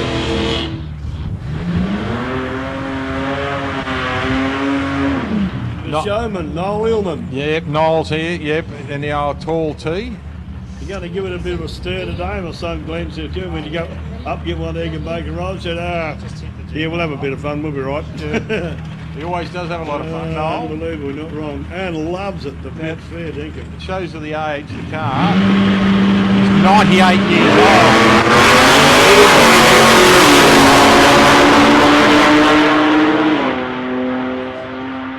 Yep, there he Jennings goes, look and at the this. Exterminator, wasn't it? Yeah, the Exterminator, yeah, 734 for Jennings at 92 mile an hour, 708.5 at 80 mile an hour for Noel. Now that car's 98 years old. The body is 98 years old. The rest of it underneath's not, but the body is 98 years And old. it's all steel too, it's not fiberglass. There's a lot of wood in that too. Yeah. Righto, here's Andrew Shirley. Andrew out here in lane 1. He's lane 2. He's up against Tony Barber. Tony in the GT Falcon in lane 1. There we go, ladies and gentlemen. Good look at a funny car coming back with Timmy Stewart's car. The ladder is underneath the body there, so it's up nice and tall. Gives you the insight and a good insight of what's inside the funny car. And actually where Tim sits is right behind the engine. So that's why it's called a funny car. It's he sits right behind the engine. It can't be classed as a wild bunch car because it is a centre steer.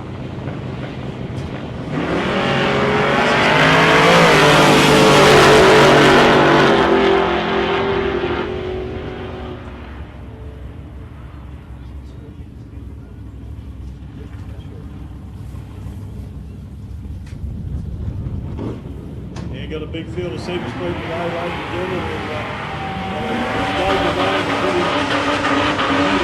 Full up all together, eh? Yeah, but we've got the Barracuda out here, Nick Koronovich and Pete Moore in the little Gemini. Now Pete is, what's he running in that? I think he's running a 6-cylinder engine in that. It's got the breather just off to the left side there, so it's just above the carburettor. But it's a 340 small block in the Barracuda there, beautiful little car too. Very rare in Australia, the Plymouth Barracuda, and being a right steer, right-hand drive. Yep. It's a very ordinary looking car, but you know, to some of them, but I reckon it's absolutely gorgeous. You know, from the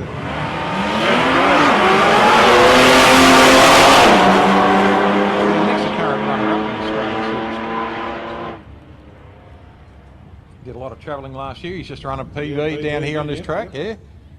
At 7:47 at 92 mile an hour, so well done there for young Nick Karanovich.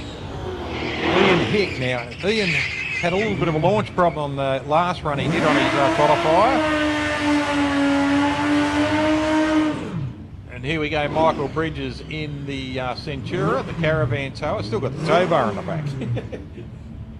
That's a popular car in the day, though, weren't they? They were good for towing caravans. That's what they bought them out for. But I'll tell you what Chrysler didn't realise, what a great drag car they were too. You have a look at that Andrew Sanders car, just a 6. What a weapon that thing is. Yeah, not wrong. It's a sick car, that one. Wait, get something goes. Yeah. Rod Hicks running a small block Chevrolet engine in the supercharger.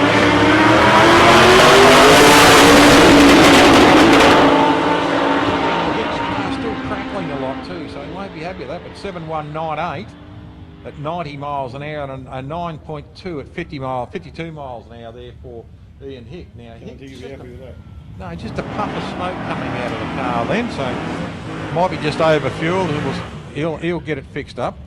Here's another gentleman who's been running on number plates all over Australia and drag racing just about everywhere. It's the WA performance car of Paul Garbolini, and he's up against Andrew Wade. Andrew in that turquoise coloured HQ Prem. Turquoise? Turquoise, that'll do. Oh, like maroon then, if you like. Yeah. Yeah. I love it. We've got a colour thing going between us. We have. The whole band there's toilet roll white. And Garbolini gets one at 104. And he runs through on a 7:32 at 93 mile an hour and a 7:08 for at 98 mile an hour there for Andrew Waite. Now look at this little GT Cortina. Isn't this a hot rod, eh? Little Mark. Good. Just another one, you know. Mark II Coupe. Yeah, and yeah, well, it's just another one that looks right, isn't it? Yep. You know, the way that car's set. Looks like it's got the kahunas. Yep. Got front, you know, it just does. Nice little set of centre lines. The run with the age of the car. That's probably. Yep. What would that be? A 70?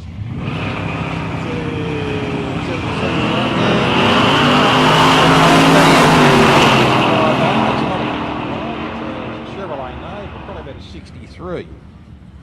Oh, look at this, 697. Current Australian champion gets a new PB on this track. And Robbie Forte goes through on a 695 too, so he'll be happy with that, 100 mile an hour pass. And that was Rob in the little Mark II Cortina. Now, I think he's running a big block Ford in that too. Yeah, I think you're right too. Probably 460, yeah. Now, Pete Jepson out here, a couple of utes. Pete Jepson out there in the red ute, and then the other red ute, we've got Kel Bryan. Now, Kel Bryan out here in the lane 2, the XY. Good looking car, wheels up.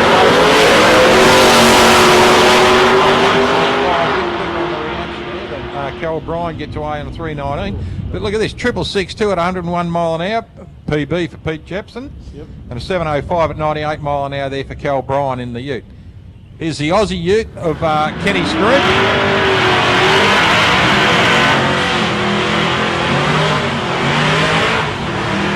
Nathan Gordeswood out there in the little Ford Maverick. Now, what's the Maverick running in it? Oh, I think he's got a small block V8 in that. They came out as a 6-cylinder in those. 437 cubic inch V8 in the George car.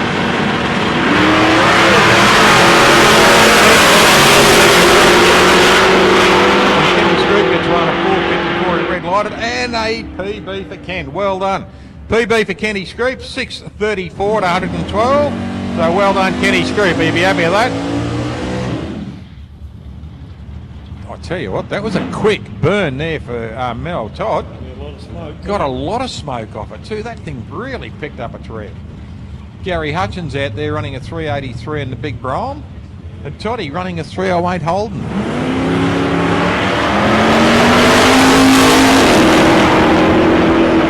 Gets up and boogies and on a bad reaction time, but it's pretty reasonably close, yep. Another PB, 103 mile an hour for Toddy. He'll be happy with that. He'll come back and have a look at the ticket. Here's this other VH of Dave Brays. Good looking car. Yeah, gorgeous, mate. Just thought too, Michelle Donnelly, ladies and gentlemen, has still got some calendars. Now, Michelle is walking in front of the tower at the moment, which prompted me to say that. Michelle, has got some 2020 calendars that she wants to get rid of. They are fantastic. They are all of drag racing. That's Michelle in the black walking onto the burnout pad now. So if you want to grab a calendar, and they're all good drag racing calendars, she's got a few left, and she'll be selling them a little bit cheaper this year for you. So catch up with Michelle at any time and grab a calendar. Now Dave Bray in lane 2 and Clint Noble out there in lane 1 in the Silver Falcon.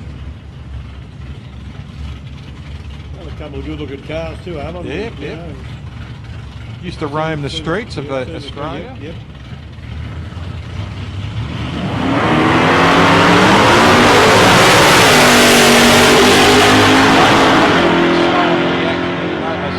But Clint Noble, you know, an 025. But look at this, Bray runs a 101 mile an hour. He's PB on the track here. So, you know, everything's going well for him. Oh, listen to this singer, Gary Greggs. Doesn't that sound nice? Just, Absolutely. Chris Whittaker, pardon me, and Henry Spisak out there in the little Volkswagen. You know, they built that many Volkswagens, you put them bumper to bumper, they'd go to the moon and back. Fair dinkum. That's a trivial fact, mate. Jeez. And I'm full of trivia. I know. That's a new word for it, That isn't was it? really nice. I like that. Yeah. Think you can repeat that again. Alan is full of trivia.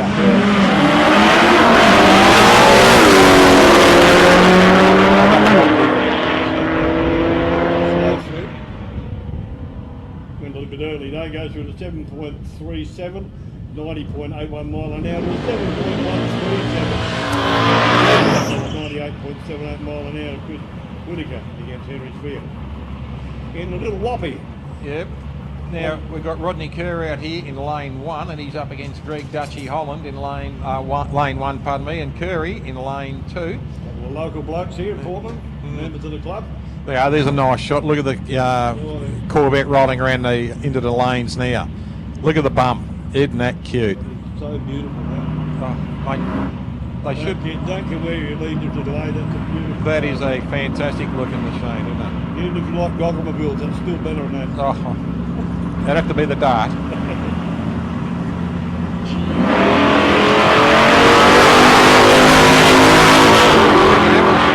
That's two of them. I probably got that him on creds earlier. 782. Right, we've got Ollie Weldon out there. He's in lane 1 and Andrew Gay in lane 2 in the VH Commodore. That is a late model VH too, because it's got VK taillights on it and VK indicators on it. Unless it's a VK for VH grill. Unbelievable. No, it's a VH because look at the back window vents.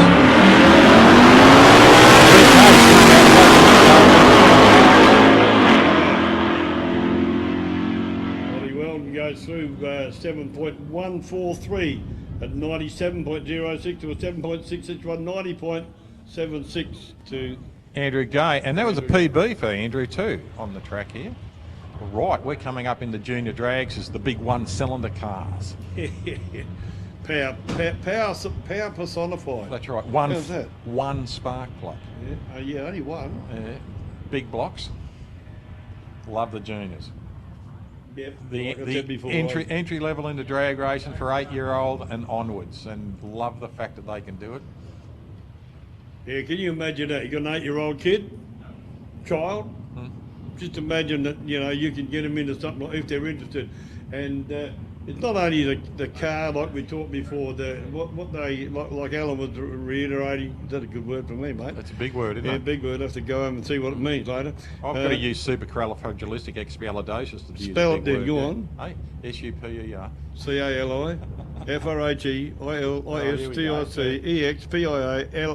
CALIFRAGILISTICEXPIALIDISAUS. Well done. I know, my kids taught me that.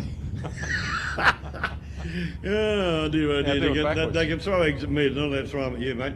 But Mark, did you know that? He did. Don't. Head shake and thumb down. Oh, dear. No, I just think that, like, if you want to get the kids into. Can we have modified bike into the staging lanes and super sedan? You'll be called up next to, please, super sedan. But we need modified bike to move into the staging lanes, and super sedan, you can follow the bikes in, please. Modified bike, super sedan, into the staging lanes, please. Well done, Alan. Way to go, my friend. Yeah, well, you know, if your kids are interested in getting into this good entry-level sport, teaches them more than drag racing, teaches them responsibility, teaches them how to respect car control, the whole bit, you know, and it's not just jump in and drive. They're mentored right from the start, right to when they finish, and if they want to go further on into a bigger level, the mentoring never stops. That's right, and you look down here on the track, there's Craig Plummer and his boy Coop, and his mum, Janelle, and Janelle's granddaughter over there as well. So it's a family sport there. And in this lane, Anthony Rochella, Lawrence in the car, and Mum Kylie Joe at the back here. So it's family. Yeah, Dad goes up and gives him a fist bump. Yeah. You know, the beauty about this is Mum and Dad are right on the track there, involved with it. You can't do that in football. No, of course you can barrack from the sideline, but in this, the family is on the track. It's a contact, an emotional contact sport, which is encouraging for the kids and encouraging for mum and dad. Oh, here we go, look at this. 2 new PBs. Unbelievable. 11.82.9 at 54 miles an hour for PB for Lawrence Rochella. Anthony, Kylie Joe, PB for Lawrence on this track. A PB for Lawrence on this track, 11.80. And a PB for Cooper on the other lane at a 12.0. So well done, both kids. Yeah, right on the money. And it's exciting to me. It gets into you. I don't care. Like I said before, I had a hard time, but now I'm excited to see these kids excel the way they are, mate. You got to, you just got to be happy for them. You know, you know them more than I do because you interact with them far more, but and you travel around as well. But my goodness me, the feeling you get when you see kids at this age excel like they do, and they've got to prove nothing to no one, mate. It's themselves, the family involvement, themselves against the clock virtually, isn't it? Now, Alira Cardham's just been backed out. I don't know what's going on there, whether it's internal. Oh, it's still fuel, has it? Right, hopefully they can sort it out. Going down in the other lane, though, was Todd Wagner. Now, Todd 3.99 on reaction. Look at this, another PB on the track. Well done, young Toddy. 11.82 at 55. Well done, son. Hey, Wags, a PB for your boy, mate. 11.82 at 55 mile an hour, mate. So PB for your boy, Wags.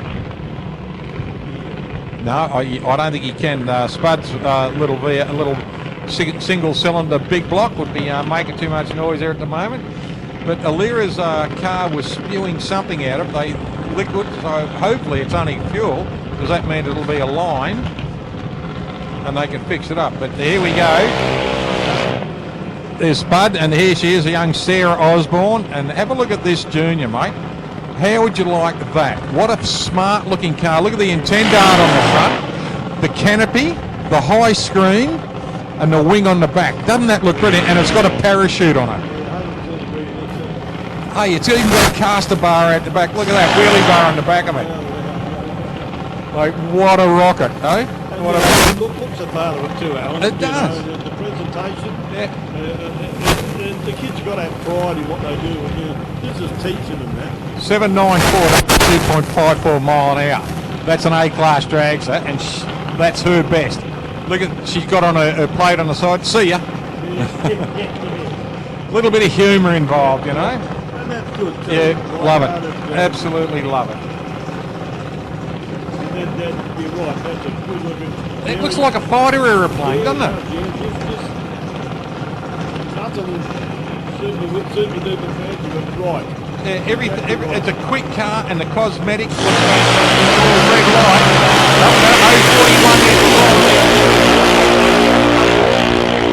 Both A-class. Now, who's going to go? Oh, look at this, a 791. Yeah, wow. Another PB. Well done, Rhino.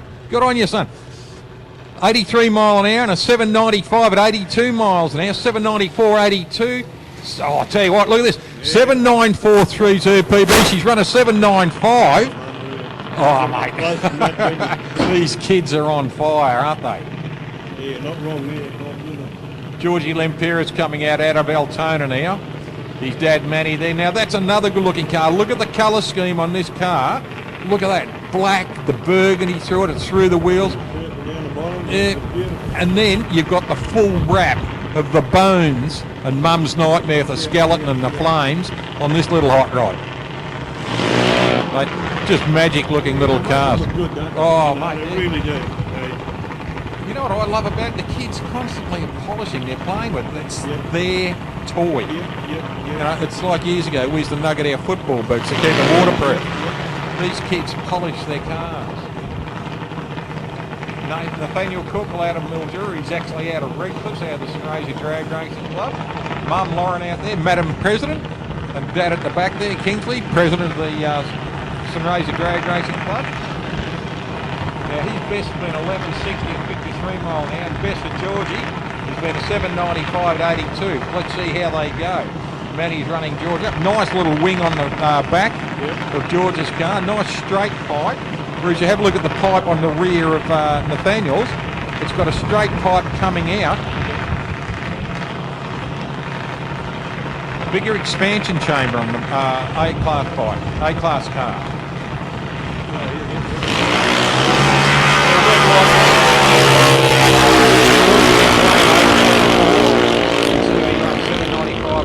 797, mate.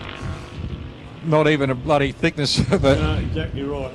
When you look at that, and a 12.1, yeah, a little bit off his there. At red light, probably he realised he's made the mistake, so that can shake the kid up a little bit. They're in qualifying, doesn't matter. Now here we go, enthusiasm plus ruckus racing, young Chelsea Samet here with the Samet family. Look at this, kids all over the joint. Love the fact of this. Dad Jay, right into it. Mum Christine, gorgeous lady. Got the new shirts, look at this. Yep. all in the new shirts. Team shirts, yep. orientated, yep. And the other two, you obviously picked up the fact that it's male and female. Yeah. You know, some of these kids are very young and young girls. Yes. So it's not a selective sport. Same as the big guys. It's not a selective sport. There's a heck of a lot of girls driving these cars now, eh? Heck of a lot of them. Well, mate, when you look at it, now in Jay's situation here, he's being bossed around by 4 women, and he loves drag racing, and Chelsea, his daughter, her first run in drag racing and everything, she got runner-up for the meeting. Is that right? Yeah, well. So, mate, how good an entry is that into drag racing? You get the way nice around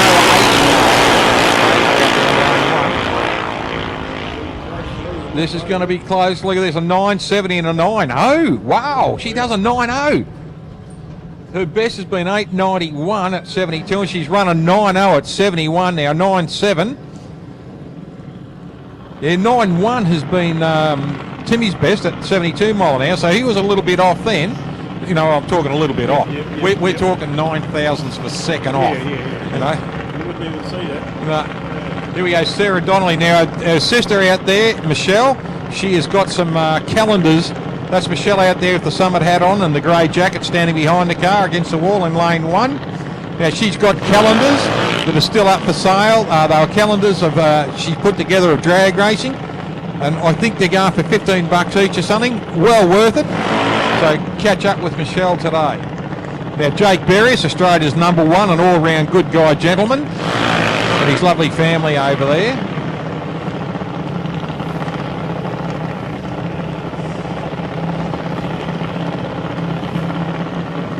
Sarah Donnelly family, big regular runners here. They follow around. Jake Berry's over there. He's lane 1. Lane closest to you guys. Jakey's got to go at 7.83 at 83 miles an hour, the better East PB here. And 7.98 at 82. Now Sarah, a little bit quick on the first run today. She went picking apples and left a cherry there. And we'll see how Jake goes. Jake had a good start. I'm not sure, I can't remember what his reaction was. But Australia's #1 running up against Sarah Donnelly. Now, both her sisters have been Australian #1, so you reckon the pressure's on? Yeah, not. Not that. Here we go. Lots of runs.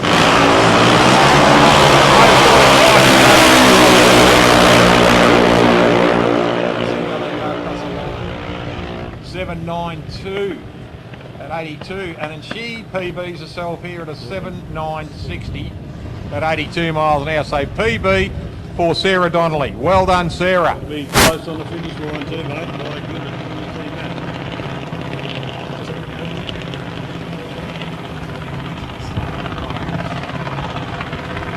Coming there, he's coming there like good. And having a run against Mason Cookle. Yeah, young Mason out of Redcliffe. There's the family Cookle out there. Yeah, look, Kingsley, I think you better have a sit out, mate. Starting to length there again. It's a busy wrap on Brooks' car, isn't it? It is, mate. Looks good though. There's Dad Robbie out the front there. Robbie just having a look at the car there. And young Geordie Spencer. Now, George is a long-time junior dragster racer, and I think he's stepping up into seniors very soon. Dad runs the Supergas Corvette.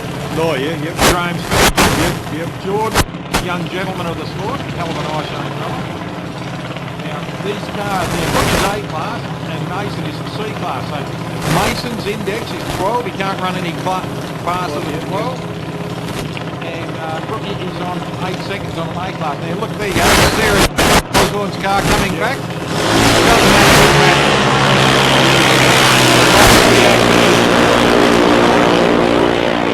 Red light there for Mason, a little bit too quick off the tree. Now she goes through at an 82 mile an hour best pass. Mile an hour. Whoa, look at this young Mason. PB for Mason, Kingsley. PB for Mason. 12.56 at 50.7 miles an hour. PB for him, mate.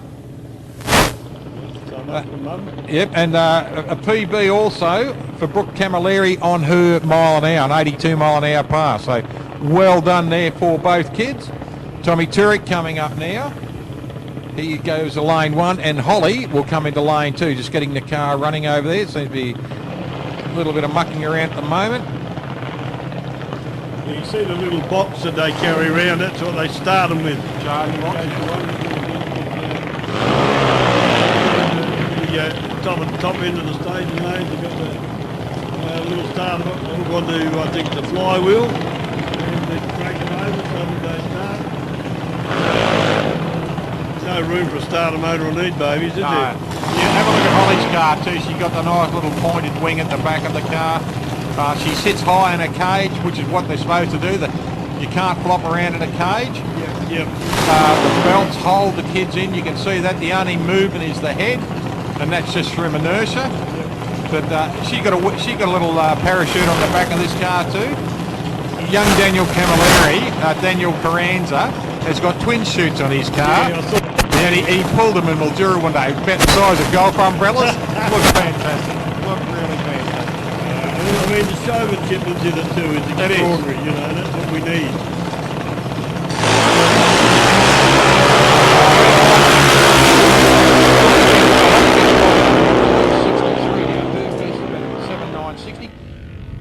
Tell you what, 7.976 is not too bad, 81 miles an hour, yep. And an 8.16 at 83 miles an hour for Tommy Turek. Yep. I tell you what, 81 miles an hour for a kid in the bloody junior. Yeah, that's quick. That's quick, isn't it? Yeah. Like that, that'd be like an older person. You'd be over 100, wouldn't you? 100, 120, 130 miles. It's around about 130 k's. Yeah, about 133 k's. I'll probably going out there too, but 133 k's an hour. But it sounds faster than miles an hour. Yeah, it does, yeah. It does to us old blokes anyway. Yeah, because Yeah, just speaking of old blokes, g'day to my mate Ken Kennedy Sr. in Cleveland, Ohio, and his gorgeous wife Denise and the family out there. Hey Kenny baby, mate, see you in August, my good man. He rang me up at 10 to 12 on New Year's Eve too. Yeah, so I know. Yeah. I thought, who the hell's this? Hey man, how you doing? Good fun. Yeah, friendship's just no Andy. Oh yeah, no.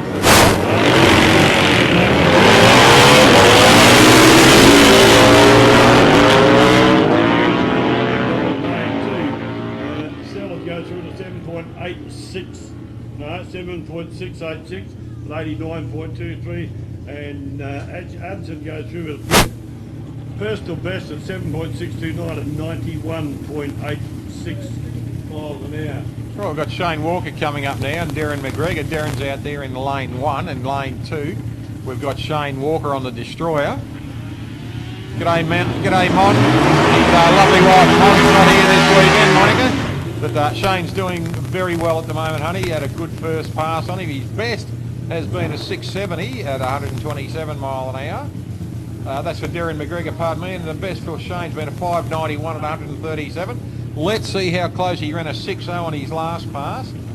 Let's see how he goes this time. So Darren out there, 600 bike for a lot of years now, probably 10 years I'd say. Yeah. He's got the long leg on the back now, which is normal streety for a long time. Darren out of Mildura.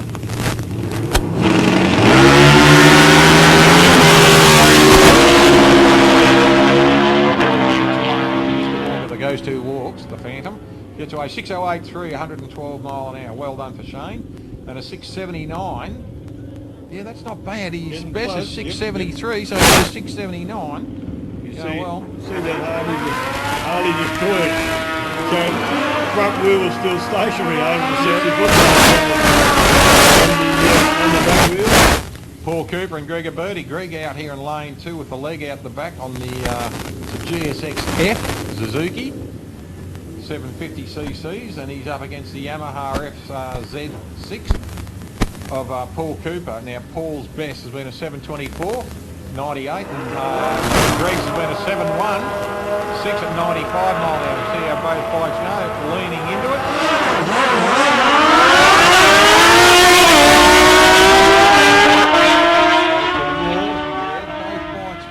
Pretty well there now.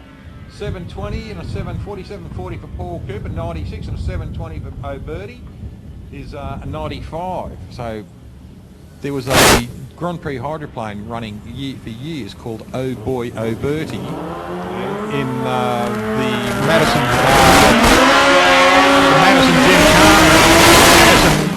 in America, where they had the Miss Madison movie made. It was about the Madison hydroplane. But there was a boat running over there in the old Grand Prix hydros that had a Merlin engine in it called Oh Boy O'Bertie. Wow. Yeah. Another bit of trivial history for you, mate, eh? You're amazing. You're amazing. I'll take my hat off to you. See, we're doing a good job. Brian Finn, the flying Finn, here he is. He's out there in lane 1 up against Gavin Don't. Now Gavin, big wheel stand, first run. Let's see how he goes.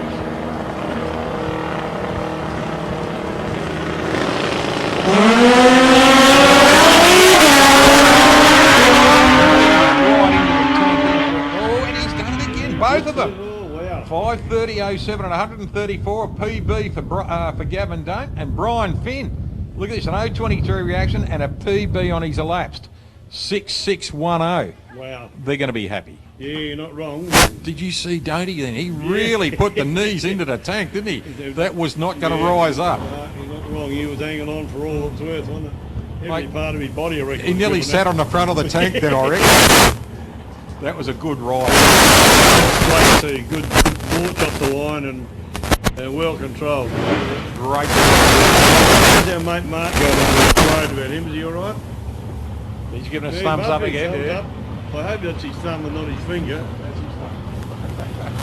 We go, Chris Lillius coming up now. Chris in the LH Tirana. Now, he's stolen a couple of trees from this meeting too, and a couple from Mildura. So he's up against the PGR engine star of Joey Cabane. Now, Joey Cabane, lovely guy, constant smile, always never seen. And mate, this little Commodore, he's been running this for a lot of years too. Yeah, what's he running at? He's running 355, so she's a stroker engine in that, up against the 400 cubic inch Chevrolet.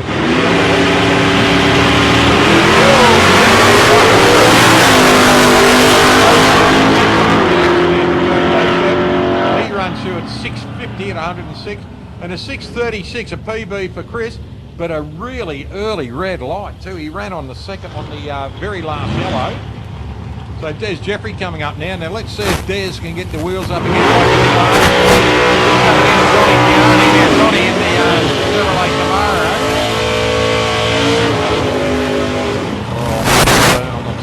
gets a good spin. Yeah, this Des Jeffrey's previous car, the Fuzz, was that Commodore. Yes. It's a tad different in style and launch and everything. This one's really, really, as you've seen, a hard running jigger. Well, this thing's got a big cage in it too. Plus, it's got that great big teardrop on the bonnet. And I think he's running a lot bigger engine in this too than he was running in the white Commodore, wasn't he? Yeah. Running a 383 in this. Oh, this has still got the Commodore. It was a 383 in the Commodore. I think he's up around 500 cubes in this one. Yeah.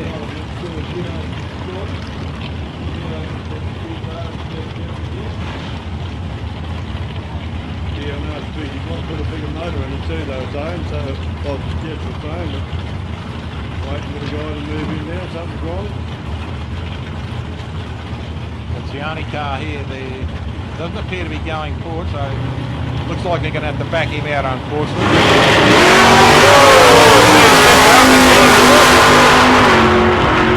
He would have a smile, mate, like a bullfrog eating barbed wire at the moment, wouldn't he, eh? 5.757. And a PB. Previous best, yep.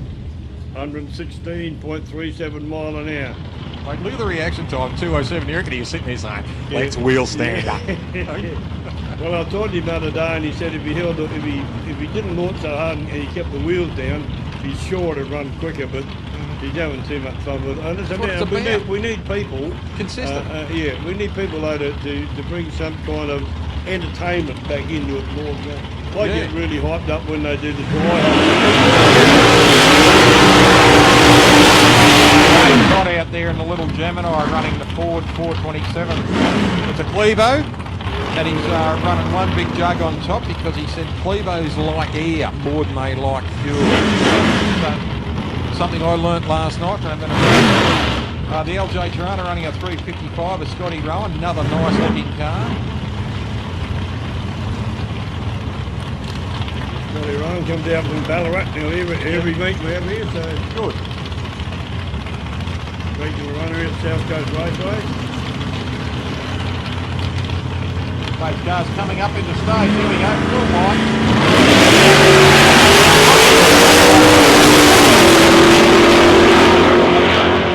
52 for Scotty. Hey, look at this, eh?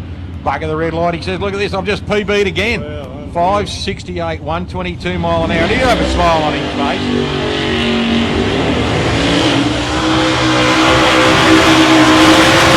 Go, Gary Vogelzang, big burn on those tyres then, fantastic. And Tony Lamana out there in the little Chevrolet Vega. I love the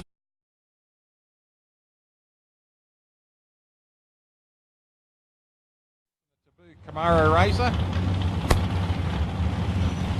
But I love the nostalgia look on both cars with the paint, with the wraps or paint jobs on them. Yep, me too, mate. The half lightning flash in the door of the Taboo car. Yep.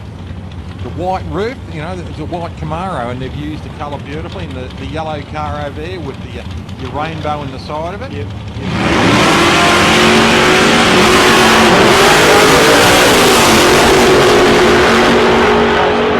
Double O, eh? That's a good, beautiful. And 119 mile an hour PB for Tony Lamana on a 598 in the Vega.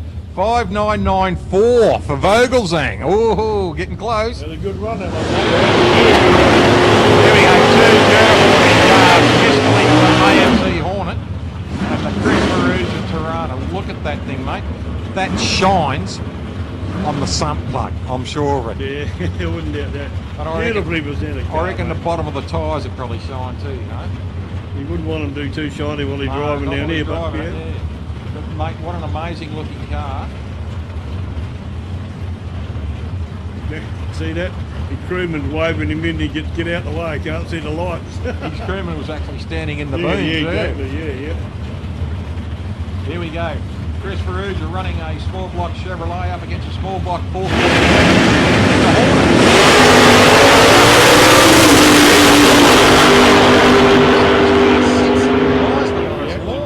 Or PB there for Ferrugia, 558 at 121. But look at this, a 005 reaction for Miscally, 008 for Chris Ferrugia. How good, see it? Gary Gregg big out here in the red utility in lane 2 up against the current Australian Superstand champion, Mark Merker. And another stunning looking Chevrolet Camaro. Yeah, they look the part, don't they? Yeah, look, They built the drag race. Weren't built to drive on the road, mate. They were, but you know what I mean. They were built for blokes like you and I to drool over. Don't seem too close. Don't like the dribble, mate. Carry a chamois with you, Wardy. That's the one. Big hello to my lovely lady Claire. Hope you're having a good time over there in Swan Hill, honey. You'll be finished work and everything like that now, so.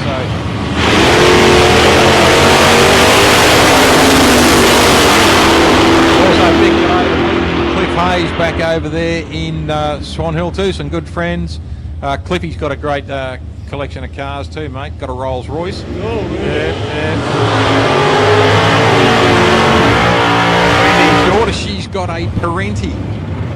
Parenti. Yes, it's a Holden chassis base Corvette. Really? Yeah.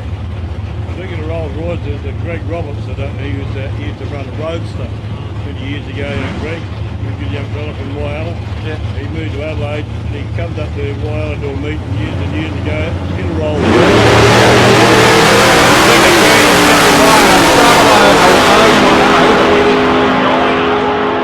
For Mike Hanrahan. Mike Hanrahan took the tree at the last meeting, 6:54, PB on the track today, 6:28 at 110 mile an hour for Tipperkeeties in lane 1. Here we go. Yeah, and anyway, he ended the roller in the drag meet. You reckon the slowest thing I've ever seen, I reckon. The crazy man. What are you doing, Nick? Oh, yeah, well, I've got it. Steve Griffin now, this is a tough run in lane 1. Now Mark Busher out here in the black utility. Now Bushy, good guy, mate. One of our sponsors at home, on our track at home. PB Performance. MB Performance, pardon me, not PB, MB Performance. Now Bushy ran in, he was the first car down our track in Street Machine Drag Challenge. Oh, is that right? Yep. Yeah. So he holds that mantle. Actually, the first car down the track was Bobby Williams in his funny car, but we give it to him, you know. Yeah, First car under competition.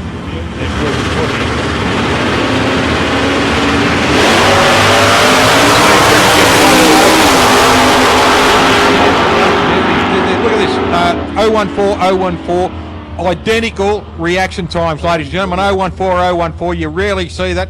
Bushy does a PB there at a 6:21 at 110 mile an hour. 6:22. Yeah. How'd you like to be in that final? Yeah. Oh. Eh?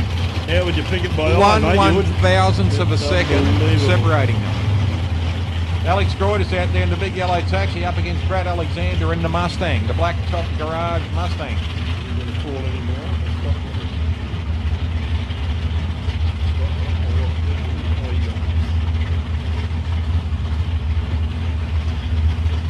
Modified Eliminator, can you start moving into the staging lanes, please? Modified Eliminator, can you move into the staging lanes, please? Modified Eliminator to the staging lanes, please. Modified Eliminator.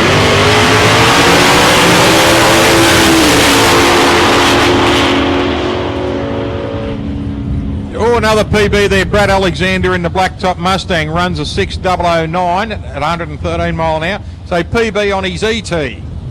He was POQ on his ET, and he did a PB. Steve Hunt.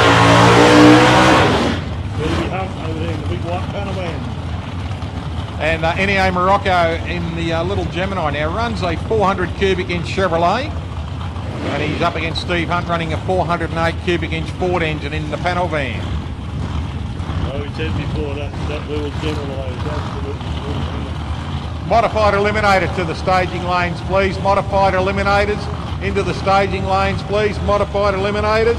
And Super Gas, you can start preparing. Super Gas, you can start preparing, please. Just having a look under the Morocco car. There seems to be something having a leak out here.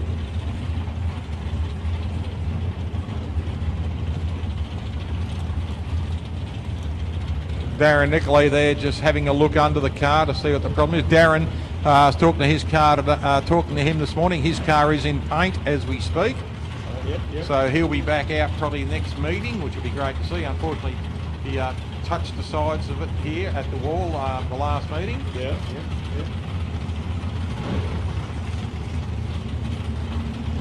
Right, going to be a solo pass here for Steve Hunt.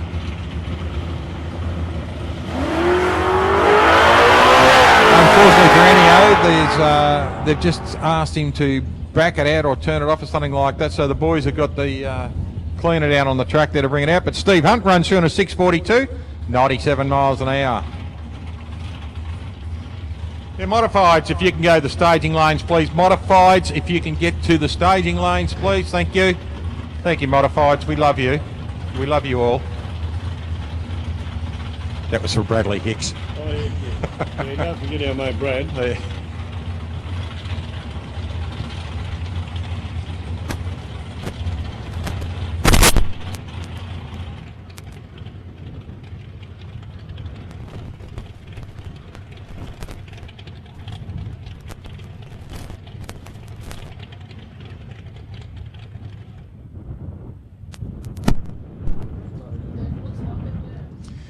Just a quick note, one of the starters for the JDs has been left right at the top end of the staging line, just down there the start line. So if you're missing your starter box, your starter box is at the top end of the staging lanes, just near the start line. So if you'd like to come and collect it before someone runs it over. And, Bill been run over twice, but it's still usable, somebody told me, so get here and get it quick. Just having a look over there, nice little XWXY Falcon beside Gracie, just behind the Shannon's tent over there. And there he is, Marty's Die-Cast Cars. Where are you, Marty? Kids, Marty's Die-Cast Cars. It's the blue canopy just beside the Shannon's tent there, just next to the staging lane. So go and have a look at the cars you can't buy in real life, but you can buy them over there as die-cast cars. And go and see Marty, he'll give you a good deal, kids. So steal mum's purse and dad's wallet and rip over there and buy yourself your first car. And all you tall kids over there, you can rip over there and have a look at two Marty's die-cast cars. If he hasn't got it on display, ask him about it. You can certainly order it in, do your postal. But go and catch up with Marty, good guy, travels around to all the drag racing with the die-cast cars. So slip over there and have a look at Marty's die-cast cars right beside the Shannons, and you'll see that silvery, looks like a smoky blue, smoky grey XWXY Falcon GT parked right next to Gracie. Top fuel bike of Phil Parker over there, Gracie. On display at the moment, you see the Parker sign all over it. Gracie, two engines, one named Bluey and one named Chemo. So have a quick look, and that's what a top fuel bike looks like, ladies and gentlemen. Go and have a close look at Gracie.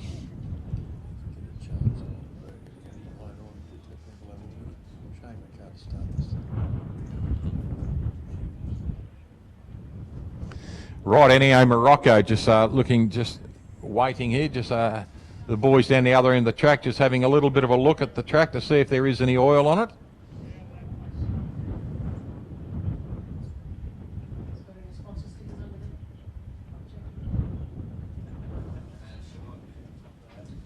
Got a good range of sponsors here at South Coast Raceway. We've got a bit of a break too. We can run through, you see all the sponsor signs on the concrete fence in front of you over there, ladies and gentlemen. Ace ceilings and walls, Ace crash repairs, we'll run through them pretty quick. Ace sheet metal, there's Ace, there we go, and All-Star Graphics. They're a good mob here in town, looks like we're going to get underway fairly shortly. ASD Automotive and Blasting, and Baker's Delight. That's where we get our bread from, Baker's Delight. For our egg and bacon rolls and all the sangers that you get delivered around, support us very well out here. Baker's Delight.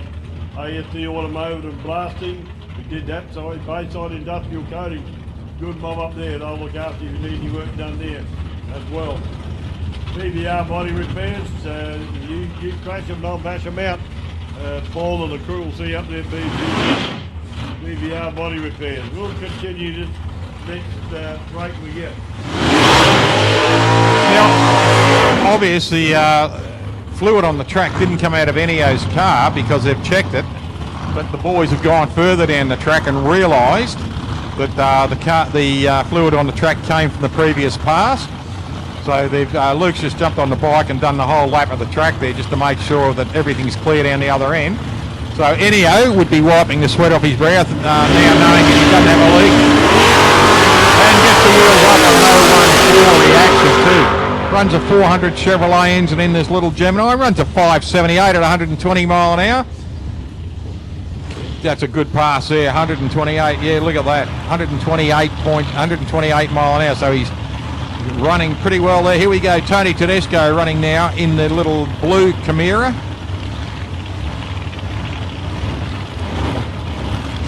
Running up against Brendan Carr now. Brendan out there running this big block in this little Tirana now. Just get your cameras ready, ladies and gentlemen, because last time this car left, the last time the Brendan Carr Tirana launched, he showed everyone his sump plug and his differential's front yoke. So that's how high he went.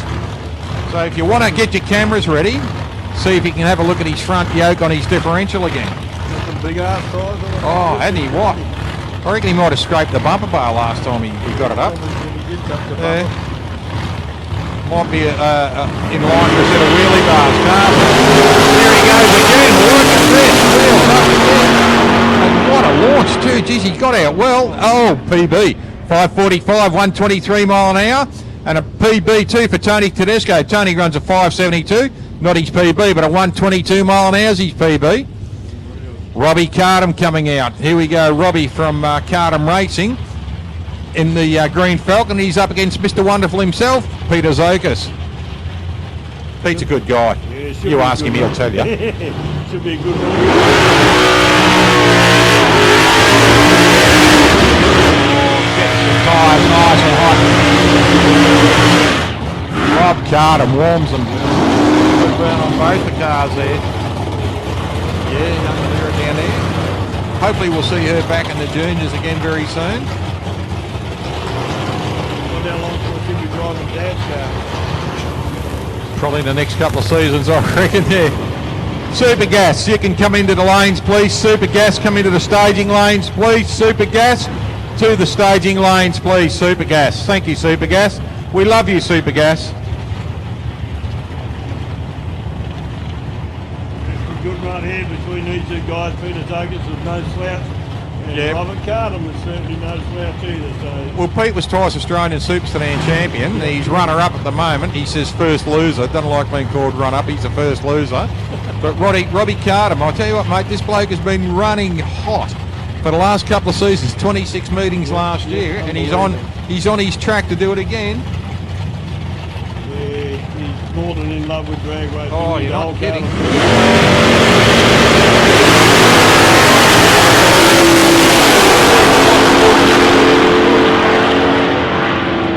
Ooh, 119 mile an hour PB for Robbie Cardham on this track. 581, 119 and a 604 at 114 mile an hour there for Rob. Way under. Yes, 20 kilometre an hour quicker. yes. So 20 mile an hour quicker. Alex Blythe there. Alex coming up there. Big block. 535 cubic inch Chevrolet engine. Then the Monaris running up against Mick Pescaneri. Mick out there in the Henley Motors car. Now running a big block on this too. 540 cubic inches. So we're up against, what do we got here? 540. We've got 1,075 cubic inches on the track at the moment. That boggled your mind, doesn't it? Fair dinkum. Certainly does, mate. We'll work that out. What do we say? 1,075 cubic inches divided by 61 equals. Hang on, that can't be right. 1,075. Let's hit the right button this time. Divided by 61. That's right. 28 litres of car around there. Whoa! Big wheel stand there for Mick Pescaneri gets away. Go to it to 6.103, 112.17 to Alex Bass, 6.267 run a previous time. The bricklayer, Graham Cooper. Running a 427 cubic inch. Now I got it right. I actually cleared the calculator and did it right. the two cars we had out there, 1,075 cubic inches between the two of them. We had 17.6 litres of engine on the track. That's a tugboat engine, mate. Just about. That's 8.5 escorts. Oh dear. Meaning escorts 2 litres. Yeah, I know. I'm not Yeah, but that's dumb. no, I'm not talking about you. I'm talking about the other people okay, that don't know what I'm talking about. apologise, They're probably thinking pints of milk or something. Bricklayer Graham Cooper, 39 Christmas trees. Yeah, unbelievable. It had to be Over, on a big over,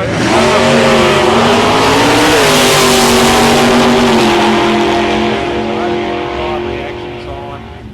6:48 at 104 mile an hour. Best has been at 6:43 at 120 mile an hour. Dave Sultana, isn't that a gorgeous looking Terrain? Yeah, well, I don't care what anyone said about Coot's car.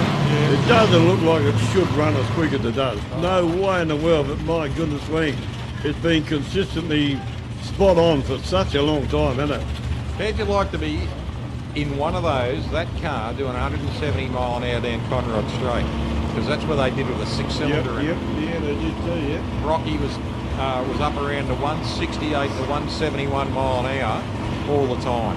I think my best position would be watching from the sidelines, I reckon. Oh, watching it from the comfort of my home. Yeah, even on the better. TV, yeah. Dave Sultana and Jimmy Fitz out here at the moment, ladies and gentlemen. Fitzy out there in the FJ hold, running at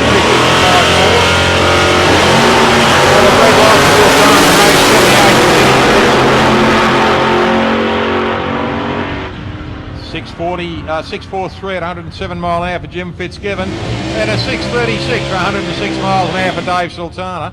Here we go, Cozzy Pacini. Cozzy in this nice white. Listen to how quick it revs too. Yeah, it still grunt to me, mate, with a rev like that. There's Absolute grunt. Rock Pacini just at the doors there. Rock will come out later in the Monaro.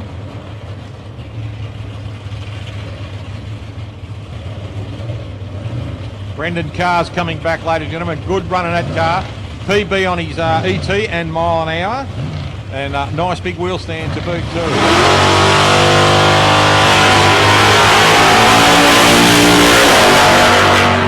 Good stall on that thing. He got some big revs in that, didn't he?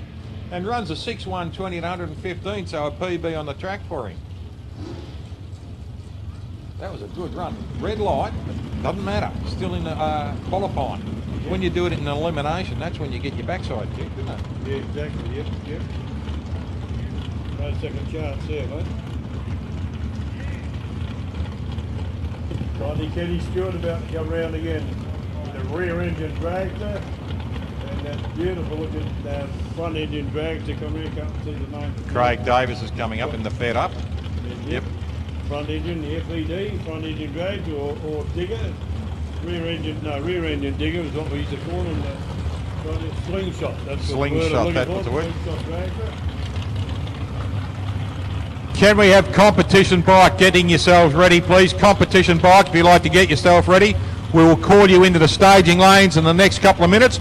Competition bike, if you'd like to start getting ready, we'll call you into the lanes very soon. You'll be coming behind Supergas. Thanks, bikes. Here we go, the lovely Leanne Drag. Kenny's in heaven. He's in his drag car and he's surrounded by two beautiful women. Yep. Over on the other side there, we've got young Lauren Cookle out of Redcliffe, just crewing near Paul Craig in the front engine dragster and the Slingshot. Leanne. Too, fed up. I like that. Yeah, I do too. I was coming along the road just tonight and noticed there's a road, can't remember where it was, it's called Red Road. I thought, oh, rear engine drags the road, Okay. Leanne just bringing Kenny up. She would have raced against Kenny quite often too. Yeah, she would have done. Yeah, I think I saw him racing when she was in the red drag here. I was just watching her bring him up. She was making sure that Craig was creeping up, so not so he's sitting on his stall for too long. Yep. Yeah, keep an eye on it.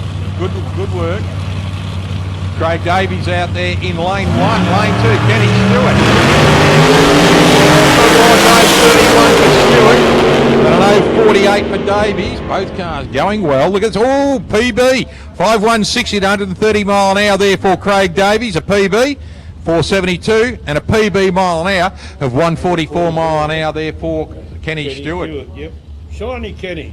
And Shiny Ken. Go and have a look at his car in the pits, ladies and gentlemen. Shine. The used Montebello comments, he polishes the polish. He does. Yeah, Josh Baker out there. Audrey Baker, are you watching, honey? He's your little boy. He's not little anymore. He's not a boy, he's a young man now, and he's a great young man too, young Josh Baker.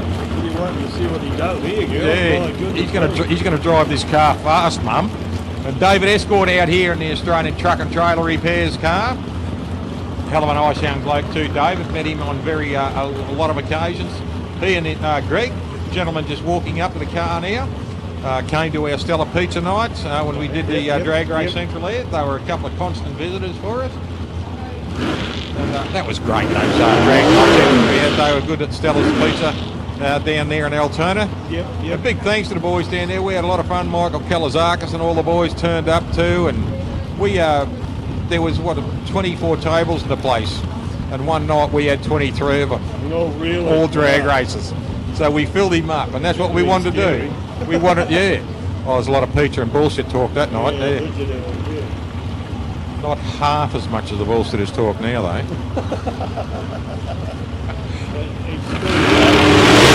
Here we go.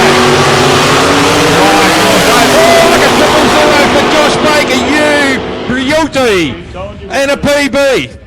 How good's this? 0.0 on his reaction. 0.0 on Josh Baker. 5.39, 128. PB for David Escort. 5.23, 129 mile an hour. How good is that, ladies and gentlemen? How good? A PB on this track for Josh Baker in 18 mile an hour and a 0.0 reaction. You can't get any better than that. How good is that, eh? Wade Kismer coming up now. Wade out in a little 355 roads, the 363 Roadster. Bradley Hicks in the 374. Now here we go, look at this. The car is a Brogy Ellsworthy rear engine dragster. There's history alone. Brogy for one and Doug Ellsworthy for another. Yeah. You told the story about Doug Ellsworthy, but I'm not going to. I've just got a couple of texts from look at this. Audrey Baker. Oh my God, 0.0. You're the best, she says. Get on you, Audrey. Yeah. Honey, we're as ecstatic as you are. Here we go again. Look at this. 0.002 for Bradley Hicks. We're getting close. A red light there for Wade. Doesn't matter. Oh, PB for Brad. And he had the shoots out before he went across the... Yes, that's what annoys me about him. He's dropping his shoots too early. I must have a chat to that man. I would if I were you. I'm getting to turn his hearing aids up. Yeah. You do that, mate. I'm going to get a smack under the ear from him, No, you aren't won't. I? No, just stand on the deaf side of it. Shane Wyndham and Dolly, what do you think?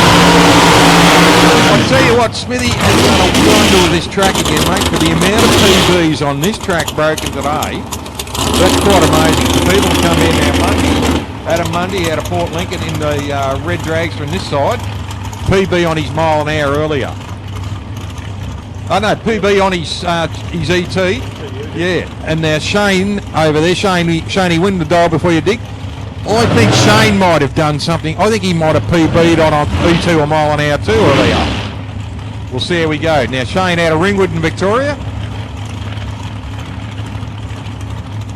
Ringwood Lake. Ever been there? Great place. Yeah. Adam Mundy, Port Lincoln, South Australia. Ever been to Port Lincoln? Yeah, been there a few times, mate. So you might have been down there eating fish. Say hello to a bloke in Port Lincoln.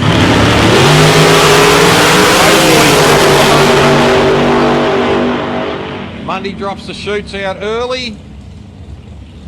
Took us off. Do we have it back? Another PB on his mile an hour, 149.32, a 462 for Mundy, and a 481 at 141 mile an hour. I'll tell you what, there's a cigarette paper there between those two.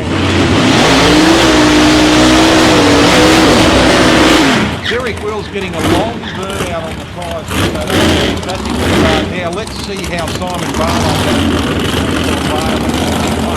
now blew the tyres off on this twice in the one run just before. Now when he was here in December, didn't have a lot of luck. Top qualified, but didn't have a lot of luck of anything else. So we'll see how he goes with this run, because I say they would have been back there smacking the right spanners to try and get this car to sit down. Yep.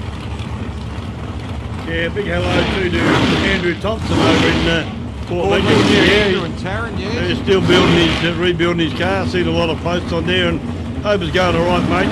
Looking really forward to seeing you back on the track here, particularly here in South Coast Raceway, but wherever you go to race, mate, I hope you've sorted all out. Been a big rebuild for you and a big struggle, but you're getting there. We see that, and all the best to you, buddy. Yeah, nice bloke, Andrew.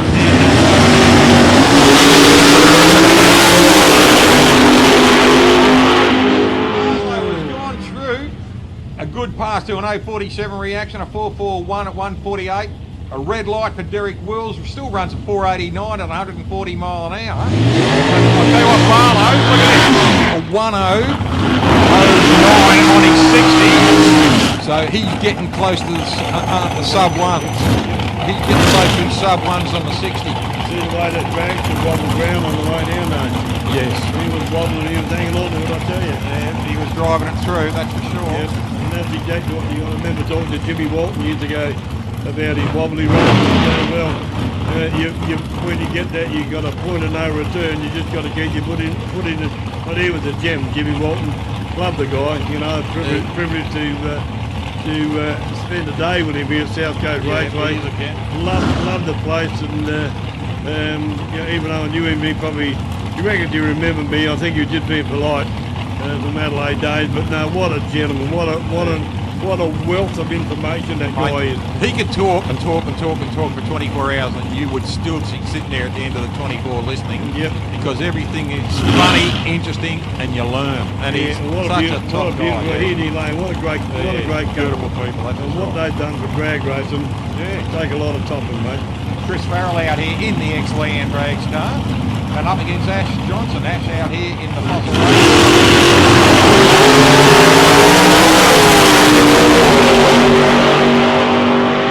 going now. Look at this, a 480 at 145 and a 507 at 135 mile an hour. Good reaction too for Ash Johnson in the rail there, an 016. And look at this, a 1.069 on a 60 for Farrell in lane one. So he'll be tuning that up. He's given it, yes, exactly. Couldn't find a better word. He's given it a nudge. Yeah, look at this, Shane Webb. No turn, just drives the car back. Love the fact that he does that. Yeah, too true. And again, that's something that people like to see, you know, for the speakers. It's entertaining for the speakers. Here we go, a couple of nostalgia type old cars there. We've got a bucket over there of Billy Crozier. We've got Stewie Mitchell out of Swan Hill Drag Racing Club out here in Desperado. There's a Fiat Topolino. Same as the old Plum Crazy, the Doug Ellsworthy car. Same as Midnight Oil. Yeah, and the pig. The pig. The Outlaws also was also a Topolino. Mark Georgette's car was a Topolino. Yeah, they were so popular. And I believe Malcolm Luff, he rides a bike out there, and he's bought a Topolino, and thought it was going to be for this meeting, but Luffy probably hasn't got it finished yet. I haven't seen Luffy for 100 years. Yeah, he was here last meeting or the meeting, no. Yeah. Oh, he's at Casterton. Yeah. He's at Casterton, mate. Yeah, Luffy rode a bike for a lot of years. Yeah, he's still got the bike. He's up there with his bike, but he tells us Casterton he's got the Topolino pretty close now, so. Stewie just rolling.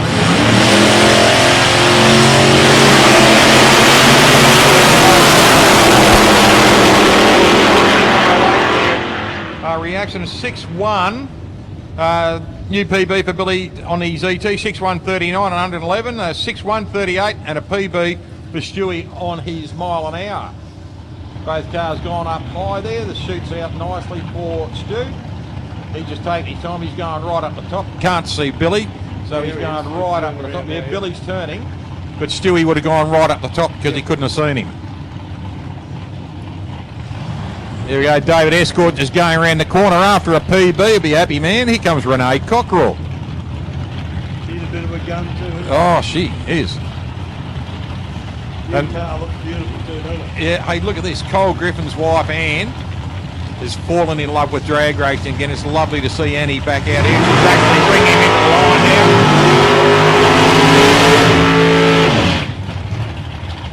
What happened to she used to drive an older, didn't she? Yeah, she did. Yeah, what happened to that, you know? I'm not sure. I think other things, life comes into things and people get out of it for a while, but she's back into this thing now. She ran super sedans in this against Matty, her son, and she took the win and he took the runner-up, so that was a bit of,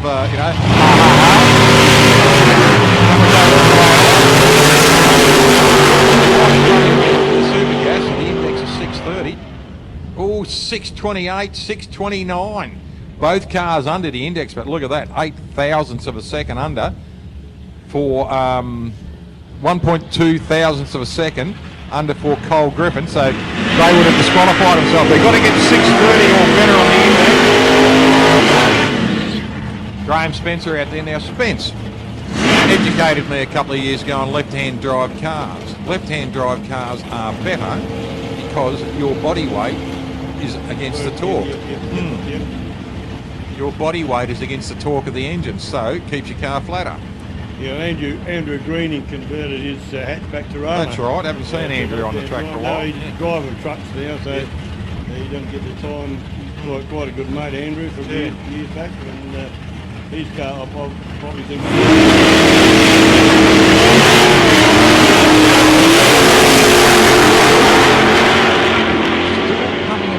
Going here, Krajina comes under a 628, but look at this, Graham Spencer on a 633. So far, in this second round here of qualifying, Krajina is the only one who stayed.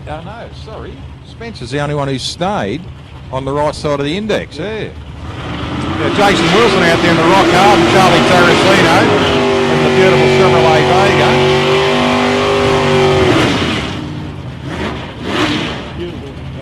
An amazing car now, Yenko Camaros, Yenko Vegas, etc. That was just like having your Brock Commodore.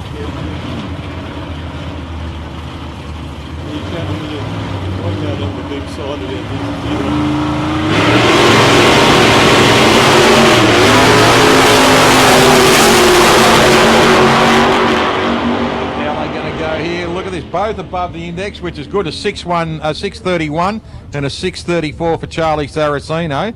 Charlie PB'd 100 mile an hour, 115 mile an hour. But that's good. Both cars above the index. Mike DeRose. Now Michael, he ran and won the last meeting here. He missed out by 50 thousandths of a second the meeting before, and then took the meeting here. So nice looking car too. Yeah, it's an old Cutlass. Yep. Very similar to the Lumina of Stu McBain's car. What do we do?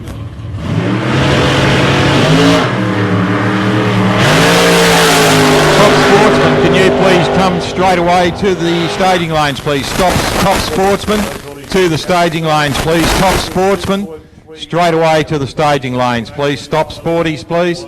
Straight away to the staging lanes, thanks. Chris Farrell just rolling back there in the bucket. Good looking car. Chris. Hello. He's thumbs up and waving. Good boy. Like that tow car, mate. Dribble. Yeah, Top Sporties, if you can come into the staging lanes, please. Top Sportsman. Super Comp, you can follow them in too, please. Super Comp. If you can follow Top Sporties in, please. Super Comp, please follow Top Sportsman into the staging lanes, please.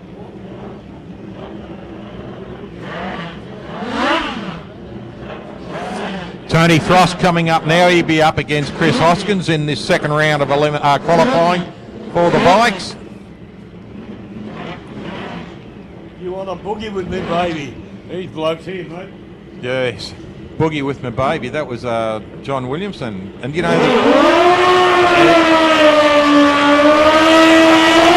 It was wasn't a nose-picking song either. No, do you know who the band was? Who played Boogieing with My Baby in the song? No. Curly and the Cocky Stranglers. I do remember that, yep. Yeah, what a great name for a group, Curly and the Cocky Stranglers.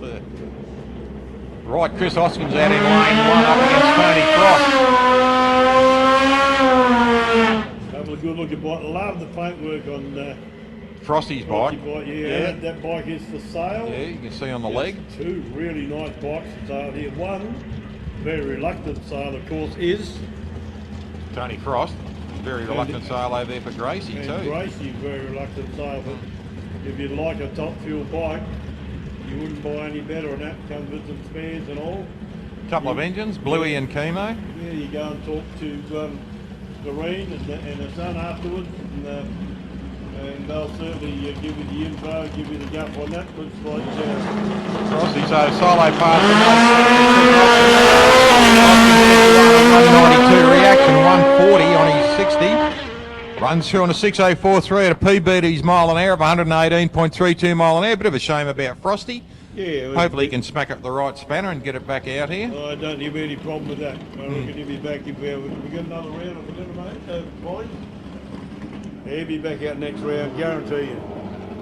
Top sporties, please, to the staging lanes, please. Top sportsman to the staging lanes, please. Top sportsman to the staging lanes immediately, please. Top sportsman to the staging lanes immediately, please. Thanks, top sporties.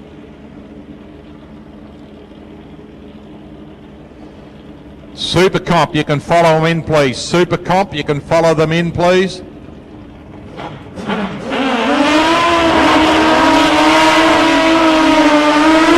Now, Nate Stone getting a nice bit of heat in his tyres there. Paul Andrews out there. Now, Paul running a 1300 Suzuki. Possibly the old Hayabusa engine. No, it's a GSX. It's not a Hayabusa engine.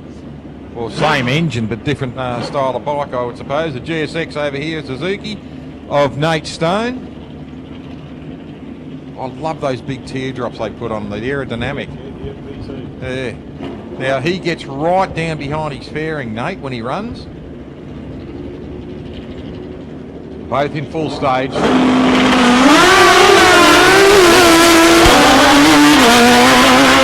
How does that not rip your collarbones out, hanging on to that, eh? Must be. And a PB. Yeah, for two of them. Yeah, 18.84 for Andrews there for best speed.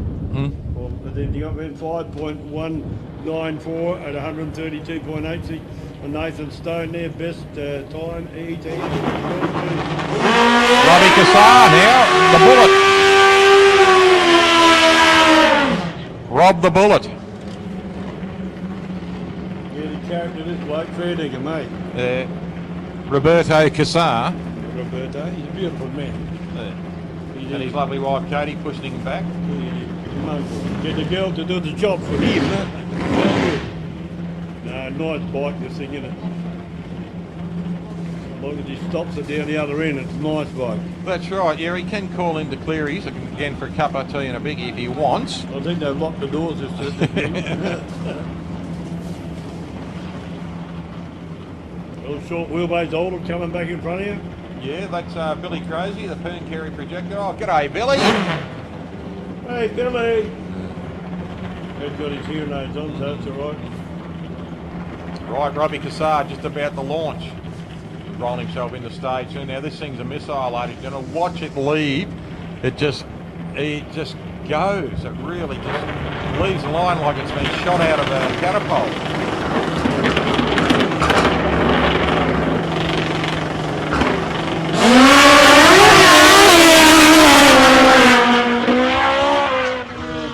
To the centre line, leans her over nicely, runs a 460 at 140.36 miles an hour. Gets himself centre track down the bottom there, gives himself plenty of room to slow it down. He'll probably roll it, yes, he's rolled it right around up to the top end there. Yeah, going to the, yep, there he goes. Good run there, Robbie Cassar. Fantastic run there for Rob. Here's Ricky Smith and Leon Davies, so you can guarantee there'll be a burnout, a decent burnout here from Leon. I'll creep around now. Top Sporties and Supercomp, please, to the staging lanes. Top Sporties in first, then Supercomp, please. Top Sporties in first, then Supercomp to the staging lanes, please.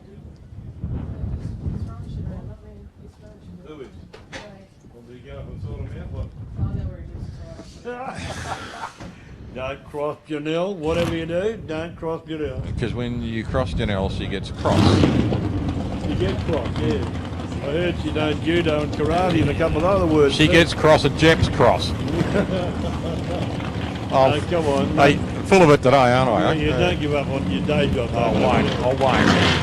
Need something to make it quid, that's for sure. Horsepower sound now, mate. Here we go. Leon Davies coming out in the Chevrolet Camaro. He's out of Port Lincoln. Got some big bags on the back of that car too. Fantastic looking car, the Camaro. 69 model. And he will be running up against Ricky Smith out of Tirandara in just up the road. Yep, only just down the road, 20 odd cars.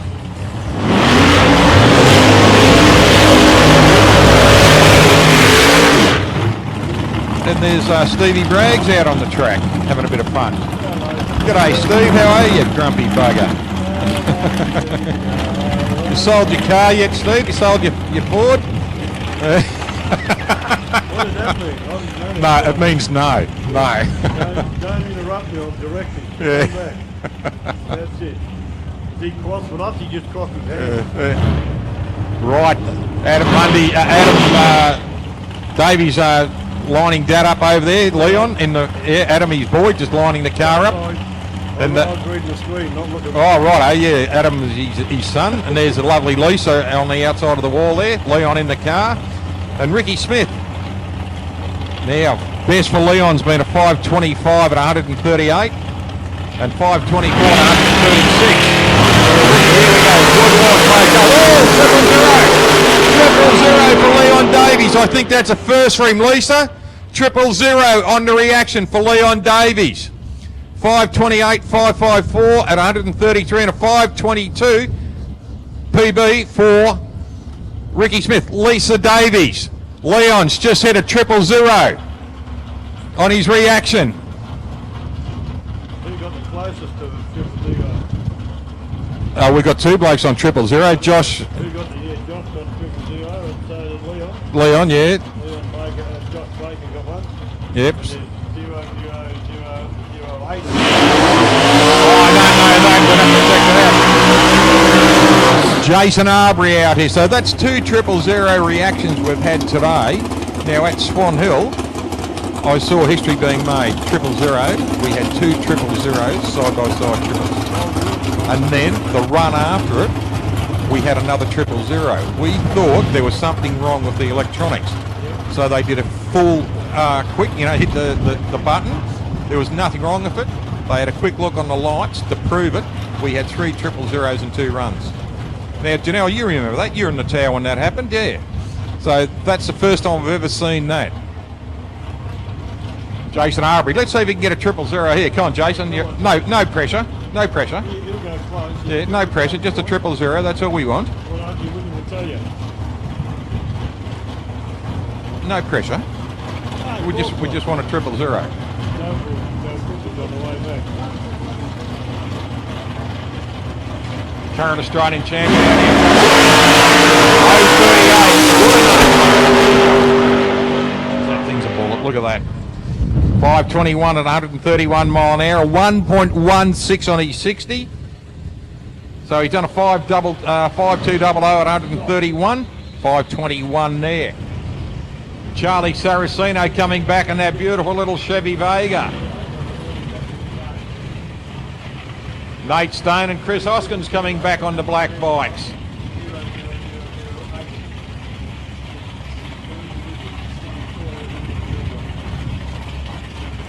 Dean Cleary coming up now. Dean in this monster engine. 700. Greg Damiani. Greg out here in the Monaro running the 572 cubic inch Chevrolet V8 in this car. Monaro, he's up against Dean Cleary. Now, look at this. When you look at it, there's 572 cubes in the Monaro. Dean goes nearly 200 cubic inches bigger. was 762 cubic inches. So let's work this out quickly. It's a beautiful car, Dean. Such a casual bloke. See road back there. Nice guy. We've got 1,334 cubic inches on the line at the moment.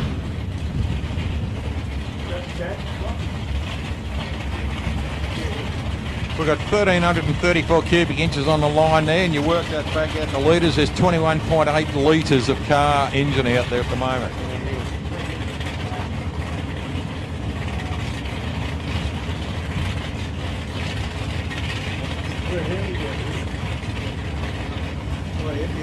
But Henry's out there watching the car, Dean. Yep. Well, got a bit of work on it. Here we go. Oh, Damiani gets a little bit of a shake in the bum there. But Cleary goes through, and a PB for Dino. Look at this, 463 at 158.44. PB on the track there for Dean Cleary. Well done, Dino. And a 000 reaction. Another one. Another one. How good's that? Best full ticket. 000, that's 4 for the morning. 3 for the morning. How good is that? Or 3 for today. 000. That is absolutely awesome. 463.9. Hey, how good is this? Dean doesn't get all that excited, but I bet she's pumped when he hears that. Oh, I bet he hears that. Yes, mate. Stu McBain out here in the Iron Horse car, the Chevrolet Lumina, and Chevrolet Camaro Sam Cardinale. Just having a quick look down on the track here. We seem to have a couple of little bits falling off. Yeah, Oh, mate. that's Chad, that Dean's son, running down Yep. there. Family affair, and his dad John will be towing the car back. What did he run? Where's your previous screen? The 000 463, I think it was. There we go, 463.9 at 158.44 mile an hour.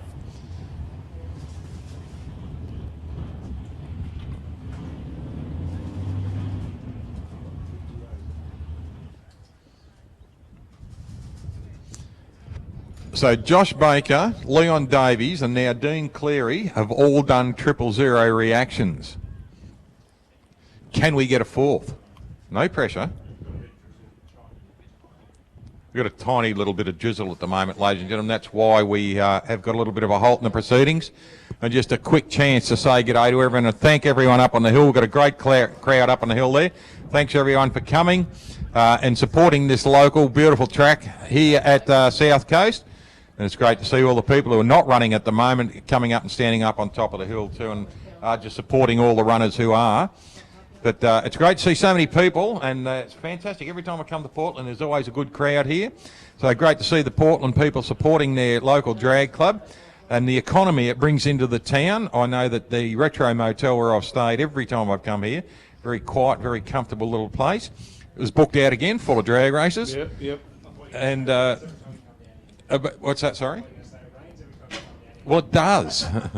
It does rain every time I come down here. Scott Cleary is trying to prompt us to say bad things. No, but I tell you what, Scotty, if I can take your rain back up to Swan Hill and push it over to Gippsland, I'll be quite happy, mate. Yeah, there's be a lot of people in Gippsland and north of the border who'd love it too. Anyone's got an Android phone, don't forget to download, what is it, South Coast Raceway. There we go, if you've got an Android phone, you can download South Coast Raceway on the apps there, so you'll have all the details. Here comes Ricky Smith. Beautiful two-door Monaro. They're a good-looking car too, weren't they? You know, used to have one there once. I love all Monaros, but I reckon my pick of the Monaros is probably the HQ. Yeah, I'm with you, same page. Mate. Yep, same I page. really do like them. There's enough room under the bonnet of those to stick 5 engines. That's why they were such a popular car. Yeah, well, I transferred a 253 in ours, and that was a bit tricked up, and that was a gem. Like I told you before, I'm not holding down, but that's a car I absolutely love. Fair dinkum, you know. There's conflicting reports. I'd have to probably go to a Holden site or something, but I believe there was over 500,000 HQs built. Yeah, wouldn't doubt that. And the closest to that was the HD. And not only HQs in Australia, they were sent, and the HDs were sent through Europe. and sent into Saudi Arabia, etc. like that, and the Kiwis were too, into sedans, your Kingswoods and Belmonts and everything like that, as taxis. Is that right? Yeah, because they were a big car. And the HD actually came out with a diesel engine, 4-cylinder in it, in South Africa and through Saudi Arabia. Here you go, Jason Armory, Australia's #1 on his car. Give him a hand as he comes back. Good straight drive from Jace there. And the more you interact with these people, the better show they put on. I need to tell you that. But no, all round, really nice guy. Yep. Got the kids with him this weekend, and he's been handing his ticket from raunchy Roy Rogers over there. Roy puts it. Hey, do us a little shuffle, Roy. Come on. No, not with the fingers, just with the hand. He was pointing at the moon. I pointed at the moon. Yeah. It's out already, is it, Roy? Whoa. We were talking about Camaros before, and I said about IROC. Now, Yeah, you're gonna the talk about that. IROC stands for International Race of Champions. Really? There you go. Now, I think it was about 82 or 83. Hang on, excuse me. Hey. The International Race of Champions was a series that was devised in America, and they bought out in Camaros, and they put blokes like Mario Andretti, who was an ex-Indian Formula One champion, in one car. They put one of their speedway greats in another car. They put a motorcyclist in another car. They put a drag racer in a car. I think actually Shirley Muldowney and Tom McEwen actually drove in it too. So what they did is they put all drivers of all difference in IROC Camaros and made a series of it to actually find out who was the best driver. And the point spread, so many cars, they didn't want to get there and have a pinnacle. So I believe that each different driver got the chance to win the race. So that there was no actual, there was a lot of great competition, but they didn't want to have a single out, just saying I'm the best. Yeah. But that's what IROC on the Camaro stands for, the International Race of Champions. We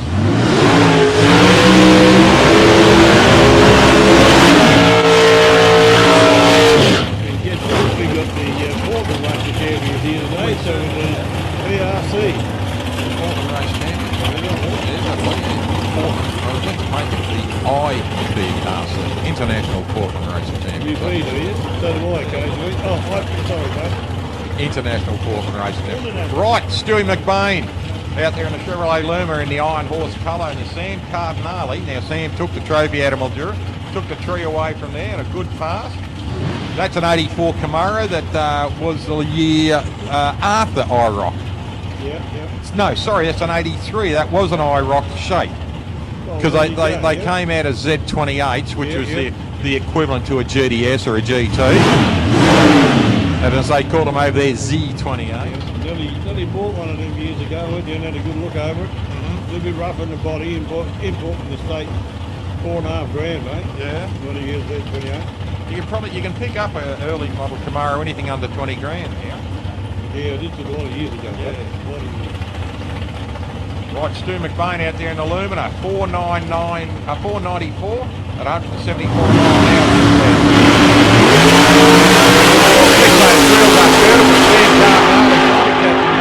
hour. Grows legs, the chute comes out, both cars, and here we go, a PB for Sam Cardinale at 497 at 140 mile an hour, and a 498 at 138 mile an hour. So that was a cigarette paper between them too. Here we go, Joe Redenti. Look at this. This is a fantastic looking car, this one of Redenti's.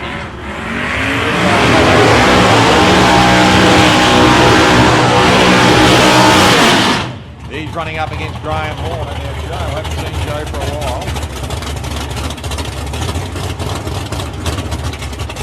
while. Also, we are doing a GoFundMe too. If you have a look at Kate Walker's site. G'day Kate, g'day Stevie, how are you? Good to see you.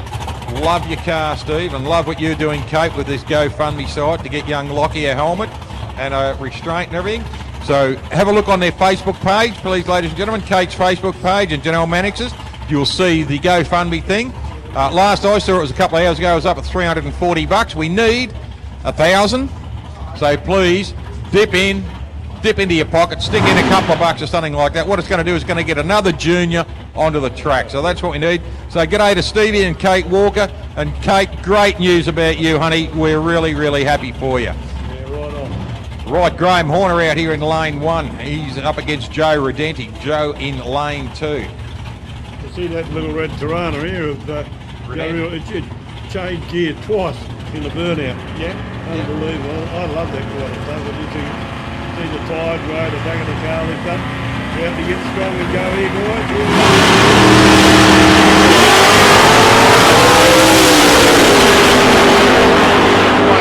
Look at Horner getting up. He rose up onto his tyres at the top end of the strip then. Double PB here too. Horner goes through on a 580 at 113 on a PB for both. And a 524 at 131 there for Joe Redenti. Both PBs. At the S10 of bouncing Benny Phillips, and here he is himself, the Glen Yarra Transport hot rod himself, Glenn Henley.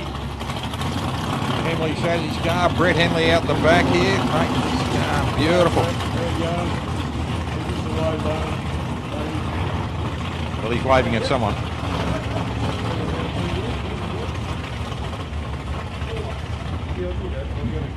565 cubic inches of Chevy S10 out there for bouncing Benny Phillips with his House of Colour car. And there's a bloke we haven't seen on the track for a long time, is young Phil Yaffo over there. Phil Yaffantidis, haven't seen Phil out for a long, long time. Hello, we've got a problem in Benny's car. They want to push him back. Just finding a few things on the track there. So Ben, unfortunately now, this happened to him at the last meeting. Reaction time there for Henley. Oh, going through that. Look at this, a 5.160 PB for Glenn on this track. 5.160, 134.86 mile an hour. We have had 3 000s today. Josh Baker, Leon Davies and Dino Cleary. So well done. Whatever the problem is with young bouncing Ben's car, we hope he can get it fixed up and get back there.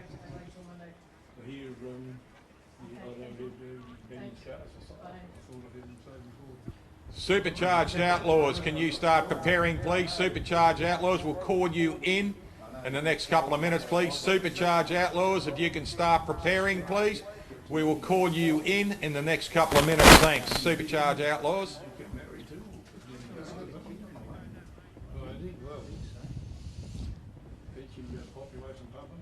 Just a little bit of track maintenance down here. The boys have found something on the track they just want to clean up. Paramount for safety.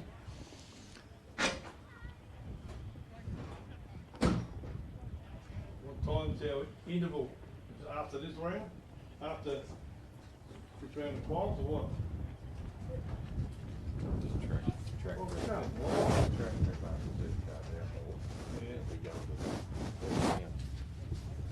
Dino Cleary coming back. Well done, Dino. PB on mile an hour, PB on ET, and a 000 on your reaction too, mate. Congratulations on it's taken a long time to get this machine up and running, mate, but I tell you what, very, very proud of you of what you've just achieved today, mate. The 000 and PB on both ET and mile an hour. Graham Horner right behind him. He's going to get a surprise when he sees his ticket too. PB on ET and mile an hour as well.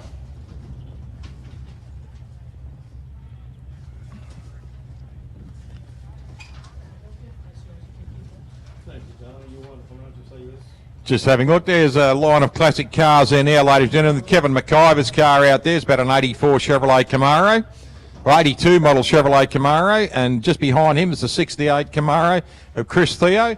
Then there's a little S14 Nissan of Vlado Turek, and then the 1941 Willys of Julian Carafa. Now, Julian's car, the Willys, ladies and gentlemen, the engine and gearbox in that car are for sale. It's a 632. If you want to talk to Julian about it, you can catch him up in the pits. He's selling the motor and gearbox in the car because he's going up into Supercharged Outlaws very soon, which will be fantastic to see another outlaw in Australia. So the black Willys over there, the engine and box are for sale. Very consistent runner, has consistently run the same times and very close to the same times all the time. And Vlado Turek out there running a big engine in that car. I think he's up around the 630. His boy Tommy acting as crew chief, is one of our junior dragsters. And Chris Theo back there in the Chevrolet Camaro running a 555 engine in that. And Kev McIver, another big block Chevrolet in that car also.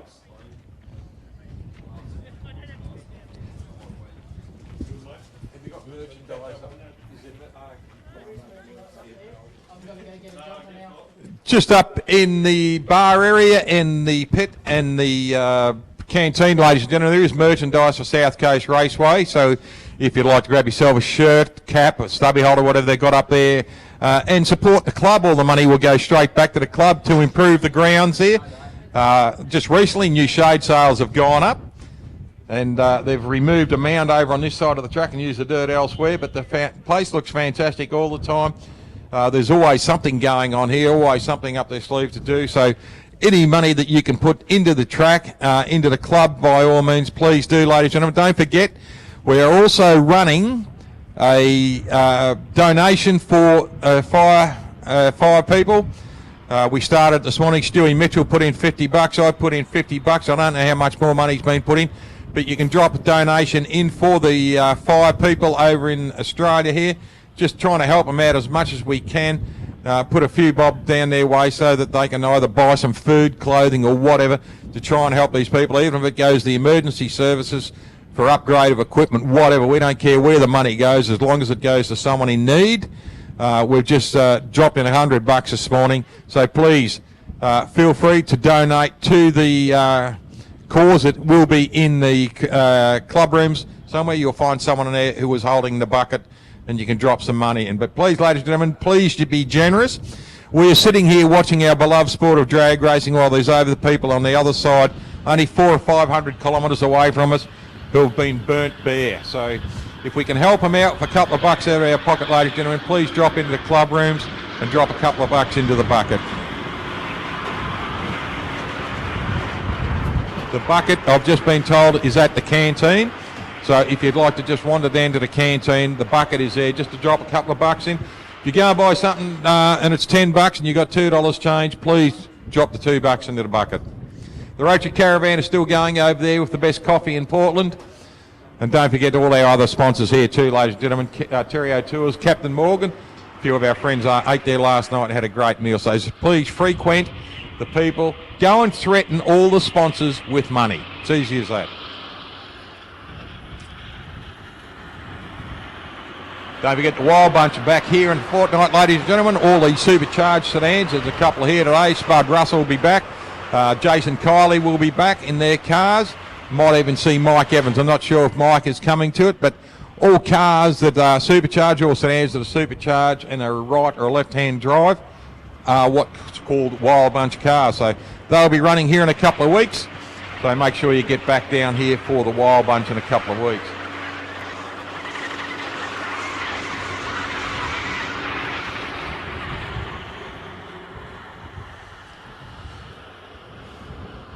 Also on the same weekend in Wyalla, there is a bracket meeting over here. That's the second round of the Charlie Dennis bracket meeting, Charlie Dennis Car Club Championship. So if you're not racing here and you'd like to do a bit of drag racing, you can always head over to Wyalla. We're trying to get as many cars over there to another regional track. So if you're not running Wild Bunch or one of the classes here, please head over towards Wyalla. We would like a few more extra supercharged cars over there. So if you don't qualify for Wild Bunch, you've got a supercharged car, head to Wyalla for the 8th of February meeting. It's the second round of the club championships over there. Really appreciate it. I know there's a few supercharged cars here today, but if you'd like to go over there and have a run on one of the best 200-metre tracks over there, it's at Wyalla on February the 8th. Please drag yourself over there and go drag racing at Wyalla. Also, Michelle Donnelly has got some calendars. You can catch up with Michelle. She's in the Junior Dragsters pit with her sister Sarah. She's got some calendars left. They're for sale at $2.20, 2020 year calendars. So if you'd like to grab yourself a calendar, all drag racing pictures, catch up with Michelle Donnelly in the pits. Also, Gracie is over there, the Top Fuel bike. Phil Parker's Top Fuel bike is parked just over there on the other side of the Shannon's tent. And on the other outside of the Shannon's tent is Marty's die-cast cars. Slip over there and see Marty and his die-cast cars and help yourself. Kids, go and have a quick look, grab mum and dad's purse and rip over there grab yourself a couple of die-cast cars. The big cars you can't afford, Marty's die-cast cars you certainly can. We're about to go racing again, ladies and gentlemen. We've got Kevin McIver will come into lane 1 in the black Chevrolet Camaro, and in the purple Chevrolet Camaro, you'll have Chris Theo coming out into lane 2.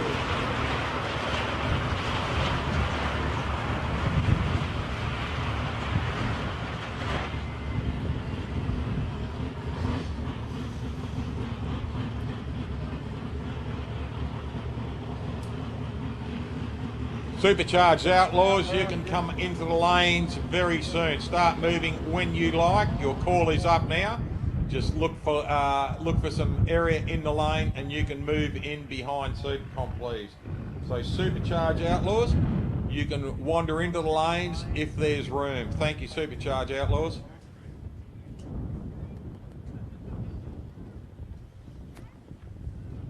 We are live streaming worldwide too, ladies and gentlemen, through Drag Race Central. We'd like to welcome all our friends all over Australia, all over the world who are watching us everywhere, out of Cleveland, Ohio, out of Sweden, Anne Marndal Jorgensen. Adele McDonald is watching in Ireland. Pete Olsen in the Midlands of England. And we've got people pretty much watching us all throughout Australia. It's great to see. G'day to Chris Diggles, Mickey Ages, a couple of good mates. We've got some friends over there. Wendy Hayes out of Swan Hill and her dad Cliff. Got a bit of a car collection over there. My girl Claire and all our other friends out of Swan Hill. Gary Revere and our crew over in Swan Hill. The Swan Hill track, ladies and gentlemen, you may have heard has been closed. It will not be closed forever. Us determined bastards are going to work as hard as we can to get that track repaired properly, even if it means ripping it up and doing it again. We will not sleep until that track comes back online. So that's what's happening at the Swan Hill track. Anything you want to know about Swan Hill track, you can ring me or contact me through Messenger on Facebook. Please don't go to the rumour mill on Facebook. You can contact me for the truth, or even come to one of our meetings on the first Wednesday of every month. Our next meeting will be the first Wednesday next month in February. You're quite invited. There will be a thing on the Facebook page of where it will be and what time it'll be, so everyone is welcome. But please, anyone who's got anything to say about drag racing in Australia, if you haven't got anything positive to say, don't bloody say it. Tracks work hard, volunteers work very, very hard to put on drag racing, and all the rubbish that's been going on Facebook, regardless whether you believe in climate change or you don't believe it, right? If you've got something positive to say, put it down. But if you just want to have a go at someone, please don't. Be an Australian and don't. Be an Australian and help. It's all about drag racing, and drag racing is our best sport, right? So let's promote it properly instead of the bullshit that's going on about it. Beg your pardon. I've just heard, and you can come over and punch him if you like, he said the second best is Speedway. The second best is Speedway, or was it second best to Speedway, did you? Second best to Speedway. Bloke over here, long mullet, about 5'5". If you want to come and punch him, there's the right way, there's the wrong way, and then there's the Speedway, isn't there? Anyone's able to go into the sport they love, and if it's motorsport, we do love it all, right? Powerboat racing. It's powerboat racing actually at Lake Boga this weekend out of Swan Hill. First time since 1983, so it's nice to see Boga having a few revving engines running around again. Couple of weekends away, we've got on February the 8th here, we've got the Wild Bunch. February the 8th, we've also got Wyalla. We've got a couple of meetings the 22nd of February. In Mildura is a Race Your Mates, and I think they're looking at a big bucks class there too. Have a look on their website. Have a look on their website. Have a look on all the websites to where drag racing will be. There's a couple of blokes I was talking to last night, Greg and Leon. Where are you boys? They follow drag racing around. They're out of Langwarrin. They do a lot of travelling around drag racing. A couple of dedicated spectators. I saw them a couple of times last night. They'll be here sitting on the hill here somewhere. A couple of dedicated spectators who need a bit of a round of applause too. These blokes have been coming down here for years. They go to Mildura, they go to Heathcote, they go to Calder Park, they go wherever they can when they can afford it, and they're dedicated spectators to our sport.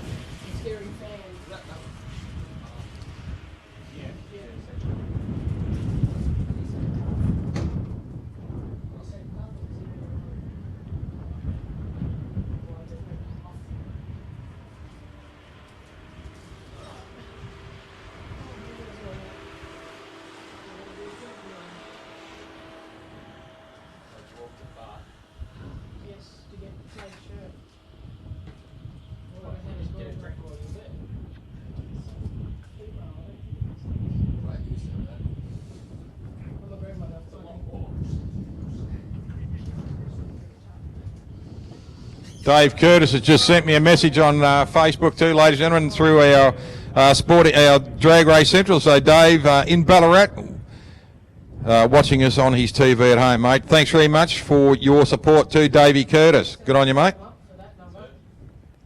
Yeah. Did he have another number? What round was that one? There's one. Michelle Porobic, your car's in the pit, I believe. Michelle, if you can get your car shifted, please.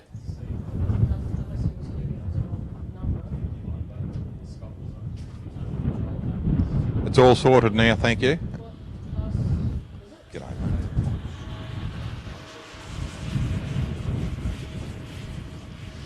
With me on the microphone, ladies and gentlemen, I've got Josh Baker. Josh, how are you, pal?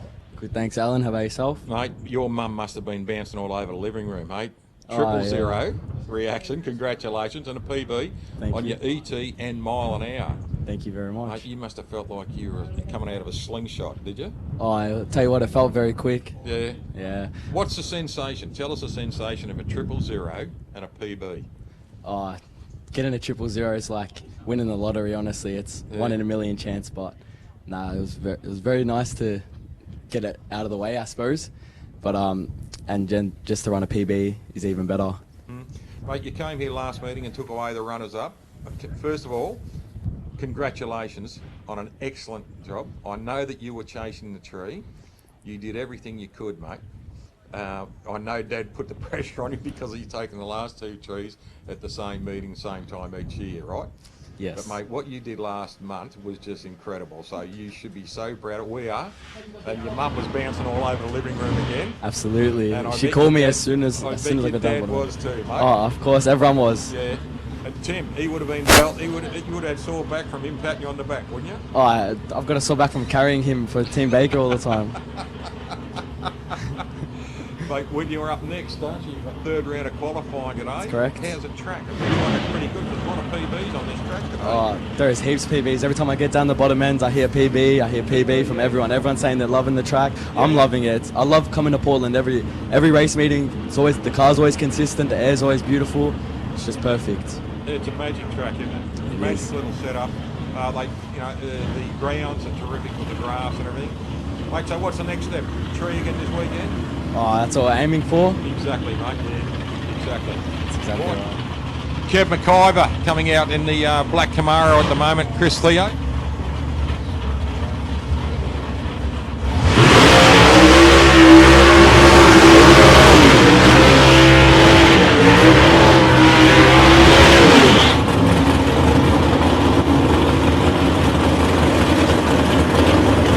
Nice couple of burnouts there from Kev McIver and Chris Leo. Thanks, Josh. Thanks for coming up and saying good day, mate. Good luck with the rest of the meeting. Sincerely hope you take it true. Thanks very much, Alan. Thanks for having me. Josh. Thanks, mate. A lovely young man, ladies and gentlemen, is going to go places in this world. Great parents, great upbringing, great respect and great manners.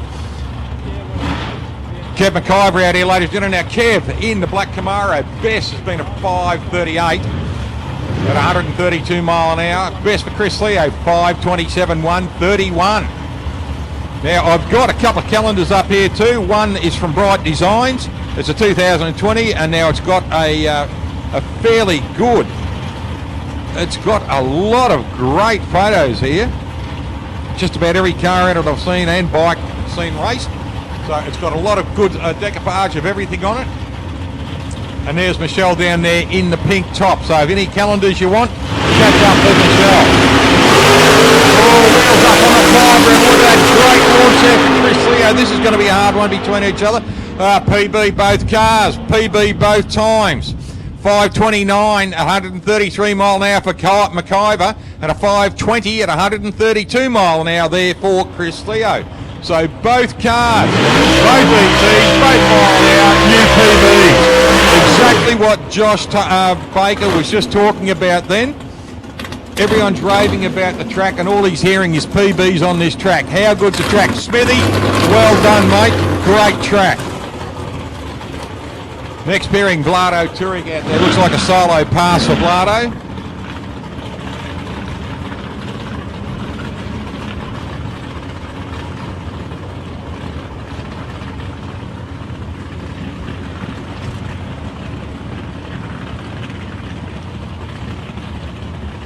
Plato Turek rolling back in this little S14. Little S14 Nissan running a 632 cubic inch engine.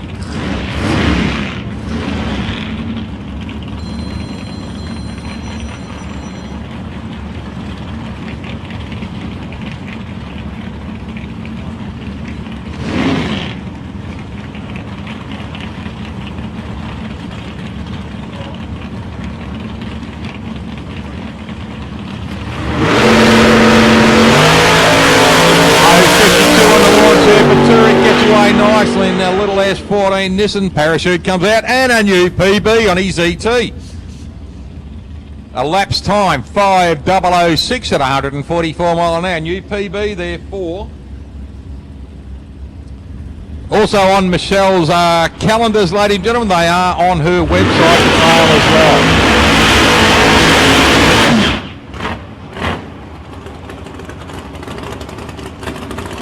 Just got a message here from Steve Walker too. Thank you for the donation, mate, and enjoy your weekend and safe racing to all from Steve and Kate Walker. Thanks, Steve.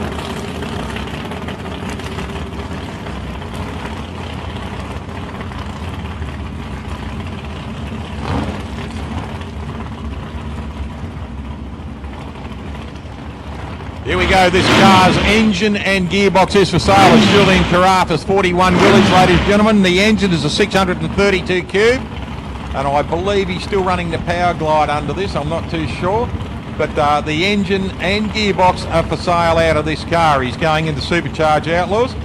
It's a 632 now. He's consistently run 690s. 490s, pardon me, at 167 mile an hour. Now he ran a 5.0, I think it was, earlier today.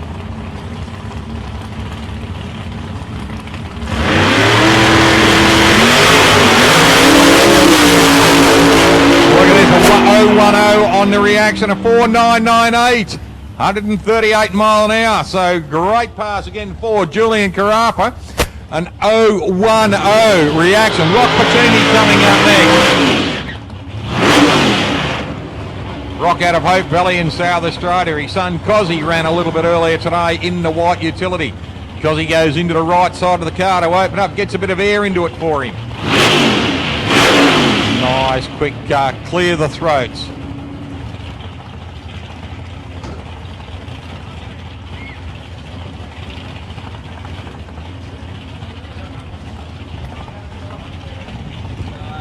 Supercharge Outlaws to the lanes, please. Supercharge Outlaws to the staging lanes, please. Thanks, Supercharge Outlaws. 0:39 on the reaction there for Rock Pacini. Runs short of new PB on his elapsed time. 5:30.04, 132.79 miles an hour. And look at this. Timmy Parker's come back with a 100 mile an hour tape all over the car and a fixed steering box. Well done, Tim. Great work. Got the 100 mile an hour tape all over the car.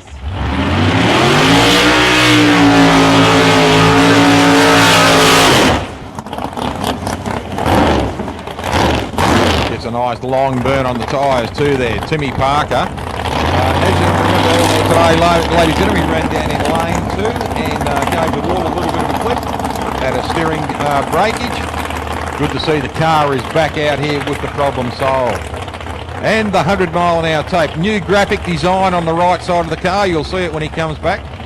Very nicely done. Bit of graphic design there. It looks like he's got black taillights. And you can actually see on the front nose of the car there just where the bumper bar is when it comes back, where it actually scraped the wall.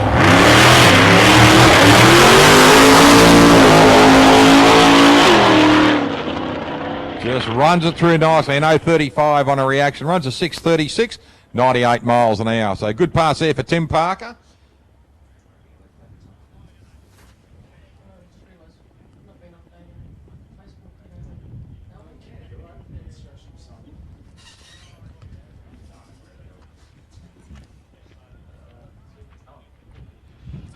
Coming around into Super Comp now, ladies and gentlemen. We have got the nice little blue Pontiac there of Carrioso's car. Then looks like we've got Shane Baxter now. This little blown altered here of Shane Baxter, ladies and gentlemen. Michael Carrioso's in the Pontiac. And Shane Baxter's car, ladies and gentlemen, with those big long pipes on it, just makes so much noise coming out of a small block blown engine. Now Shane's car's a 365 cubic inch Chevrolet.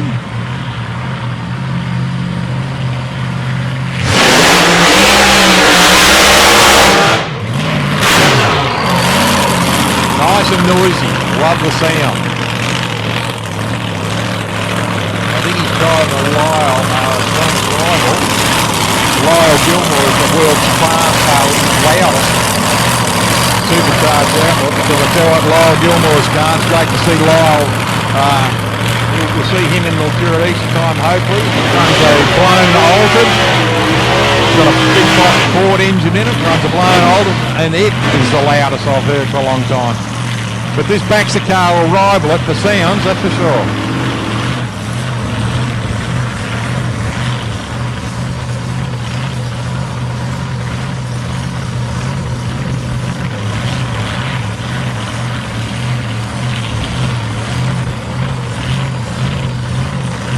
The Carriozo's car is running a 308 Chevrolet engine. Kevin McIver coming back. A PB for Kevin. Well done, Kev, in the black Camaro. Those cars coming up now. Shane Baxter just been brought in now with the index on his. He's indexed himself at a 462, a 635 for Carriozo.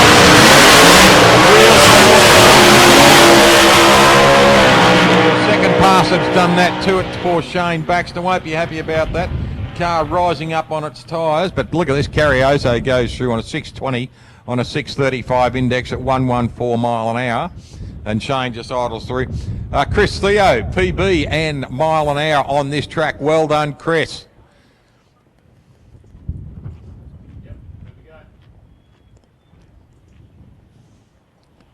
Craig Geddes coming up the Deco Glaze car, and he's running up against Graham Sims in the Toyota Supra, running a Buick engine. They are both small block car engines, and you'll find out this by the revs these cars bring up. The Sims car, is he backing out the War Dog? We'll see what's happening. No, he's just straightening himself up.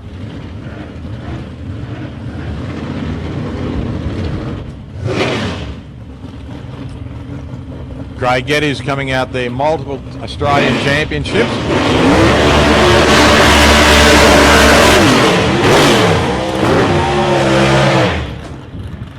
Big revs in these small block engines. Car is almost unrecognisable in that camouflage paint of the Toyota Supra.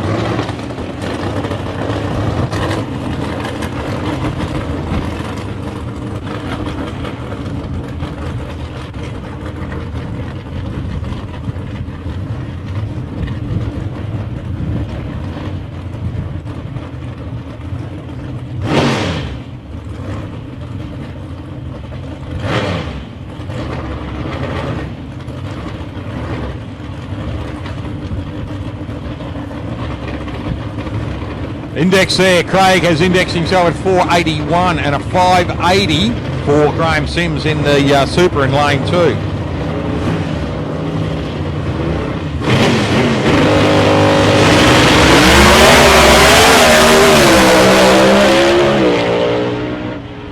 Geddes gets away on a PB for himself there, a 431.9 at 159 mile an hour.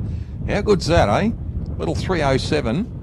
Running 159 miles an hour. Wow. And Sims idle through. Just had a quick call too. If anyone has got a 9-volt battery available, can they go down to see Tony Tedesco? Tony in the little blue Camira needs a 9-volt battery. If someone can help Tony Tedesco out, he's got the blue Camira and his pit is backing to the fence this side of the pit against the track, right?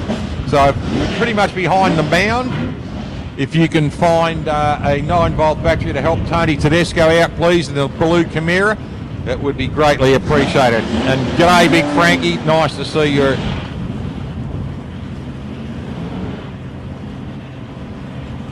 Matt Forbes coming up now. with Louis Fingos now. Louis out in the Valiant, runs a sequential 4-speed and clutch. He'll be running up again back forward.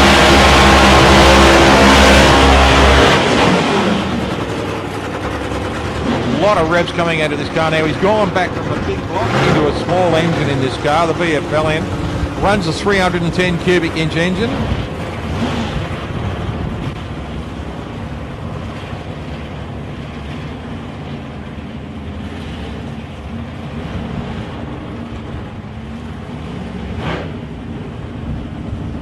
Matt Forbes over in the Decker Glaze car now. Forbesy, his best pass today, he's indexed himself at a 5.16. His best has been a 5.0108 for 131. And Louis gone through on a 5.83 at 137. So Louis got a 5.85. Here we go.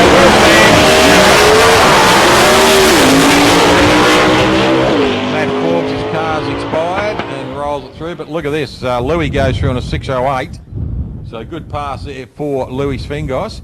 Boys are just having a quick look as the Supercharged Outlaws roll in.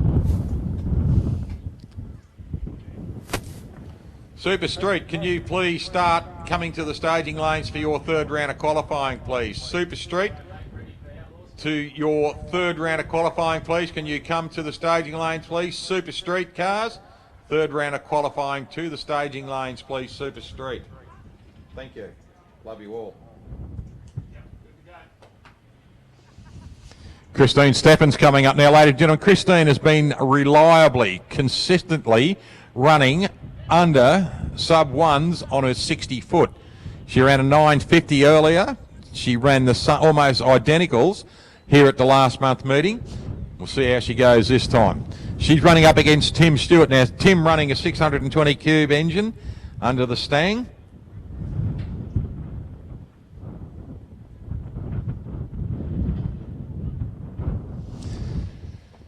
Just dropping it down now, the ladder bar going out of it. Susie Stewart will just do all the last switches. Dave Thornton standing out there ready to squirt the butterflies. The crew's doing things, looking over. About to start the cars for Supercharged Outlaws, coming around in their second round of qualifying.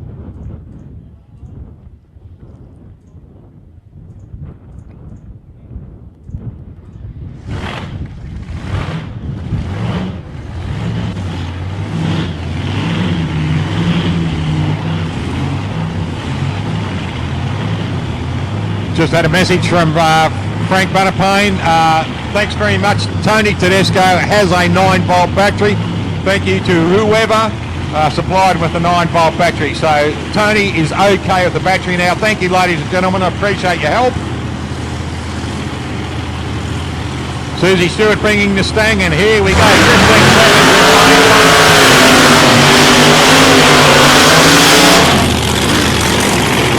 Good burnout for both cars, getting a lot of heat into the tyres there. Christine's car, the open wheel car in lane one. Watch the tyres airline gate. Watch the car's rear tyres airline gate as it heads down the track.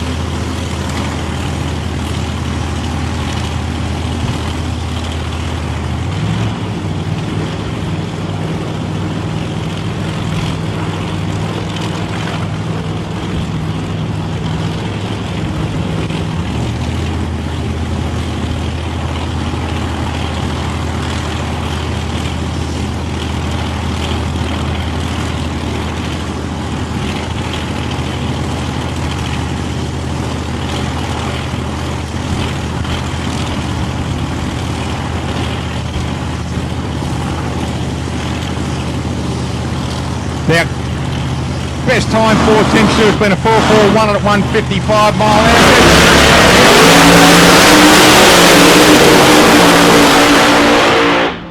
Hey, look at this. 2 PBs. 4.25 for Christine Steffens, PB. 4.36 PB for Tim Stewart.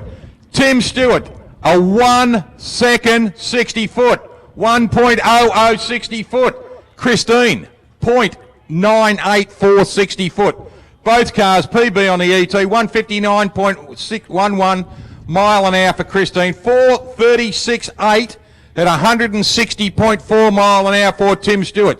Tim Stewart, 066 on the reaction, and a 1 second 60 footer.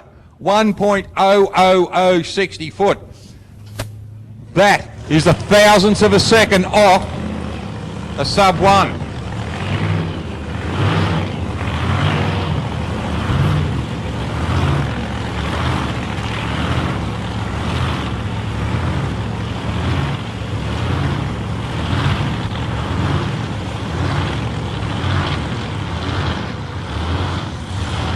Bud Russell, ladies and gentlemen, coming up now in the big Chevrolet Camaro running the KB Old.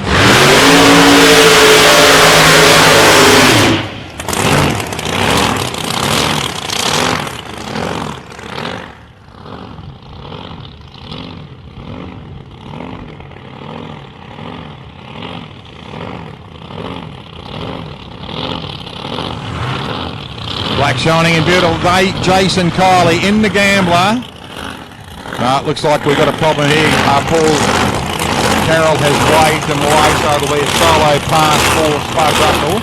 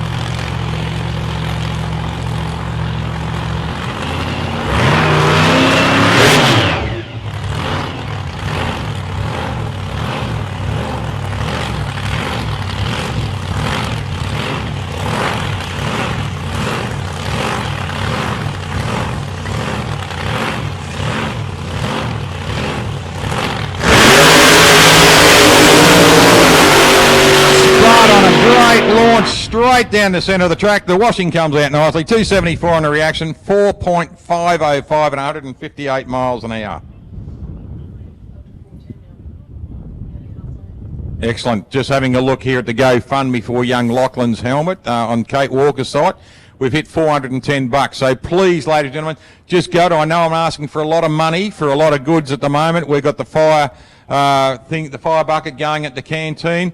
But if you can spare a couple of bucks and go onto Kate Walker's Facebook site, have a look at the GoFundMe. It's also on Janelle Mannix's site too.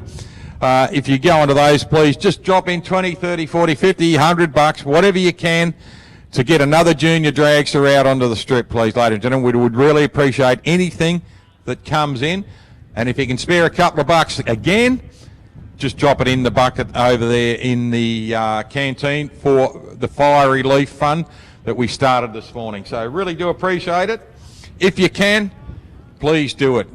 It's only a couple of bucks in change or something like that. If you've got a handful of change or a pocket full of change, please throw it in. Right, Kane Finn's ready to go, ladies and gentlemen. He's coming up now, just getting the car ready to start. This is a 1963 Chevrolet Corvette, split window Corvette, beautiful looking car.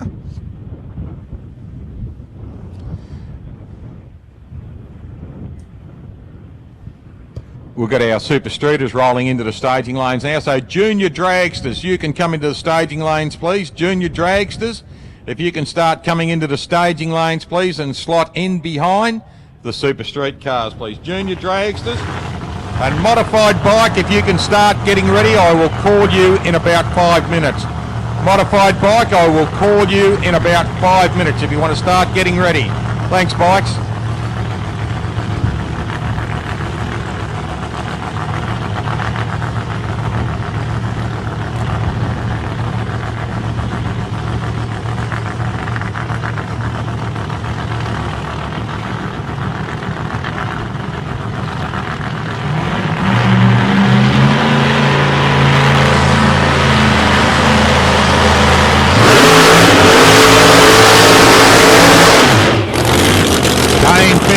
getting a nice burn on his tyres there in the 63 split window.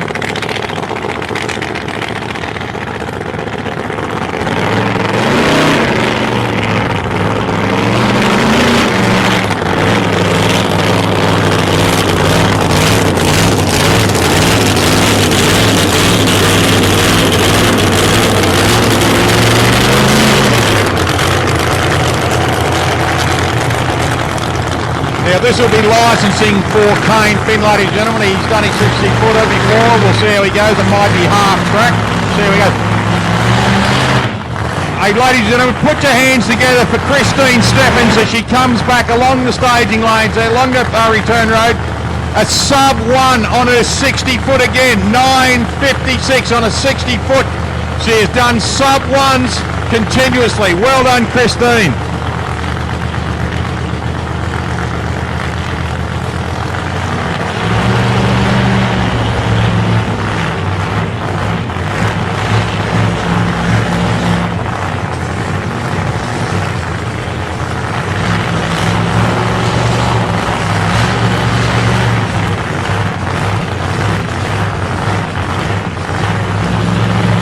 Presentation for the car. Up track, well done. That thing launches nicely. All the boys look pretty good. We'll just check what's going on now.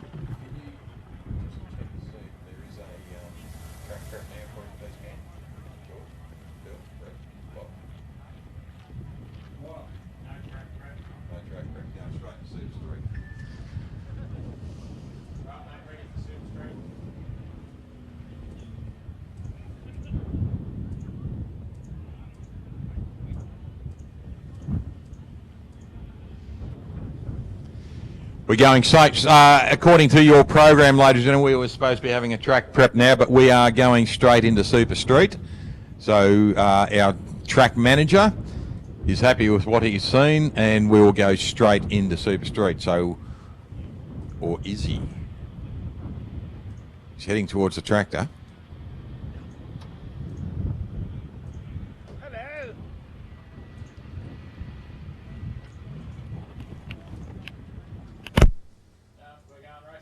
We're going racing.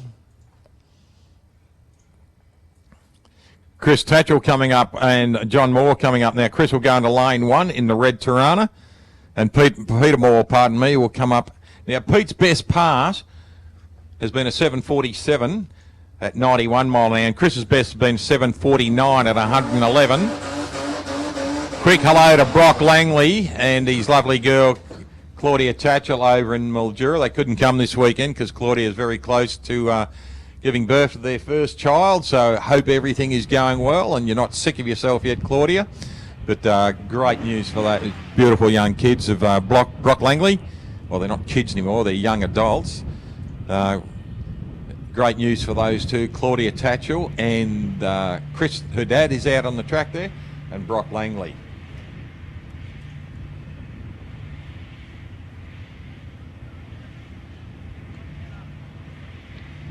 Spud Racing coming back there in the big Chevrolet Camaro. Boys lead.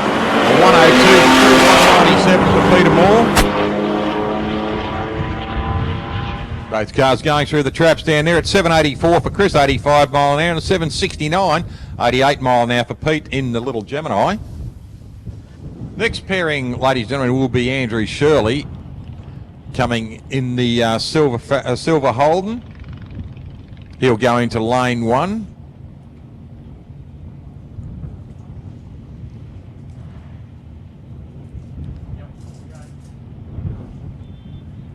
Andrew will go into lane 1, and in the little Cortina, fantastic looking little cars, Rob Forte. He's at a Bacchus Marsh in Victoria from the Marsh. Best pass for him is 691 at 102 mile an hour. Best for Andrew is 727, 95 mile an hour. Tim Stewart coming back on a PB. Well done to Tim Stewart, fantastic mate. A PB and a 1 second 1.000 60 footer. Well done, Tim.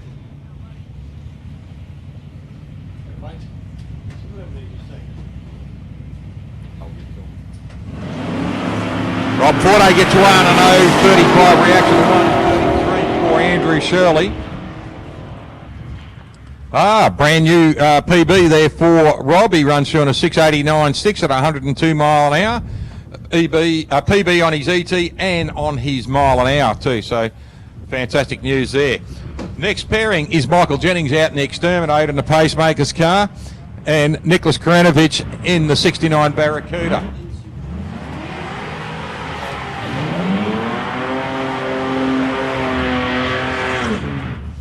Best pass so far for Nick Karanovich has been a 7:47. Geez, we're getting these aeroplanes. 7:27, 7:47 at 142 mile an hour. 7:471 at 92 kilometres an hour, not 142. That's kilometres an hour. That's very good. Yeah, 92 mile an hour. 7:27 at 93 miles an hour for Michael Jennings in the Exterminator.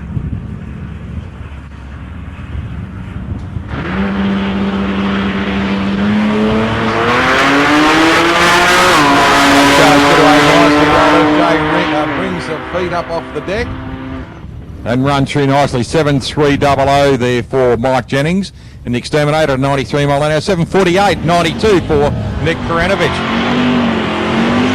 Mike Generis out there in the white Commodore in lane 1. Best for Michael has been a 6:74, 98 mile an hour. Best for Curry in the little Garfield hot rod here, 6:620 at 103 mile an hour.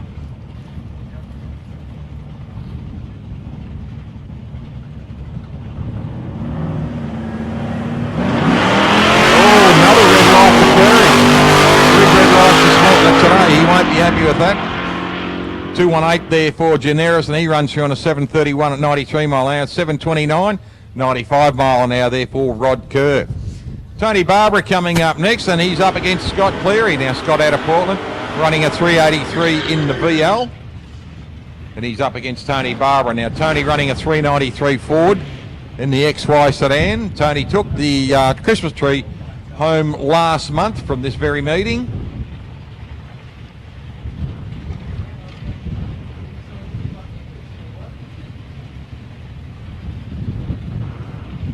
Both cars just edging up into the lights now. Top stage, pre-stage for both cars.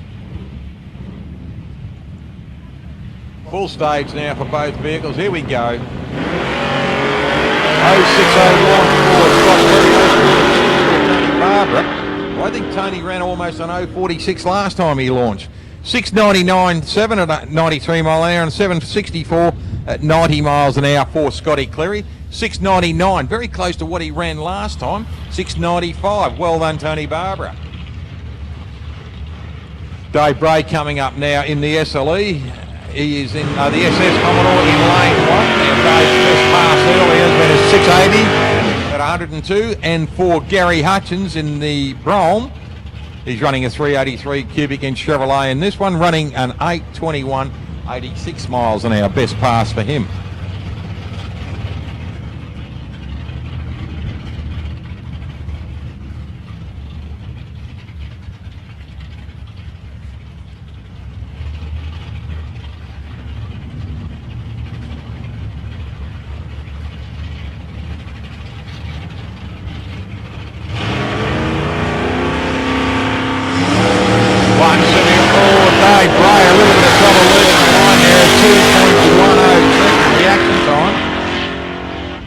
Runs through in a 6:84, gets a PB on his ET, but a very slow reaction there.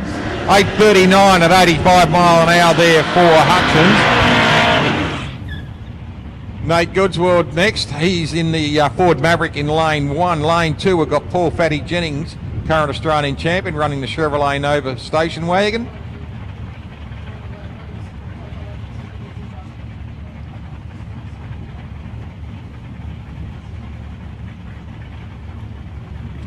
Running a 437 cube Ford engine in the little Maverick. Fatty gets away nicely, running a 350 Chevrolet in the Nova. Good pass there for Fatty Jennings. Look at this, runs a PB, 6:96 at 97 miles an hour. So well done, Fatty.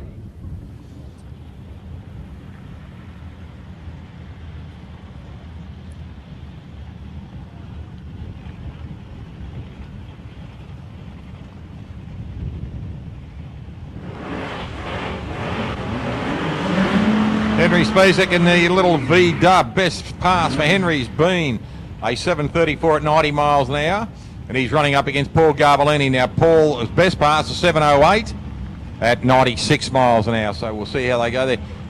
Kane Finn's car coming back, ladies and gentlemen. Take a look at that machine. Get your cameras going. One of the best looking cars ever to be put on the road too. The 63 split window Chevrolet. Gorgeous looking car.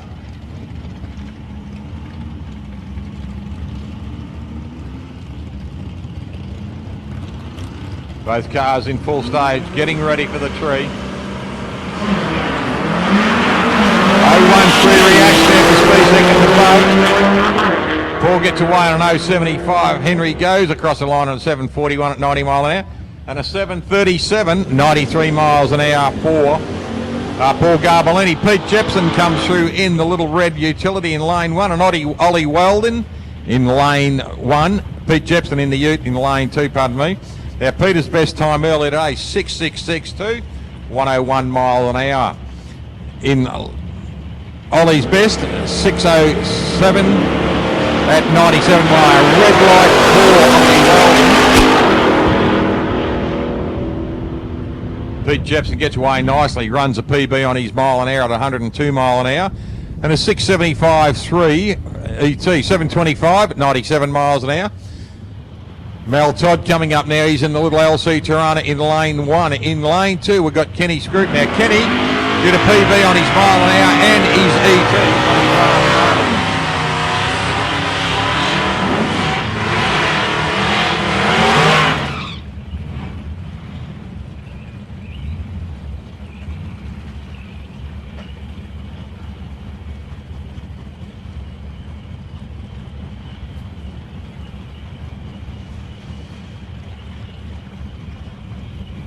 Mel Todd, best pass, 6:48, 104, 661. A red light, Kenny on a 3:54. Ken runs another PB and another ET on his ET and his mile an hour, 6:28, 112. So well done, Kenny. That's a second PB in consecutive runs. Toddy goes through on a 6:72 at 103.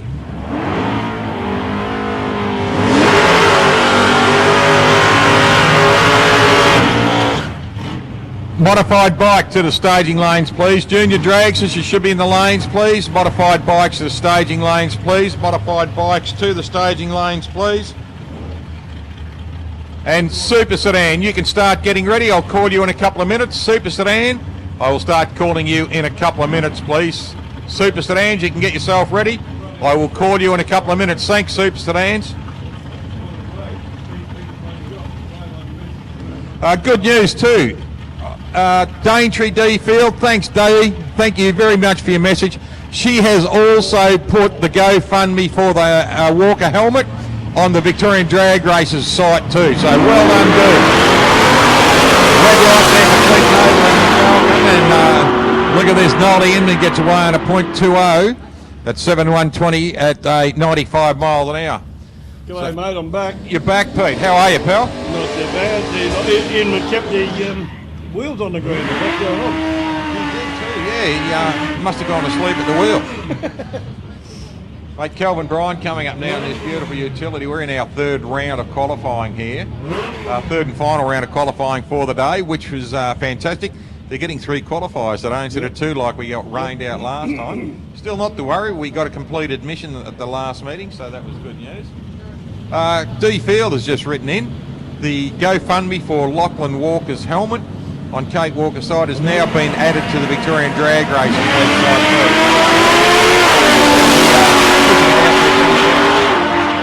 Now Mike Bridges gets away on an 089 and 069 for Cal Bryan and Ute, 7:173 at 91 mile an hour for Bridges and a 7:043 at 99 miles an hour for Cal Bryan.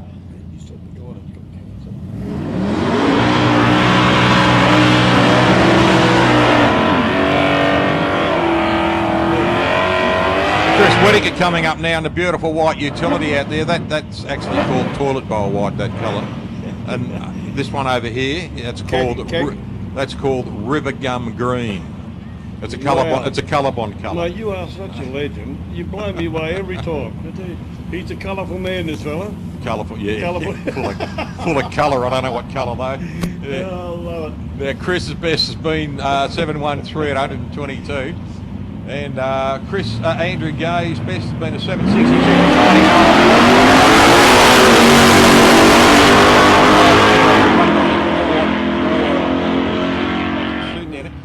706, 99 mile an hour, PB for the ET.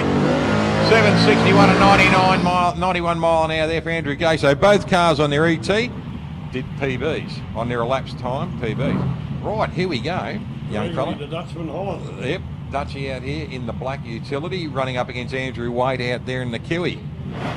And like I said before, Dutchie's really, really enjoying his stint back in being able to drive the cars and Yeah. running up and down and trying to fill in, doing a lot of roles. He's still a key person in our club, but giving him a bit of freedom to be able to have a bit of fun now. So That's right, yeah. That's what it's about, isn't it, mate? Having Yep. fun. Yeah. Yep, too right.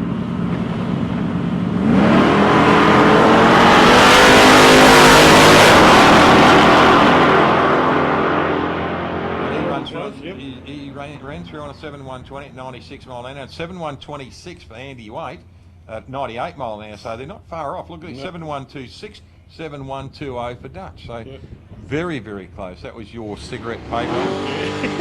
Here we go, Ian Hick running a supercharged engine. Hope he hope it doesn't fart and pop like it did last time. It We're did. allowed to use that terminology. Fart and pop, yeah. Fart and popping. I think if you look in the dictionary under fart and pop, you'll see a drag car acting up. The worst ones are doing that are damn rotaries, mate. They fart and pop and carry on. Oh, when they hit the limiters, yeah, don't they? Goodness me. Bang, Ear bang. busting mongrel things. Oh, But they're entertaining. They're exciting, aren't they? They are Yeah, not exciting. wrong. First time I saw a Mazda.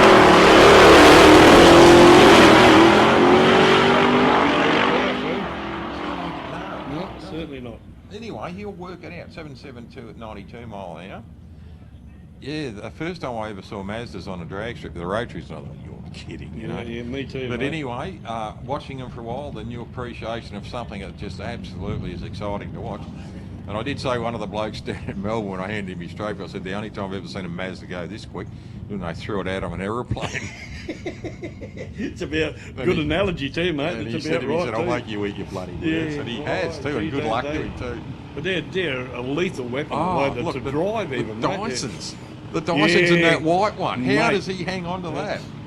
Such a short wheelbase too, and so much power. Yes.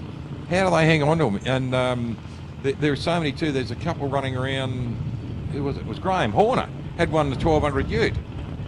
Yeah, that's a 1200 Ute. Had a rotary in that. Yeah, vaguely remember. Yeah, that, but white one. And it used to go nuts.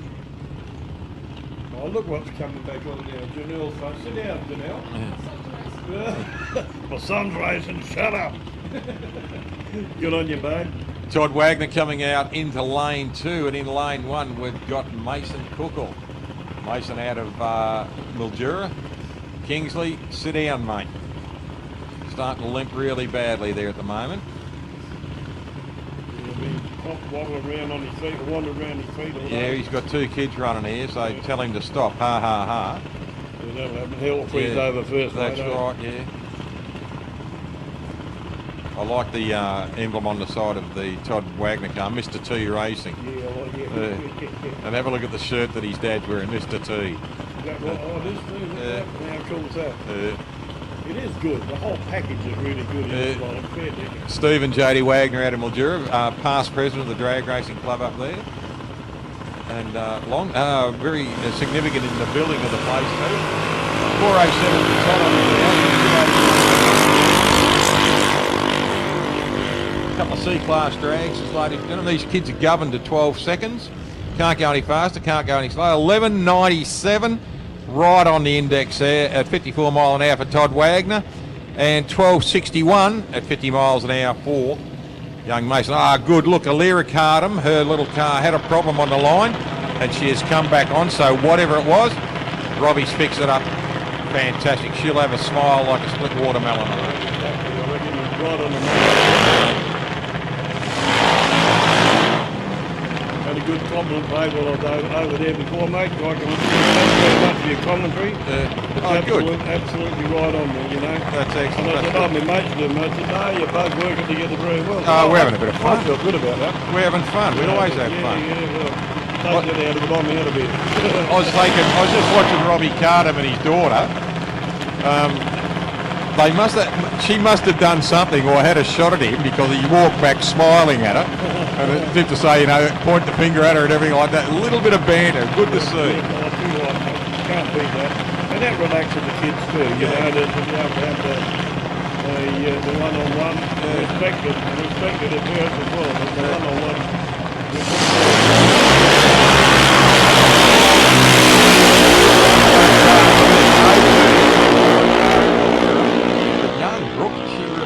A-class drags against a B-class, so that's the reason for the speed difference. 8.048 at 82 mile an hour for Brookie. Well done, Brookie.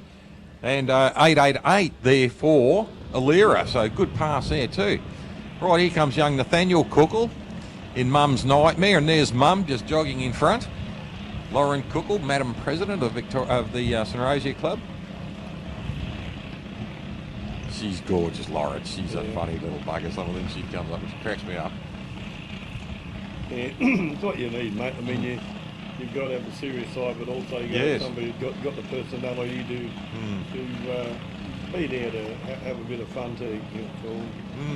All too serious, it's all not too good. That's right. Know when to be serious, know when to be happy. Yeah. Looks like Lawrence Rochelle's car might be having a little bit of a problem here. Look at this. Robbie Camilleri's wandered over to see if he can help. Anthony's working furiously at getting the car going. It looks like Smithy's offering. I'm going to put the word in there. Pop. Yeah, big day again tomorrow too that's when the elimination starts. So spread the word to your friends and neighbours and tell them to get out here and have a good look at what's going on. Looks like the business in tomorrow and be going really tough. solo pass here, so red light launch there for young Nathaniel. But he's running a C-class drag, still runs 12.1 at 51 miles an hour. Close to the index. Hey, Scotty? Actually, what happened then with the kid, he had to wait. So that's just another bit of a learning process that you have to wait until it's signalled that, sorry, or, you know, you're going for a solo pass kind of thing. Right, now, hopefully, no, it doesn't look like Lawrence's car is going to run on him. This is a bit of a shame. So, Holly Camilleri will come in. She'll come into lane 1, and Georgie Lemperis will come into lane 2.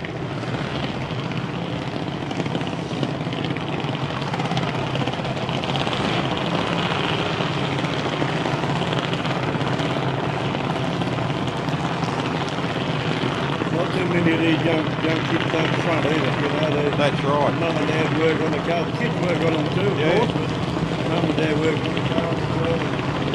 The passion is still overwhelming, I reckon, the kids their age and what they do. I was just looking at George's car. Look at the colour scheme on it, and have a look at the lines. The electrical and fuel lines are also colour coded to the car. You know, how much of precision is that, and how much is the dedication and the whole detail of the car. There's chassis rails too. Yeah.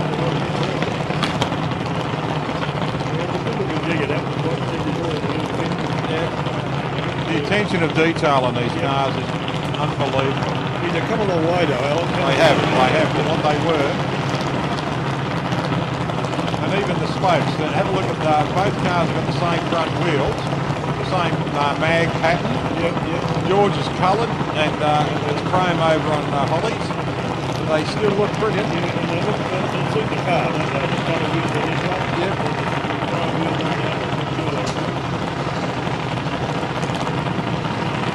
Crackling away. Fast lawnmowers.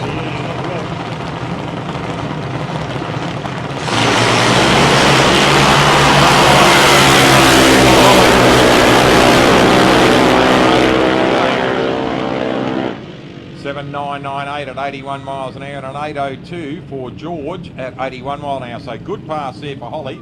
Now Holly's best has been a 7.970. Now she's just run a 7.99, so we're talking 0.02 of a second there. So we're talking ultra consistent here.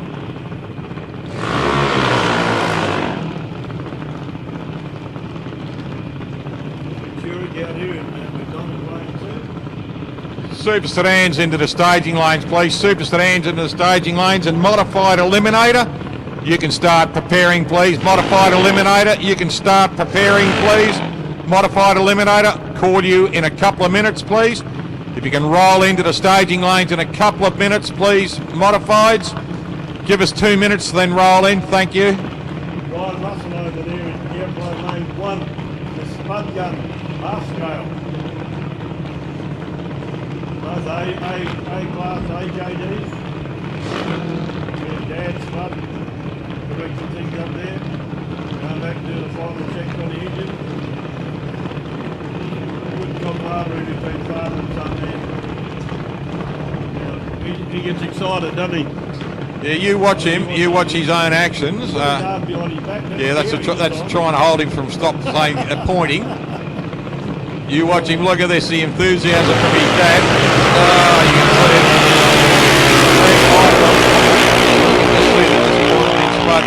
But they'll go through and I'll learn. Giving him a clap. Look at this. An 8.07. He's happy with that. Ran a 7.90 before, so he's run an 8.0, so he's not doing too bad. And look at this, an 8.1 for Tommy. Now Tom's best was an 8.01, so you know we're talking a thousandth of a second. Yep. Sarah Osborne coming out, one of the best looking juniors you'll ever see. That car, I love the high screen on that, and I love the canopy across the top. That looks magic, that car. Jake Berrios' car, very similar. Just having a look, similarities, both got high windscreens. Jake's actually got a higher screen on the front of his. Yeah, there's not a lot. It's pretty much the same kind of rear wing.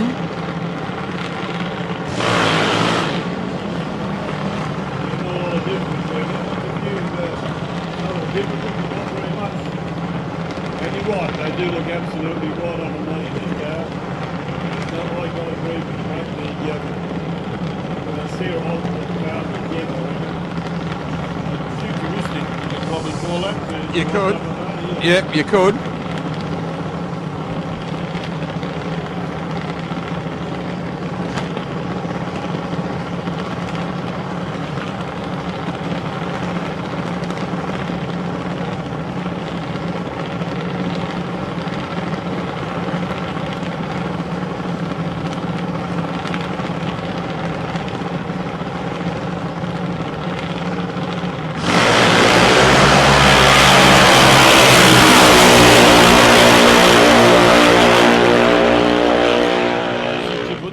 Pretty even, but Sarah goes through it at 8.02 to 81.61 miles to an 8.122 to Jake at 80.67 miles an hour there. A pretty even run for those two guys, or guy and girl as well. Cooper Plummer coming up now over there in airplane lane 1, and Sarah Donnelly over here closer to us in the McDonald. Another good looking car.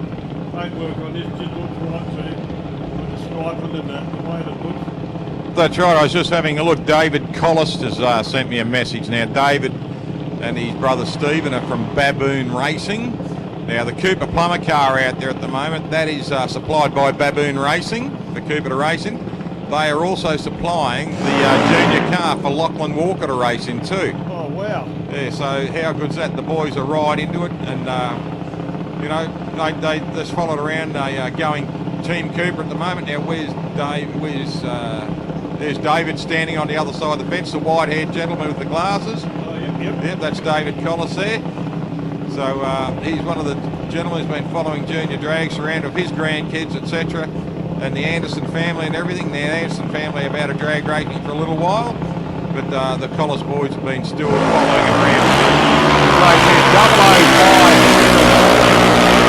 Now her sister Michelle down on the track here has got calendars for sale, so if you want to catch up with Michelle. And look at this, she's done a PB on her ET and a PB on her mile an hour. Mark, Beautiful. Mark, 7:9:23 at 82.77 mile an hour. Both PBs on this track. Yeah, once again, well done, Smithy. No matter what the cars are, they're still getting the traction they need, even down to the JDs. That's right. Chelsea Summit coming up next. She looks like her name's down, so she'll come for a solo pass up into lane 2. There's her younger sister there, Georgie. Hey, Georgie. Georgie. Probably can't hear us. Ruckus, good name for a car, mate. It is. Ruckus Racing. You wouldn't want to have a few sherbets in and try and say that, would you? No, you could come out with Ruckus or something, couldn't you? There's something wrong anyway. There you go. You like it? Good? Yeah. Janelle's back. Janelle, She's back.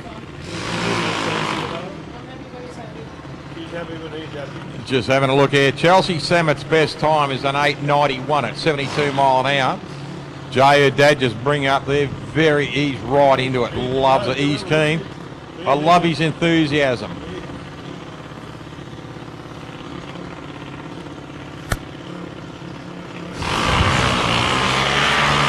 Good launch in 042 for Chelsea.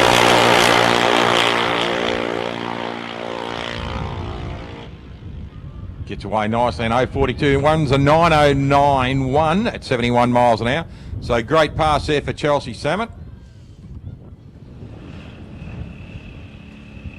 And Geordie Spencer just helping out there.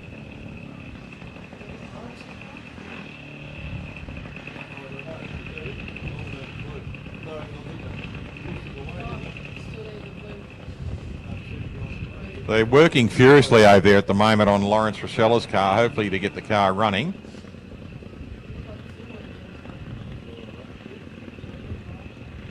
This is fantastic. Look at this. Looks like Robert Camilleri's over there giving him a hand. Jay Samet is there as well. Murray Edgar's looking over. Anthony's going furiously, and we'll see how he goes. Exactly. There is more crew on that car at the moment than a Top Fuel. Not sure what's happening. Looks like, unfortunately, waved away. What a shame. So that'll be a little bit hard. There'll be a bit of heartbreak there for young Lawrence, but They'll sort it out. they will, mate. Yeah, they'll get him going. At least he's had a couple of passes today. I love the fact, look at this, Dad's just picked up the front wheel, turns the car around. Try doing that for a fuel car. Right, Timmy Baker out here, the brother of young Josh. Now, Josh came up and had a bit of a chat with him before, mate. What a lovely young fella he is. And Tim out there, the youngest brother. And Dad Craig out there, the great family. Mum Audrey sitting at home. She'll be watching us at the moment on the live stream. Even into the lounge room of the Baker family at Gowan Bray in Melbourne. Can you believe that? Oh, look, mate, it's only 400 kilometres away and they're looking at us, you know. Unbelievable. Hello, we're waving, but we're not on camera. There's the Berrios family coming back. Chris, g'day, mate, how you going? Taylor's driving it. And Jake's sitting in the back there. How are you, Jakey? Cool. Not interested in talking to you, mate.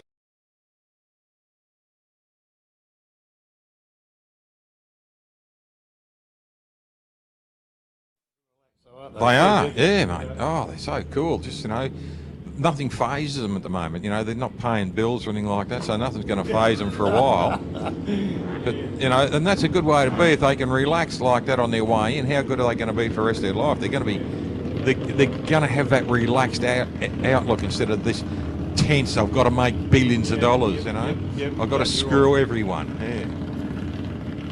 Right, Andrew Sellers coming out. He is rolled into lane 2 on the Harley. In lane 1, Gavin don't. Now, Gavin really rode this thing hard in the second round. Big wheel standing first qualifier. Nice hit on the tyre there. Now, Andrew Sellers, he's rolling up. He's in stage already. Gavin just presenting himself nicely, getting himself tucked into that tank again. Sits up high on the bike, sits really forward on it. There we go. Let's see if he goes. Gets the knees into the tank again.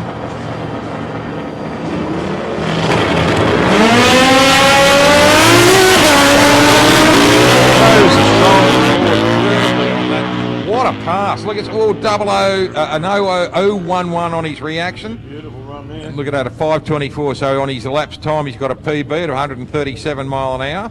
So Sellers, good pass there for him too. He'll be happy with that for 9-0 on that.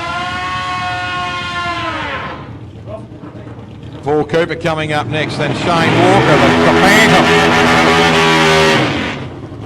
The Phantom over there in lane 1, the Ghost Who Walks, Mr. Walker. You know that. That was the Phantom. You read Phantom comics, didn't you? I did. One of my favourites, mate. Yeah. What was his dog's name? Devil. Exactly. And it wasn't actually a dog, was it? It was it was a wolf. Yep. See, we know our comics. Oh, well, we're cool, mate. We're cool. We're lucky we can bounce off one another. Archie and Veronica. Oh, my Yeah, Jughead. here we go, your Yeah, Jughead, Oh, Gyro gear loose. down Humphrey B. Fly with it. Shane Walker. Start there before 5:25 on his reaction. 6:05.6 at 114 mile an hour and a 7:87 at 95 miles an hour there for Paul Cooper. But another good consistent pass there for Shane Walker. He's been running in the 6.0s all day and does it consistently again.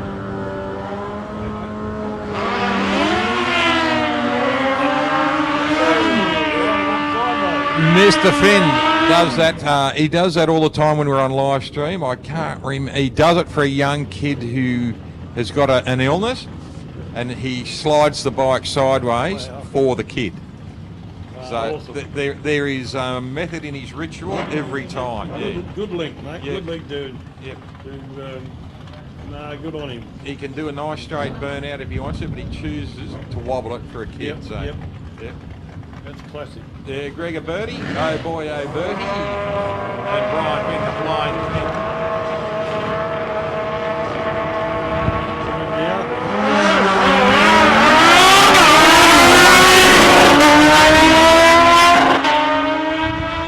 Still hammering it. Oh, look at this, he's done himself a P-burn, he's elapsed and his mile an hour. 6:57 at 111 mile an hour and a 7:35 for Grego. At 93 miles an hour there. Jason Addison coming up now. He's in lane 1. He's up against Darren McGregor. Now Darren, 7:62 at 91 mile an hour. And Jason, a 6:70 at 123 miles an hour.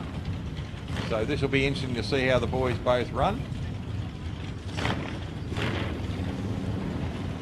Last round of bikes. Modifieds, can you move into the staging lanes, please? Modifieds, can you move into the staging lanes, please? Modifieds to the staging lanes. That road goes through, stops the clocks at 8.01 to at 89.98, and Darren McGregor 6.740, and he beats his previous best speed, run through to 104.22. He's 127. What's that? 127 was his previous best, going to 104. That's a fair way under.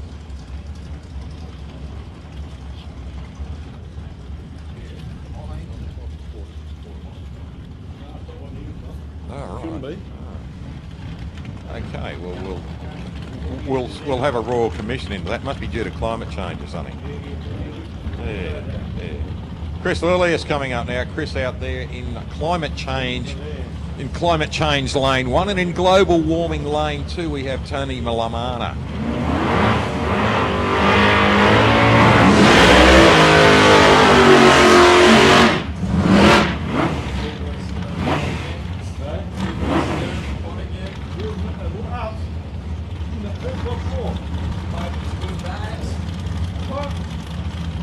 Don't give us a hard time, pal. You go down the squeal and heap. We'll like someone to do it. Yeah, that's right. Well, we're running away.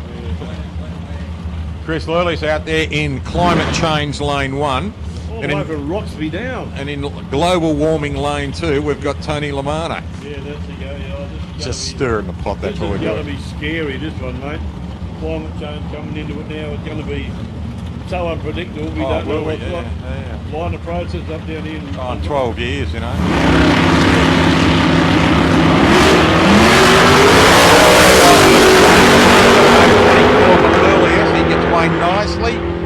runs across the line there to 6:39 at 106 and a 5:998 with a new PB on his mile an hour for Tony Lamana at 116. And hi, Alicia Lamana, you're doing a great job looking after your dad too. Joe Cabone out there in the Comet Farm hold, running up against Steve Griffin. Now this thing is tough as nails. This thing revs the grease nipples off itself. Yeah, Down the road, Waterville. 355 in it.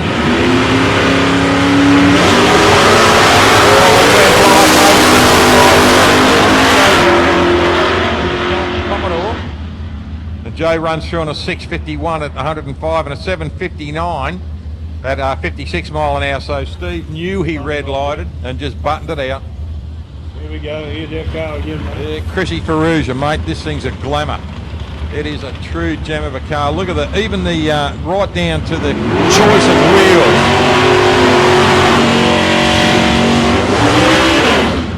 Love the way it goes up in the high rev there. Yeah, me too, mate. Just, I've been saying, all day, they just look right, don't they? They do. Just look right, don't they? The brother and sister car out there, your Holden Monaro and your the 72 Holden Monaro, and that'd be a 78, 79 hatch. Out of the same factory in Elizabeth. So, fantastic looking car. Look at this. Twin 1016s. This is, we got history again here at the moment, because what we've got two cars doing an 016 reaction. We had two cars doing an 014 reaction earlier today. We had two cars doing the 014 reaction today. Now we've just had two cars doing the 016. How could you be trying to bet on that? Yeah, you couldn't. You'd never do that. George Tippakides out here in the Monaro in lane 1. And Scotty Ruin, lane 2 I should say, and Scotty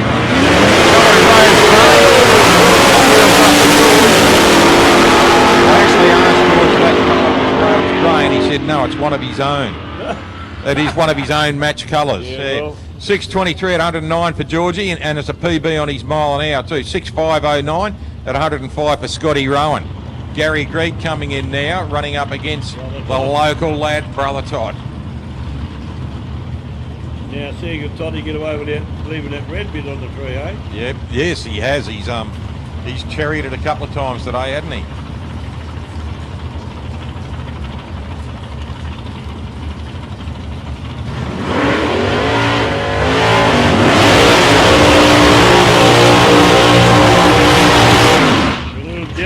Big Ford engine in there. 427 cubic inch.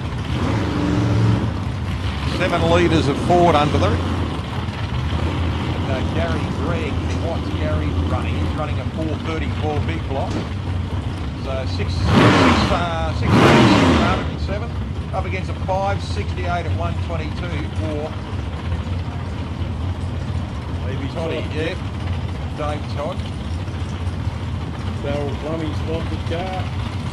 He barreled up on the bank before, watching the action.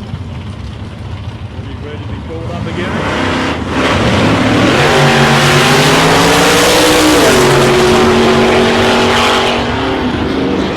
He jumped forward. That was it. Well before the light went green. Yeah, so just going to take it forward. Yeah, he did jump forward. Toddy, another PB. On his Did mile an that, hour, didn't he? 122.33 miles.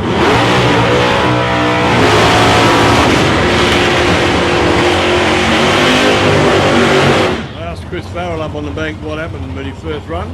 Yep. And he said, I just, as he put his hand across, he just must have just brushed the trans brake. Yeah.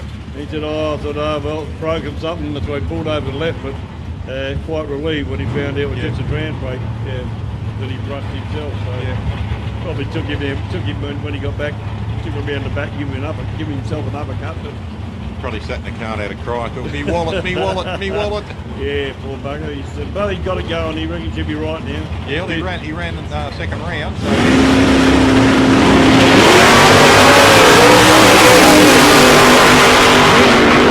Another great reaction time for Tony Miscally and a PB on his mile an hour.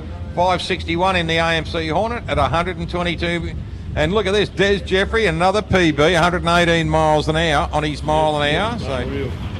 right, Alex Greuter's coming up next against the bricklayer himself, Graham Cooper. I tell you what, Greuter's car, 423 cubic inch Ford, he has got that thing singing. Yeah, you can hear it. It just sings.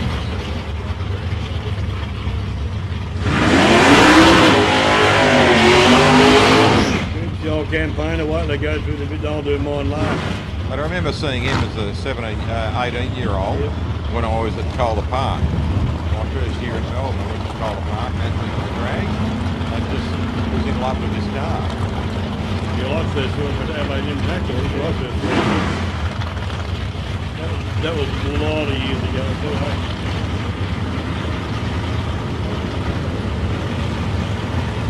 Big hello to Ricardo Glazier. He'll be watching us on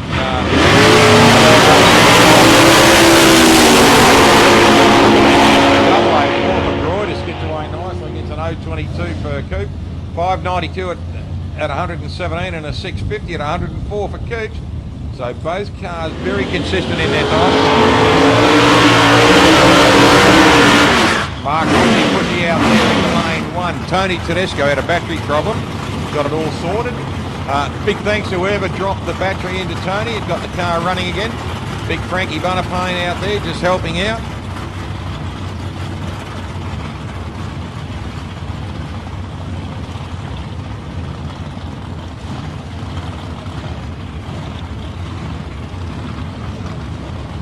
It's good to watch the different techniques that are employed by the different teams on the start line, isn't it? That's right. Some of them meticulous, some of them, yeah, right, you know, that's the way they work it out, the way that suits them. Yeah. It's a good thing to see. The crew chief's job is to get the car straight, get it in line, and make sure the driving.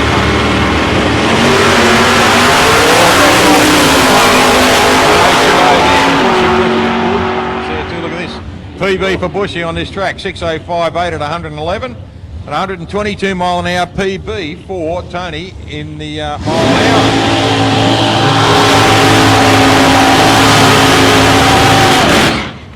Jimmy Fitzgibbon out here in the green FJ running up against Brendan Carr. Now Brendan in the Holden Tirana. Now I might have a bit of a wander around after today's play when stumps are pulled and find out what he's actually got under the bonnet, because he's got a huge blower hanging out of that. He's got the big Enderley hat on top of it, and he looks like Enderley injection, but... And apparently so excited that he tucked the bumper on the ground. He did that big wheel turn. Wouldn't be surprised.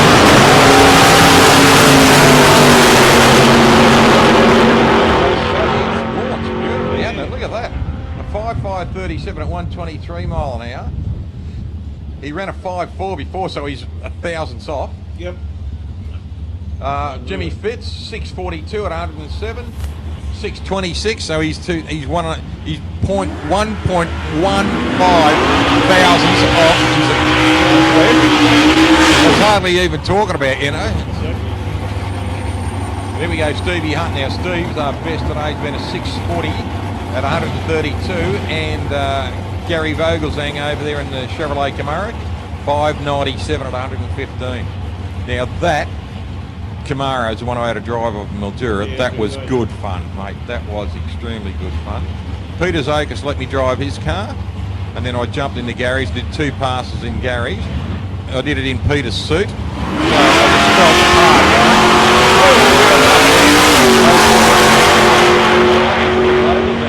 legs. Geez, he runs away. This is 6.00. Hey, look at this. Hunty's done a 6.37, a PB on his elapsed at 102 mile an hour, so that's his best. Well done, Hunty.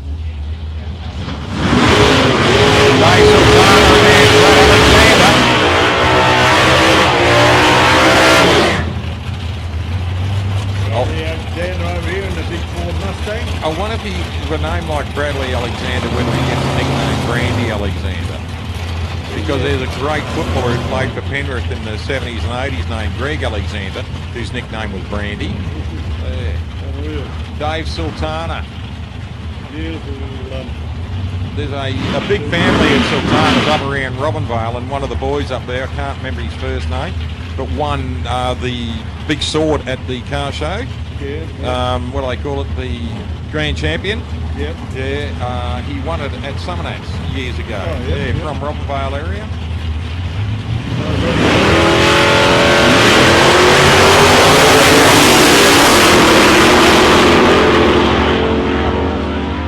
I'm starting to like that shape. I didn't like the round roof on them when they first came out, but I'm starting to like it. Put the wings on them like the McLaughlin car, they look fabulous. P2 there for Brad in the Mustang, a 5:95.6 on his elapsed time at 108. Here we go, Enio Morocco, and he's up against Brett Matthew. Now Brett in the HT Prem, the 69 Prem, got a nice set of Convo flat pros all round. And Ennio's running the Bob Glidden Senators. Bob Glidden, mate. There was, what an amazing racer. Bob Glidden, Warren Johnson, all those blokes.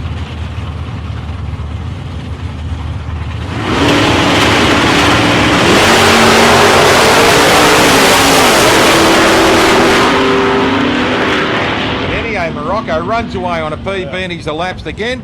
577.8, 120 mile an hour, 637, 95 mile an hour, 4.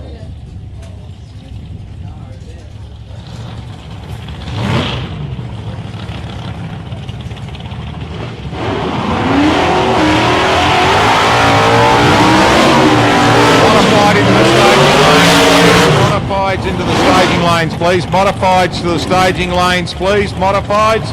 Super Gas, you can get ready, please. Super Gas. Can you get ready, please? I will call you in a couple of minutes. Super Gas, in a couple of minutes, please. Super Gas, in a couple of minutes. But Modifieds into the staging lanes, please. Thanks, Modifieds. Alex Blyche running a big block Chevrolet in the Monaro. And Mick Pescaneri out here. Mick's also running a big block too. He's running a 540, which is actually 5 cubic inches bigger than the Monaro. Both of them, mate, you can't take it away from them. Yeah. You've got two-door the Serrano and two-door HQ, yep.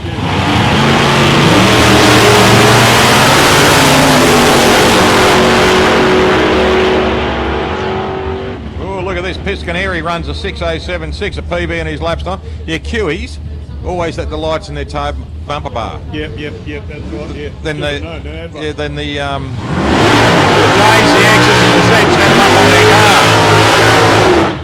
Peter Zokas, Mr. Wonderful himself, and his gorgeous wife step out there. Now Pete's best pass is 590 and 118. And he's running up against a 970 out here for Danny Terry in the Chevrolet Camaro.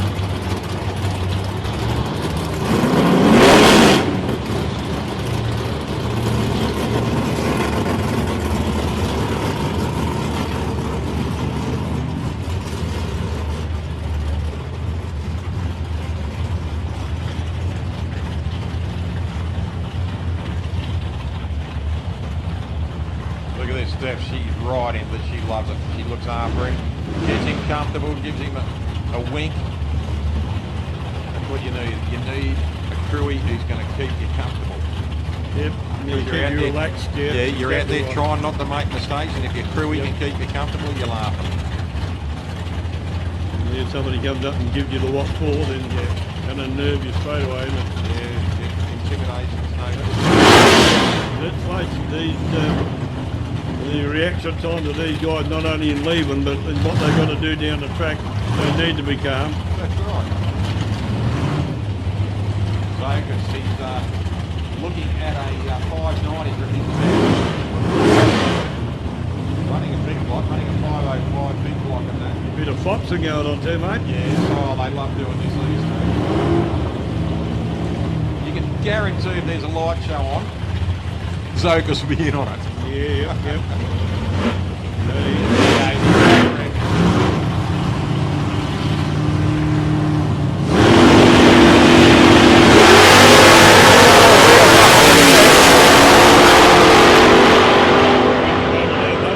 Look at that. Yeah. Oh, look at this. We've got a red light for Tiani, but he goes through on a 640 at 110.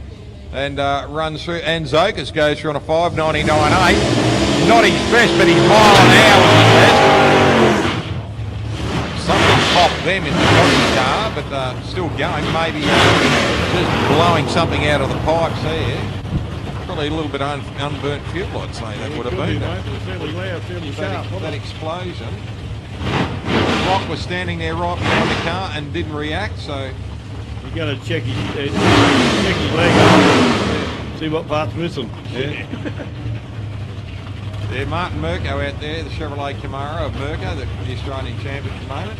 Now Martin's best pass today has been a 4.89 at 146 against a 6.120 of 115 for Cozzy. So we'll see how we go with this one.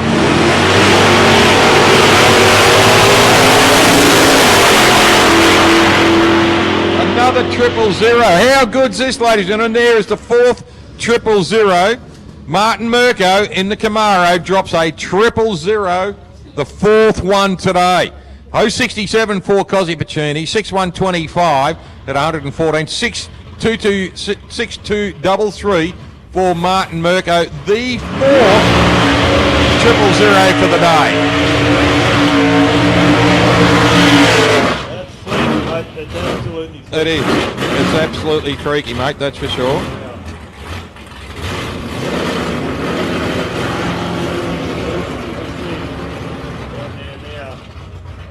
Robert Carter solo pass in the XE. I can guarantee you Robert won't lift the boot too high. This will be given a full-on run. Like we said before, London Grand Race is going all over. It'll be a good practice run for him. I can imagine the wheels will probably see a bit of air underneath them.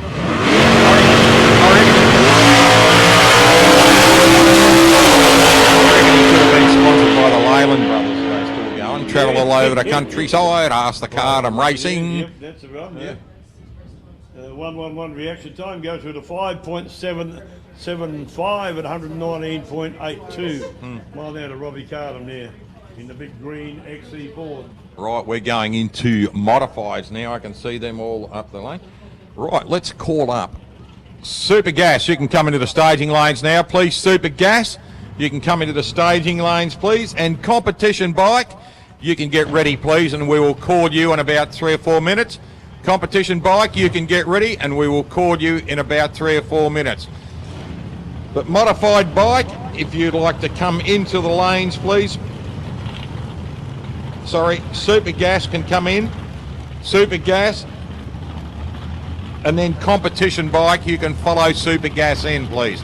So Super Gas and Comp Bike, please. Okay, over there, lane one, we got Bill Close, yeah, 23 Storm T-Bucket. Coming in Craig Davies. Craig in the front engine dragster. His best pass today has been 5.160 at 133. And we've got a 6.130 at 111 there for Billy Crozier, the Boom Kerry projectile. In the little altered out there in lane one. Jody Wagner just going to back up Billy. Who we got behind? We've got Cass Crozier.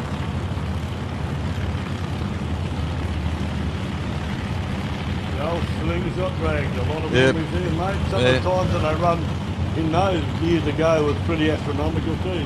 Yep. What'd you run? A modified? A modified? No, just A drags. A drags there was, yeah.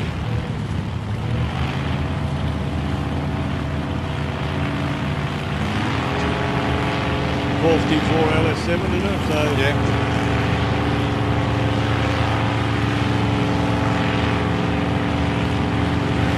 Both running Chevrolet engines.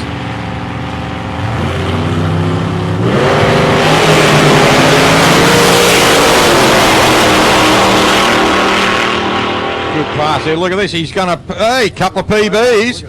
5.142 at 133 miles an hour. PB for Craig Davies. And a 6.108 at 112 for Billy Crozier. Both cars PB on their elapsed and PB on their miles an hour. Fantastic guys. Well done. 0.36 for Craig Davies too. Here we go. Kenny Stewart.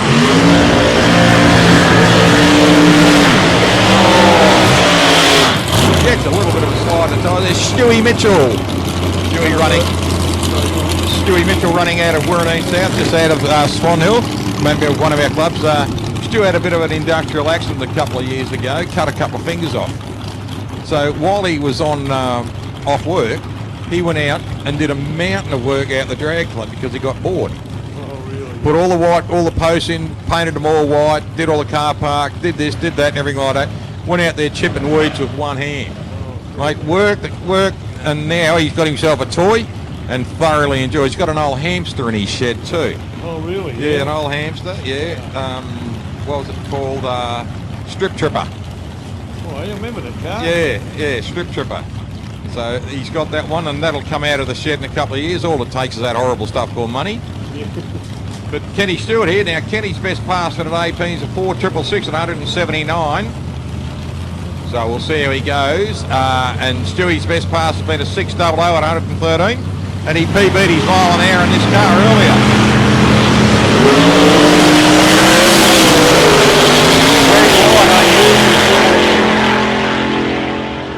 Red light, unfortunately, unusual for Kenny Stewart too. And he runs 144 mile an hour pass against 114. So Stewie has done his mile an hour pass again. Now Stu's car's labouring a little bit off the line. Yeah, I know. Yeah, so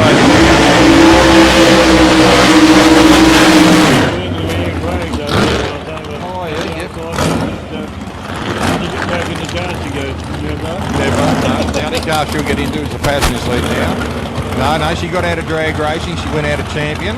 She went out as runner-up in the Australian Modified Championship. So she missed out by that much. Missed out by a bees. A bees eyelash. Yeah, oh, it's gorgeous. Yeah.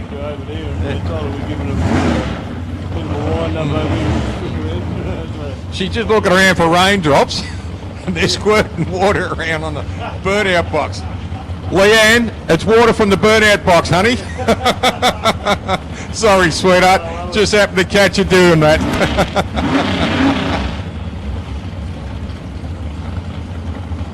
Stewie Johnson coming up and Derek Wills. Now, Derek, this is a bullet, this thing, this altered, running a big block, and he's up against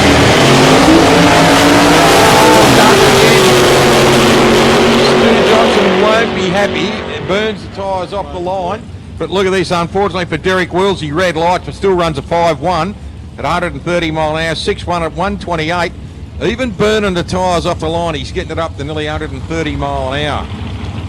Here we go, one of the ex-Brags machines. Now this will be interesting now.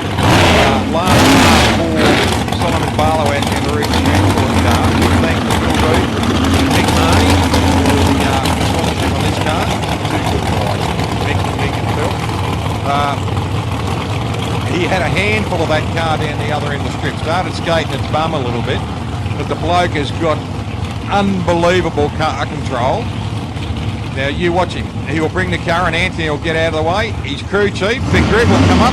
Now watch the direct instructions. They don't change. Quick talk. First gear. Go. Almost the same ritual every time. Now Chris Farrell will come up. Now Chris, he had a big pass earlier today, 150 odd mile an hour. 181 mile an hour. Now, I don't think that's right, 440. He might have been around a 160 mile an hour, but he ran a 144 earlier. So we'll see how Simon Barlow goes.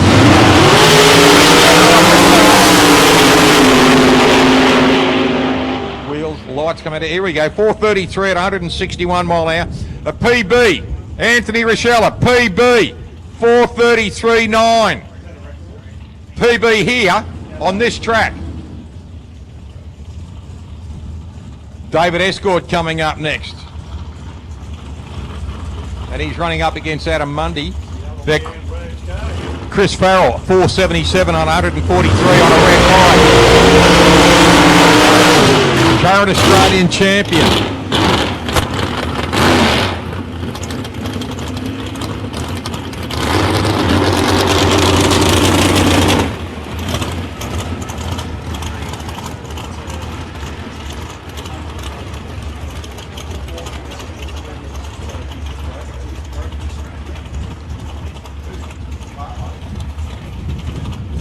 Hey, we're just checking the records here that Simon Barlow may have just broken on the mile an hour a record. And it's ET, was it? ET. We're just checking this now. He ran a 4:33.9. Has he? Right. Simon Barlow has just broken an ET and a mile an hour record. Congratulations, Simon. Yeah, Adam Money gets away in an 0.26 and an 0.44. Here we go. Another PBs on this track. David Escort, 5:22 at 129. A mile an hour PB2 for Adam Mundy, runs 149 mile an hour.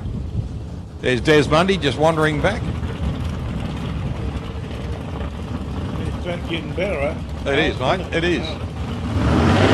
The more rubber goes down, the better off it is too. Now Ash Johnson out there in the rail. Now Ash's best for today has been a 5:068, 135, and Wade Kisner running the 363 Cuba in this little roadster, 590 at 116. Ronnie Kisner just rolling him back into line. This is a nice looking little car too. Everything is colour coded in the orange. The pipes are coming out black, so he's got a black or a grey pinstripe on the body. Beautifully done. Black wheels, just a treat.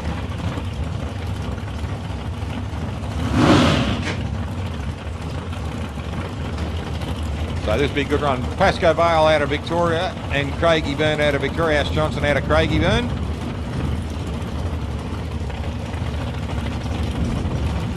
Pretty high in the roads, don't They do, yeah. They're sitting on the chassis pretty much. He's not far off the differential.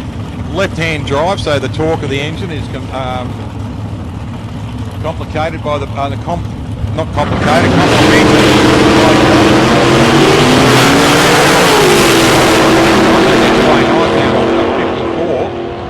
Look at this, couple of PBs there. PB on the mile an hour for Ash Johnson, 135 mile an hour, and a 590. Well done. 5900 for Wade Kismer.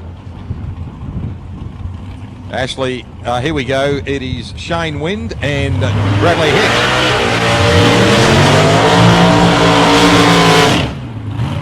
Shane Wind really getting a good burn on those tyres. Look at that, nice and slick.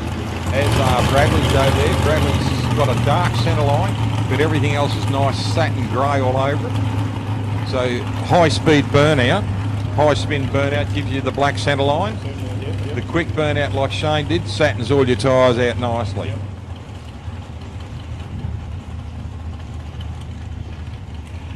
A Jerry Fritz dragster, the Shane Wind car is.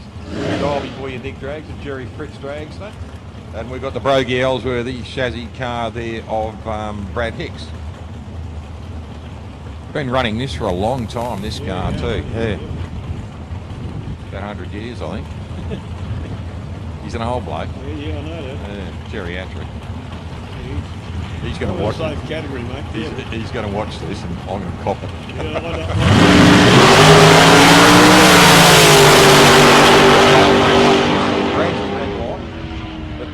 498, 136, 480 at 140 mile an hour. Great pass. Look at this. Shane will be happy with that. 020 on his reaction. Oh, hey, look at this. 1.044 on his 60. Here we go. Joshy Baker coming out now. I think Josh has got a solo pass here. Audrey, are you watching at home, honey?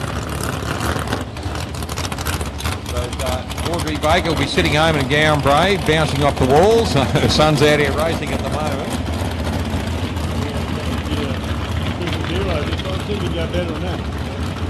Here we go, Craig Baker. His dad just rolling him back now. Tim Baker sitting on the wall. Nick Karinovich out here helping out.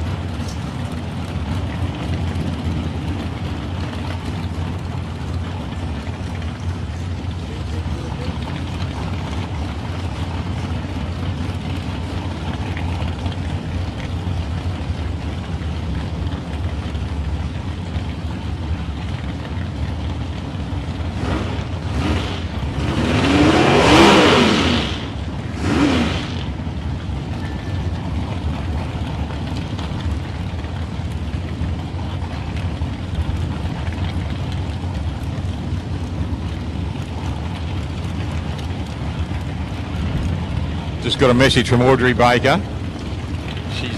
loving the feed, and she is watching. And thanks to Julie. Thanks for writing in. I'm sitting a little bit too far away from the feed.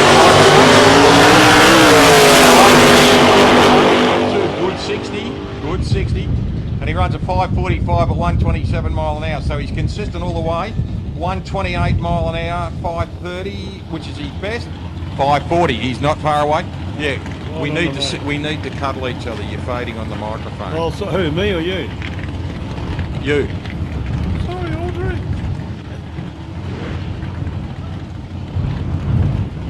We're working on it. Audrey. We're just trying to get there, aren't we, dear? We are. Dear Alan. We are. Yeah.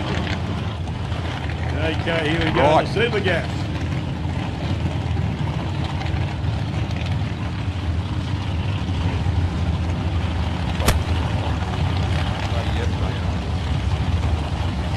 Top sportsman, you can move into the staging lanes, please. Top sportsman, move into the staging lanes, please. Top sporties, move into the staging lanes, please. Thanks, top sportsman. Hey, Cochran over there, close to the airflow lane 1 in the big Mustang. The GT 500. Nice looking car, really new car to them. Hello, we've got a red light flashing, don't know what's going on. I'll check it out in a moment. Start it up, start it to the level go.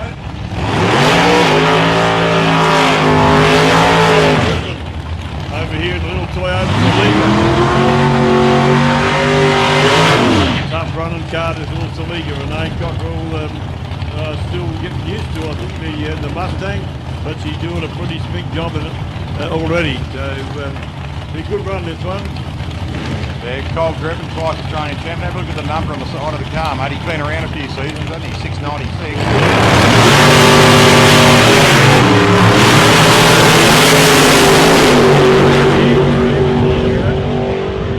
Got a 630. Oh, Cole's under it again. Renee's right. She's on a 634, so she's above the index. Cole just under again. So that's the third pass he done under the index. So he'll sort it out. You know, he's got plenty of experience. No need for us, a couple of idiots, to tell him what to do.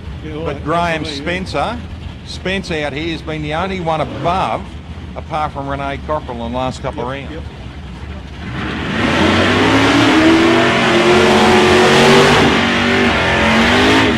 Graham Spencer from Diggers West.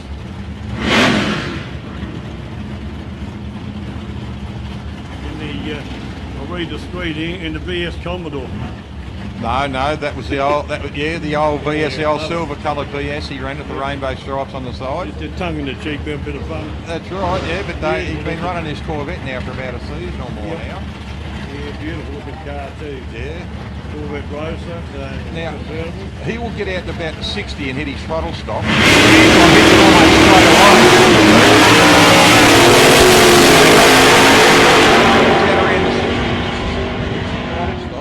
Anton does it after launch, before he's gone past the tree.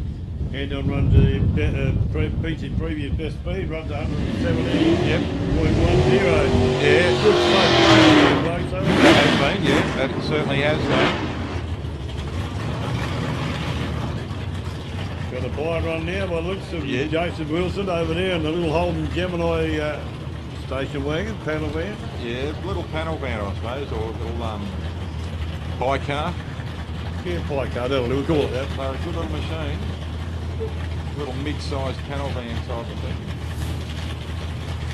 Adam Mundy coming back.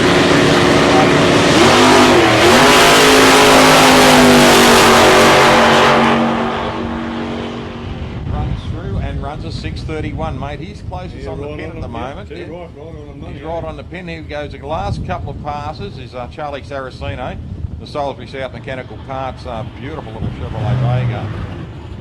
And then we've got, Michael's coming in at the same time, so it's not a solo. Mike DeRose Senior.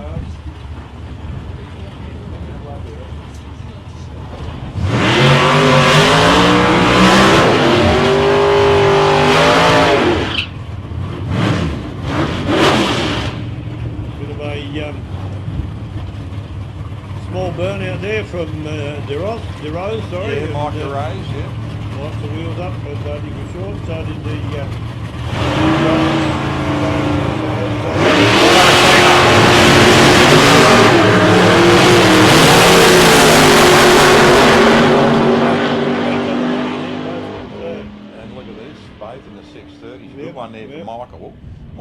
6:33.1 and Charlie's a 6:34.6. So, you know, right in it.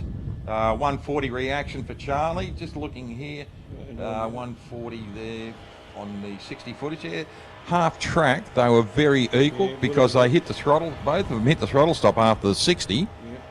There's Bradley Hicks. G'day, Bradley. Bradley, how are you, mate? You smiling, mate? Peter wants to know if you got your hearing aids turned up. Only one of them. Oh, fair enough. I saw that. Good on you, mate. Hope you're enjoying yourself, mate. Be a tough call if Brad wasn't enjoying himself. Yeah, it would be, yeah. Pretty laid back dude. Right, we're coming in. Here's Tony Frost. Now, Frosty had a little bit of trouble for his second round of qualifying. Just a quick note too, Baboon Racing is supplying the car for Lockie Walker too, so just letting everyone know that. And D Field, Daintree D, she put it on the Victorian website and she also donated into the cause too. So if you would like to donate into the cause for Lockie's helmet and neck restraints, please get onto Kate Walker or Janelle Mannix's website or the Victorian Drag Races website and donate, please. All we want is $1,000. That's all we want. It's not a lot of money. So please, you know, $20 here, $20 there. It'll all turn up. And Kate and Stephen, hope you're still sitting at home watching us, mate, and having a great time too. Tony Frost and Chris Hoskins. Chris out there in lane 1, just getting himself prepared for his burnout, whereas Frosty does a nice quick burnout. The cowling on this bike, the fairing on the bike looks fabulous. The whole thing is encased.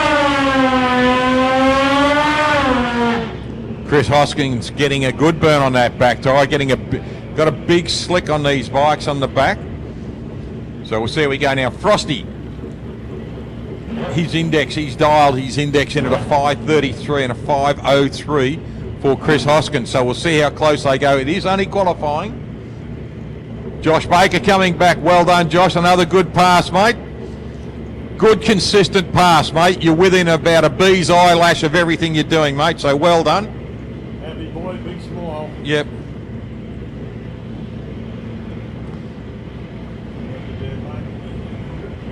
Both cars coming up nicely now. Both bikes coming up nicely now. You got Chris Hoskins out in lane 1 and Tony Frost in lane 2.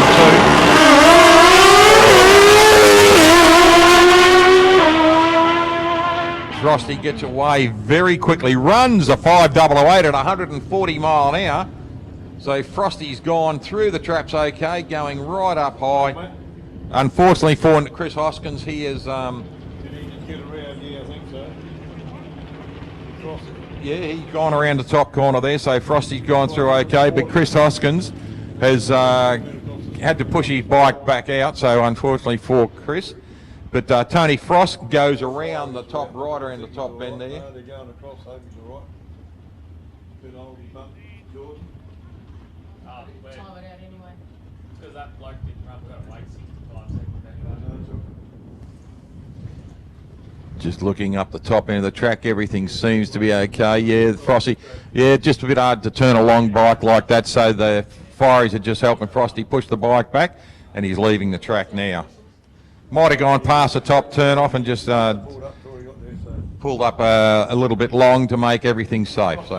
Got over the centre line after. Right, Levi Addison coming up next, and he'll be running up against Roberto Cassar. So Robbie Cassar out there in 5:03 on the index and 6:00 on Levi Addison.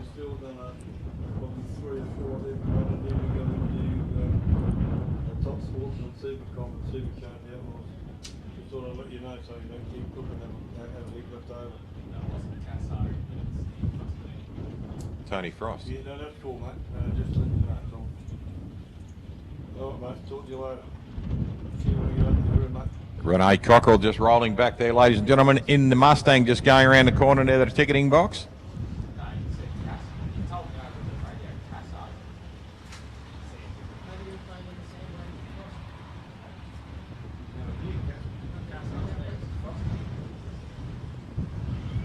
I think he stopped before that. Ben said he did, look like he did. There was a scuttling down there, Frosty had a bit of a wild ride down there. He went very good run all the way down the track, but after he went through the strike down there, the bike veered left. Luckily for him, he was able to be he was lucky enough to stop it safely down there, and it's all clear now. The Fies and the crew down there helped him get the bike off the track, so it's all clear down there and everything's all right. Hey, Mark, how you go with those? Think you have enough? Do you want more? Thumbs up. He said he only wanted one. I'll give him 2. Glenn and I had a discussion. Thought we'd take 2 over to him. Good on you, mate. You've got to keep the man. Yep, Does a fair great enough. job out there standing in the weather all the time. Yep. We sit here in a bit of comfort and everything, and he's out there in the weather. So, well done, Marco. You're a good man. Yeah, we'll take back all they thought about you. We'll build them up, mate. Don't you worry. Yeah. We think you're good. Just while we're just waiting for the boys to come through and everything, Mark, do you just want to pan your camera around to everyone in the crowd and we'll get them to wave to you? So everyone up there on the hill, if you want to give us a quick wave over to Mark, he's going to pan the camera around. So wave to all you people over there, wave to everyone all around the world, because we are live streaming worldwide. That means you guys up the bar too. So he's panning the camera around. They heard us, you beauty. Panning the camera around so you can wave to your friends. Now start tagging them. Go on. Start- Get your hands up, you don't know where he's pointing it. Start tagging them worldwide so that they know that we will be live streaming tomorrow morning here at the track again. We've only got 2 or 3 classes left to go for the afternoon for qualifying, and it's been very, very successful. And Smithy, you and your crew, mate, have done once again a magnificent job. This track, the amount of blue lights we're seeing coming up on our screen here with personal best on this track. Every personal best we talk about is to this track only, and for every PB comes up, it registers with a blue light on the elapsed time or the mile an hour, and we've been seeing them just about every pass, so that is a true credit to what the boys and what Smithy has managed this track beautifully. With the rain yesterday, I don't know whether that helped or not. I'd have to talk to Smithy about that. Wash the track. Washes the track, yes, Yeah, exactly, yeah. And so that's just extra. So then everything he puts down's brand new again. Yep. And it doesn't take away what he's already figured into the track too. So, yeah, look, the man's a whiz for what he does with this track in this conditions, you know, where you've got constant rain, you've got constant sea breeze weather. Yep. You know, you if you had a weather station, you'd constantly be below sea level, wouldn't you? Yeah, just about, yeah. Yeah. No, he's a gunner, right, and he's got a passion that's second to none for doing this. And you know, him and his dad come out here, Ian, spent a lot of time. So the Graham Pitt come down, spent a lot of time too. But predominantly the track setup is done by Smithy himself, and his passion for this club is well, like I said, second to none, mate. Yeah. He's an absolute gem, and the club wouldn't be where it is without his leadership anyway, you know. Yes, exactly. And that's the way it is, you know. He's a gem, and we want him down around for Lloyd Cab, but the bugger's keen to go racing. So we're scared. Everyone used to, before I'd even come to Portland, everyone used to say, "Oh, I've got to go to Portland. It's a great place, great place." I had no doubt it was a great place, and I didn't appreciate what everyone was saying until I actually got here. Yeah. And when you see the weather conditions you got to put up with here when we go drag racing, like we're in the middle of summer, we've had 48 degrees at home. Yep. And we're only 400 k's north, you know. But we've had 48s and 40s and 30s and everything like that. And down here, every time I come down here, there's been great weather, but there's also been moisture. Yeah, that element. And how, you know, it just shows the appreciation that you get once you get here. It's like those cars we talked about before.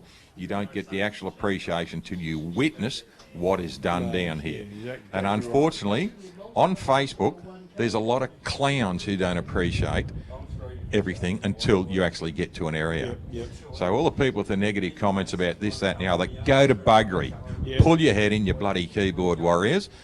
Come down and appreciate what's here. Come down and appreciate the week before, 10 days before, what a volunteer gets to. Because every time someone has a whinge on Facebook, they kill a volunteer. Yeah. So Facebook's be turning into something cruel at the moment, so we need to just grow up a little bit. Yeah, I think that's right too, mate. I think if you're going to put anything on Facebook, you know, if Make you it can't positive. make it positive, then Yeah. don't do it at all. But particularly as far as drag racing is concerned, it's still the fastest sport on wheels by a long shot. And that's not us talking about. That's fact. And it was. I don't know whether it still is the fastest growing sport. I reckon it is. Here yeah. in Australia still. Yeah. You know, our problem is, like you said, there's been so much negative crap offered around by keyboard warriors and oxygen thieves and low life, whatever you want to call them. So it's not really fair, because most of these people that put those comments up there wouldn't have a clue. That's right. What goes on. All the uneducated idiots put the comments up there. I like having a shot at some of them. I just can't help myself. Yeah, I'm the same, mate. I've been off Facebook now for about 8-9 weeks or something. I just got sick of the bullshit. Yep. And now that all the fires are going on, I've been on Facebook just to have a look where it's going and everything, and I'm not impressed with what I see. A lot of the comments regarding our Prime Minister, a lot of the comments regarding our politicians and everything, they don't wake up in the morning and think to themselves, geez, I think I'll stuff the country today. Yeah, exactly. You know, and a lot of these morons who are writing this rubbish on Facebook, get a hold of yourself, take yourself out and smack your head against a brick wall. Knock your senses into yourself. Anyway, let's go drag racing. Here we go. There's bullet quick.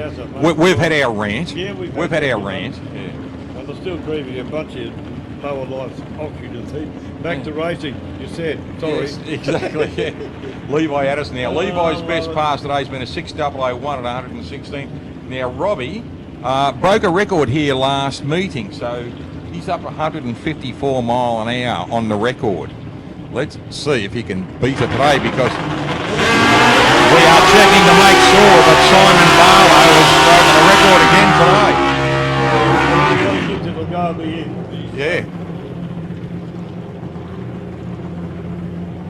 Hey, Scott's cold. He should come over here and give us a cuddle. We could do that. You can,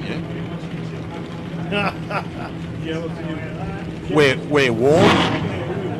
Jealousy won't even encroach on us in any way, will it? No? No. I was going to say, but it better not. Robbie Cassar, a bit of a gun on this thing too, mate. He's not giving a hit. You got his brakes working down the other end. Yep. Queries are closed for the day. Yes. Just want to thank all our volunteers out here on our track too.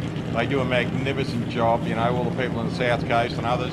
I saw you calling for volunteers the other day, and the lovely Janelle Mannix has jumped into a chair up on the tower here. She's a great lady. She's lifted the profile here so much. She has, you know. And I walked in and dropped her back down again. Bugger. She brought the IQ up. Here we go. Robbie Cassar, here we go. Good run.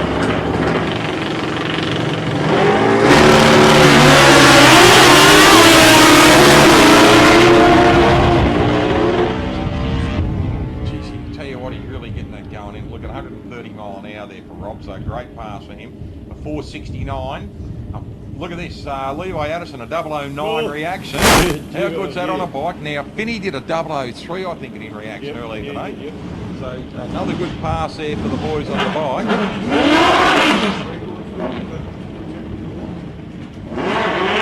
Super Comp, you can start rolling into the back of the lanes, please. Super Comp, if you can start rolling into the back of the lanes, please. Super Comp. Super Comp, you can roll into the back of the lanes, please. You are behind Top Sportsman. So Super Comp, you can roll in 2 or 3 minutes if you like. We've got a full lane at the moment, so give us 2 or 3 minutes, Super Comp. Thank you.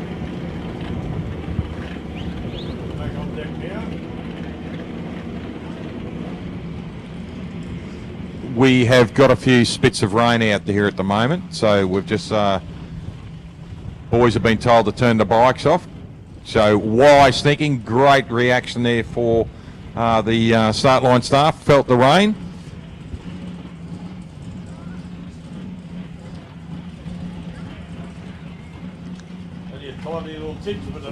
Exactly, we only need it.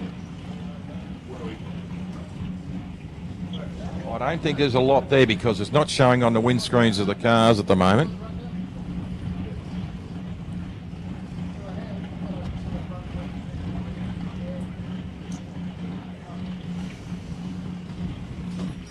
Just want to introduce a good mate of mine from the Swan Hill Drag Racing Club, Stewie Mitchell. How are you, mate? Yeah, good, thanks, Al. Mate, we were talking about you behind your back. It was all good things. I find that hard to believe. You talk good things. Everybody said. Yeah, and it would have all been bullshit. No, it wasn't, mate. It was about the fire fund you started. Oh, right, eh? Have you checked in the bucket to see? I had a look before, and yeah, there's a few good paper notes floating around in there, which is good to see. Yeah, excellent, Yeah, the more the merrier. And it said it's all going to a good cause. Exactly, mate. We don't care where it goes as long as it goes to someone over there, whether it's buying water and food for forest. Yep. I don't really care. Don't care, so long as you have someone out there and helps them out. Yeah, exactly, mate. How's your car running? Yeah, good. Still learning. Finding a few more things I need to change and do that I'm doing wrong. Mate, that'll go for 12 months or more, won't it? You know? Oh, hell yeah. Yeah, I've got a smile on my face, as you can tell. Yeah, I certainly can see that, mate. Yeah. You've got a fair beard there. Looks like you swallowed a dog. Yeah, I'm just wondering whether this is my dad alongside me. Yeah. So, you've completed your qualifiers. I'm done now, today, yeah. Yep. So now it's the study time for dial in tomorrow. Just the same as last time, go 5'8", what the heck. Exactly, mate. I like your style. You did a PB on this track again twice today on mile an hour, so you must have been happy with that. I didn't realise that. PB on this track only. Yep, okay. Every PB we've talked about today is only on this track Yep. because we don't have the record. But you did it twice today on your mile an hour. So Oh, right, each okay. time you've gone down, you've gone better. So that's a bit of encouragement. That's got to for be you. good to hear, yeah. Yeah. I hadn't looked at that, thanks, Like Al. you say, mate, you're still learning and everything Oh, like that. So yeah. there's another learning experience. The That's car's good. getting better. So obviously 'cause things it's- are happening right for you, mate. Like last time was the 5'8", I'm running in the 6s this time, so yeah, that's interesting. What do you reckon that could be, mate? Oh, just Tongue on the wrong side of the tongue on the wrong side, Yeah. something like that, Too yeah. much Christmas pud. Not enough. No, it's just suggested I need to go and probably drink half a dozen good Johnnies tonight. I should be right for tomorrow, be nice and relaxed and ready to go. Exactly, mate. Yeah. But no, all good. Yeah. Everything's coming along well. That's Find the track all right? yes, good. Love it. Yeah, first time I used the chute. This is the first time I've used. They told me evidently I was supposed to use it last time, but no one told me that. So yeah, no, I've been using that, and the packing of it up's not such a big deal after all. Yeah. No, well, my grandson cruised. He's 12 and he cruised for a few people and all that like that. He didn't learn to repack his chute, you know. So, Yep. once you get here around it. Yeah, look, it was different though when the first come out up the end there, and she got a bit of a jump there. We're going to get back into it, Back to Stewie. you. Yep, no, Good on you, great Sue. job. Thanks, mate.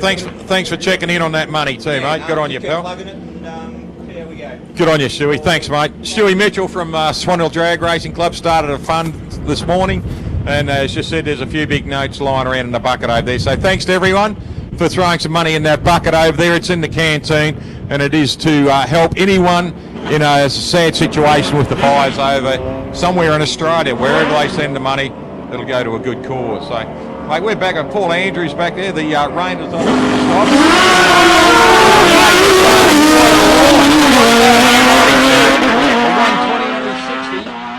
He'll be happy with that. And a 122 mile an hour pass, so a PB for him on this track.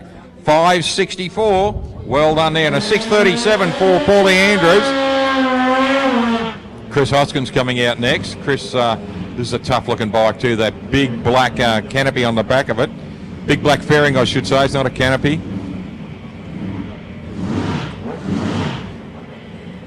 Oh, doesn't that sound nice when you hear those big blocks start up? Oh, you know, it's, agree with you there, mate. It gets the juices flowing, doesn't it? it's like an angel screaming in your ear, isn't it? We could say that. I'll go with that one. It's a good one, actually. You got the nice blokes in Swan Hill, mate. Yeah, Stewie's a good guy, mate. Nice bloke there. Yeah, Enjoyed yeah. catching up with him. And Robbie Casson coming back. Good run there, Robbie. Well done, Bullet Man. Good on you, Roberto. Can't hear for the noise of the bike, but that's all right. No, they'll just stop and watch Chris head off.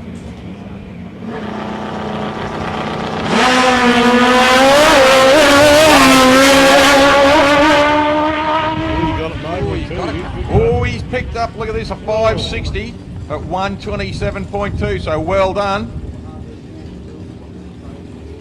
Good pass for you, Robbie Cassar too, mate. Well done. Still can't hear us. Probably got his earplugs still in, that's probably the point. Some social bloke started his motor up over there. But we like that sound. We do like that sound. We've got Ricky Smith coming up now, and in the Chevrolet Camaro we've got Leon Davies, who was one of our 000 reaction times today. So we've got 4. We've got Leon, we've got Dean Cleary, Martin Mirko, and young Josh Baker. 000s on reaction. Can he make it any better than the 000? He can, but he'll red light. Oh, bummer. No deal. But another 000, I think he'd be happy with that.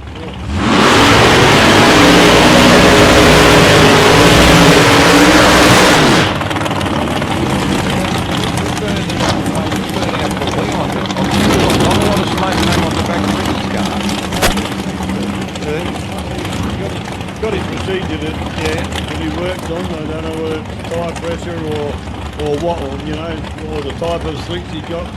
He doesn't seem to do the big burnouts like a lot of others do. Well, suppose like Mick Marnie does a car length and that's it. Yep. Rick might be doing the same trick, car length, let it roll out, let the bag settle properly. Sounds so good. Oh, they do these big blocks. I think we're up around the 630 cubic inches under Leon's bonnet. I think what's Ricky running there? He's running a 613, so Big motors. yeah, 1200 cubic inches out on the track there at the moment. A lot of horsepower. Certainly, we'll see how they go. We're looking at the 2 000s here. Please, gentlemen.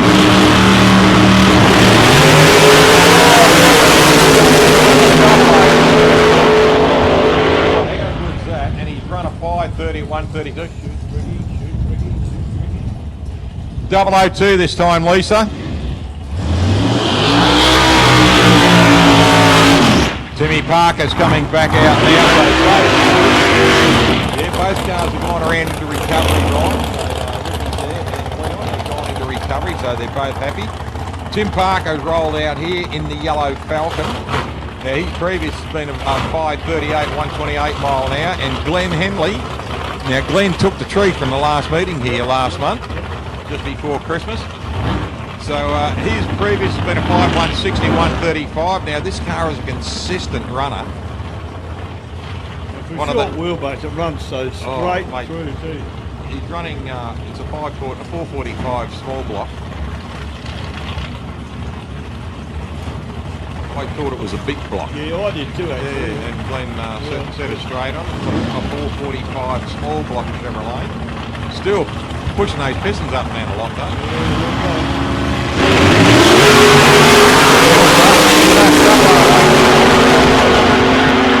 Ricky Parker goes through, throws the chutes out nicely. Tim runs through on a 540 at 127 and a 520 at 134 for Glenn Henley. And a wheel stand off the line. And unfortunately a red light. Here we go, Kev McIver, big block Chevrolet, 445.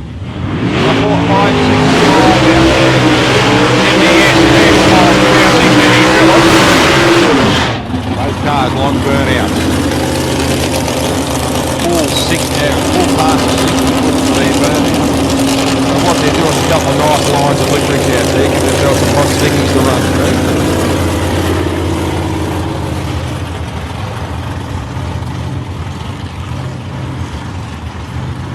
Benny Phillips is rolling out. Had a leakage problem with the car earlier, and the boys are just having a look now. Don't appear to be running around. No real problems at the moment, so it looks like it's good for Benny. I like the sign on the side of Kev McIver's car, Fat Guts Racing. Lovely. Big badge on the car, just on the rear quarter. Yeah, nice guy Kev, drove all the way to Western Australia. That car had a lot of fun.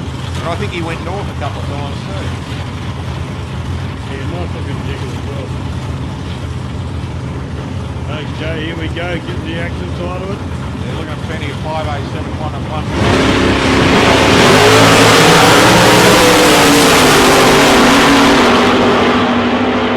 1. Drops the chute out there on a 130, 135 mile an hour. And Kev a 536 at 131 mile an hour too. So well done there for both cars. Good pass there. Jason Arbery coming up.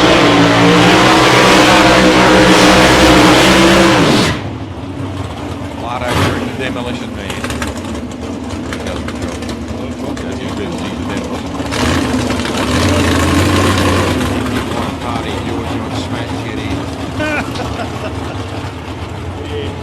right idea. He'll come round and wreck you, John, when he's sober.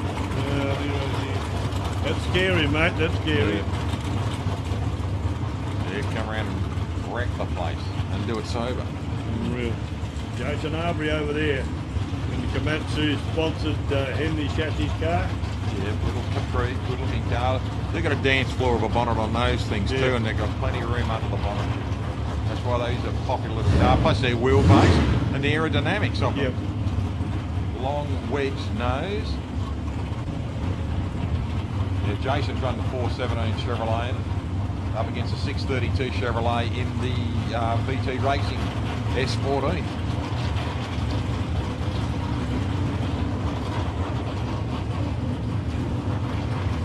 Super Comp, you can move into the staging lanes, please. Super Comp into the staging lanes.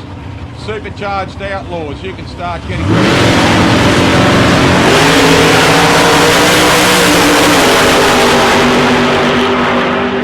Three on the wrong side.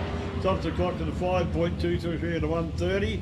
And Blaudo runs at a 5.057 at 135, beats his previous best time here at South Coast Raceway. Stu McBain coming up next, and Sammy Cardinale. Stu in the Lumina and Sam in the Camaro. They're Supercharged Outlaws. You can start preparing. We'll call you in a couple of minutes.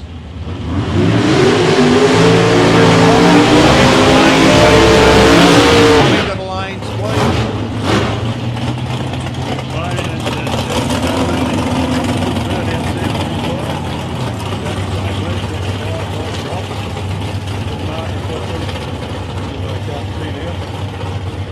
Couple of good-looking cars here too, Alan. Yeah, look, the Said that all day, but you know they're good. couple of American classics. Met a gentleman in Norwalk last year named Brian, oh, not last year now, the year before, named Brian Green. Had an Olds Cutlass almost painted the same colours as the Lumina. Oh, really? Yeah. Of Stu McBain. So look, where Stu had a white roof before he painted it this colour, Brian had a black roof. Oh, wow. You could have sworn it was the same. I walked up and I thought, is this McBain's? Almost identical cars, and Brian Green, hell of a nice guy. Another one of these poor buggers who's got 3 drag strips in 40 minutes. Yeah, There's tough- Thompson, tough there's live. 42, and there's Norwalk. Be tough live on that, wouldn't it? Yeah, mate. Take it top to Well, I suppose when you look at it, their percentage of drag races per popular over there, they've probably got 300,000 drag races in the country. We might have 3,000.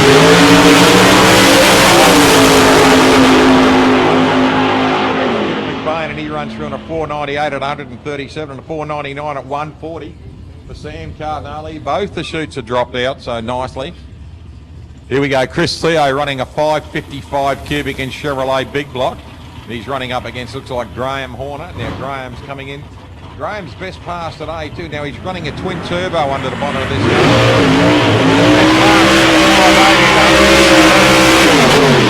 Chris Theo. I think Chris might be actually runner-up the Australian champion in top sporties. Number 1 is Jason Arbery, and I think it might be the Cold is backing him up. So Chris is best at a 520 and 132.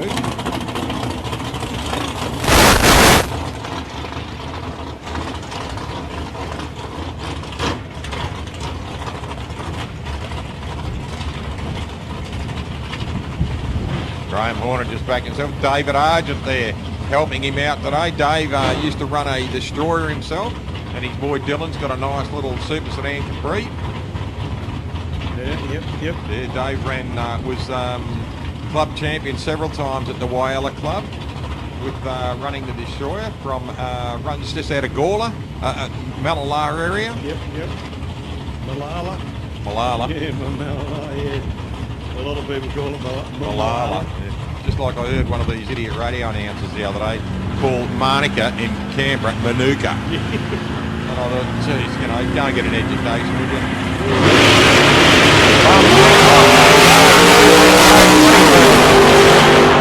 Shoots out of it. Look at that, a 1.1 on his 60, runs a 522, 132 mile an hour. PB for Horner, 564 at 124 mile an hour on a 211 reaction. So Graham would be happy about that.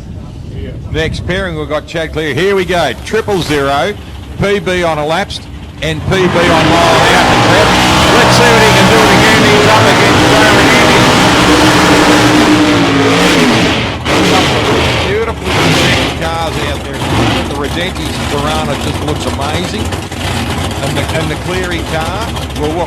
said about that beautiful Pontiac. The work that's been done on that car in the last 12 months has been amazing. Yeah, he's a very fussy bloke, Dean. Very, very determinedly fussy about what he produces. And man, he's excelled himself with this thing. Yeah. And he's done so much of this work all by himself. You know.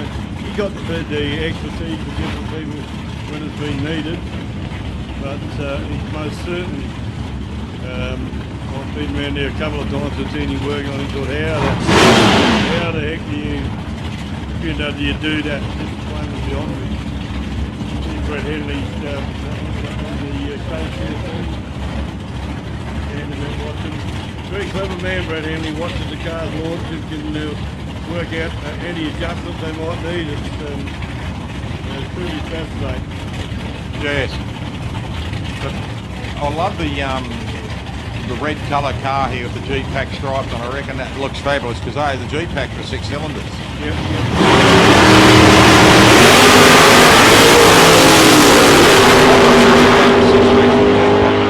Because it was pretty hard to distinguish whether it was a 6 or a G, even back then. And I thought I could read. 5:23 at 133 mile an hour there for Joe Redenti at PB on this track on his lapse time. So let's have a quick look. Dino went through there an 019 on his reaction, and he ran a 470 at 151 mile an hour. So still shooting hard. Julian Carafa. Now this big 632 on this car and its gearbox are for sale.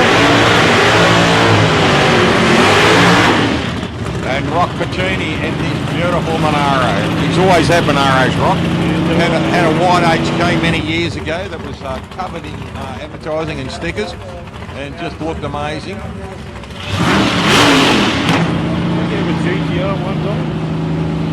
Possibly. Now, they ran a red HQ Ute for a few years.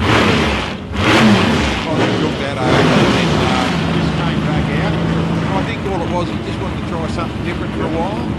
But Rock came to Mildura a hell of a lot. I met him over in Easter probably 20 years ago. And nice guy, always very approachable, always good to have a chat on the microphone. And his family saying to young Cozzy out there to bring him up now. Cozzy, hell of a young gentleman. You know, I hate that cliche, we all put our pants on the same way. But I'd rather use the cliche, not a cliche, I'd rather use it that they are lovely people in drag racing. There's very few egos in drag racing, in actual drags itself. But, you know, you cop a few, but they certainly come down to the ground.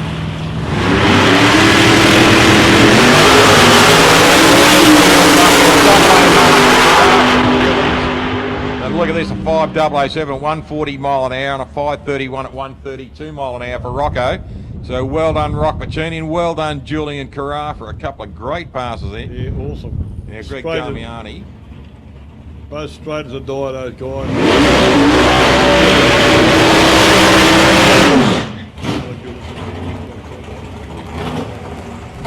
Going in now.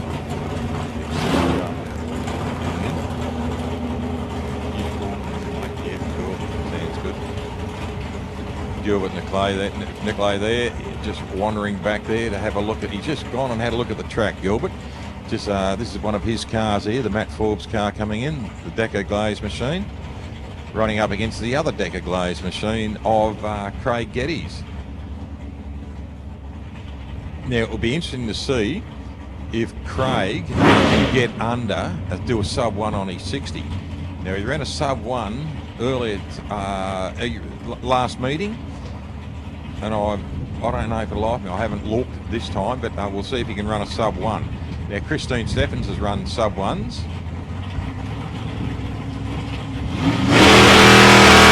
we go, Damiani gets away nicely, 825. Quick throw through the box, and he does it. PB on this track, 5034, a 138 mile an hour pass. He will be happy. Yeah, not wrong. That 572 was working hard then. Big smile. Yeah, it sounded like it might have missed a bit in the gear change too, just It hit hard, didn't it? Yeah, very much so. And it's obviously done it right. He's PB'd PB'd here on the track, so. Didn't pull it up in any way. No. Why Jingo's just had a bit of a hesitation, probably Yeah. minuscule of it, the revs, that's all. I might be dreaming, but that's what it sounded like to me. But No, you weren't dreaming, mate. I heard it too. Right, here we go. Super comp, ladies and gentlemen, coming around with their last round of qualifying today. pretty good time. Too, We've had a great meeting today. Yes, had a fantastic meeting today. Don't forget, tomorrow, ladies and gentlemen, we will be running out here again. Briefing early in the morning, and I believe we're underway by 10 o'clock again, aren't we? We're underway by 10 in the morning.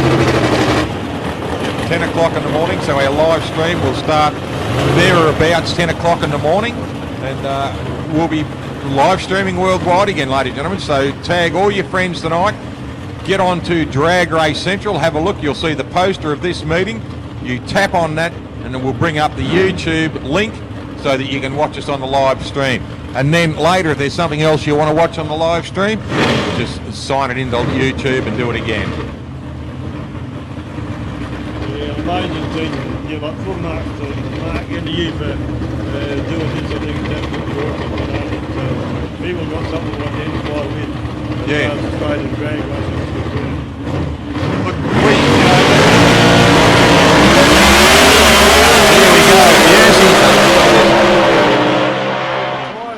Yep, I did now. Look at this. 146 reactions, sub 60 footer. He's done a sub one, a .976 on his 60. How good is that? Hey? Yes, so he's dragging that down, isn't he? Big time. 075 reaction there for Matty Forbes, a 1.119, which is, you know, we're not talking, Minuscule, we're not talking 50 metres here. No. And he's run through on a 432 at 157 mile an hour. Not bad for a 307 Chevrolet, Yeah, is it? not wrong. But He's a bit of a gun driver too, Forbes, isn't he? He's and Craig Craig Geddes. Geddes, both blokes know how to pedal the cars. Yeah, well and truly. They're impressive to watch too. Here we go. Graham Sims coming up now. Simsy in this Super. Didn't have a pass earlier today. Something went wrong with the car, so hopefully he'll be able to sort it out now. And Michael Carriosho coming up in the Comp Engines car. I think I told him he had some gearbox issues. Oh, right, yeah. He carried up on the stand over there earlier in the weekend. Yep. I think I heard that they're having a few gearbox issues and sorting that out. So Yep. hopefully it's all sorted now. No, you're not going to make it again. So, Oh, what a shame. Yeah, good looking car, that. Yeah. Oh, Supras were a lovely car. Camouflage Yeah. colour, A luxury sport car they were, the Supras. Rob Camel, Chris Berrius over there giving him a hand to push it back, and there's Shawnee Aegis. Jake Berrius are all over the place. They're helping him out, poor buggers. Anyway, here we go. 005 on each reaction. 134 on the 60, 6127 now. His index 635, so he's run a 6-1, so he's a little bit below it. Mate, give us any indication what we're going to see tomorrow. Yes. Tag of me. You know, they're all shooting close to the mark, aren't they? They are. They're getting close on their indexes all the time. Going to be a headache for the boys that work it all out. Yep. Yeah, I see Scotty up here, his head starting to thump already. Yes, he's pretty clever bloke. Another guy that puts a lot into the club here from behind the scenes is Scotty Cleary. He doesn't like you talking about him, but who gives a rap? I'm bigger than him. He'll leave in a minute. We talk about him, but no, he's a bit of a gun with all the electronic stuff. Yes, he does. Yes. We certainly use that term a lot. A bit of a gun, but he is, and very clever man. Understands the system. We get up to see any kind of issue, and where's Scott? And generally, you can think. Well, when we run at Casterton, had a big problems up there. We got him on the phone. Yeah, that's the true. boys got him on the phone, and he was sorting it out from his home here in Portland. So you can't knock that at all. Right, Louis Svingos out here at the moment. Louis out in lane 2. Now, Lou's index, he's got a 585 index, whereas Shane Baxter. Now, Shane had a horrible time today. Nice turn out bit for Shane. Carried the smoke a fair way and slicked his tyres nicely now. Louis Fingos. Louis got a 4-speed sequential shifter in front in his car. He's still working, and that's why you'll see the car jump around on launch.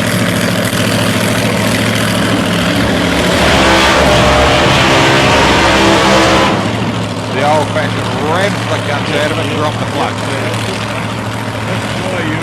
I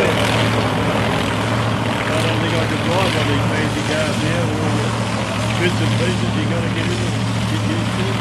I just getting used to change brake and, you know, a slider and everything like that, mate. Yeah. It takes a bit like anything, you just get used to, I suppose.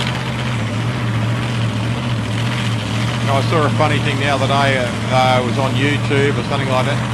There's a young kid standing there freaking out. I've only got 2 feet, the car's got 3 pedals. Yeah, man, that'd be cool.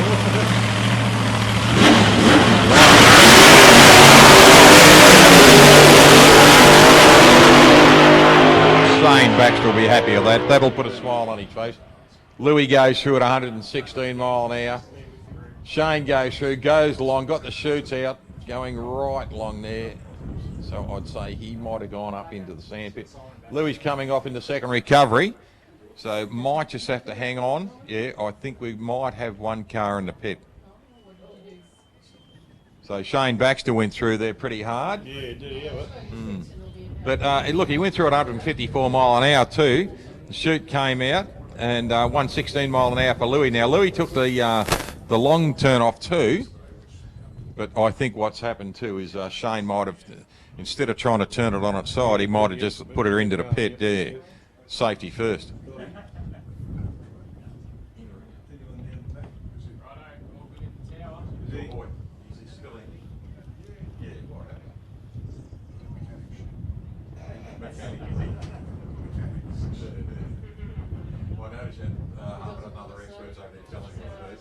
Actually, you know what? Thanks to They hooked in, didn't they? I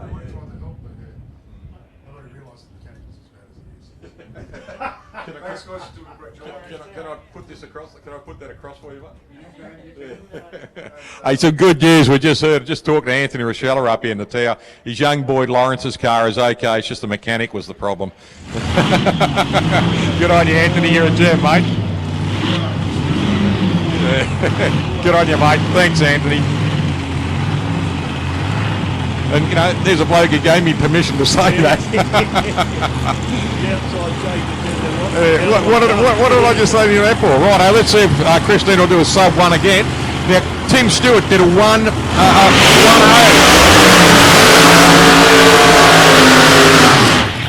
Now, Tim did a 1-0-0 on his 60. Christine did a 0.9. So, let's see if he can be consistent and do that. Let's see if Tim crack the sub 1.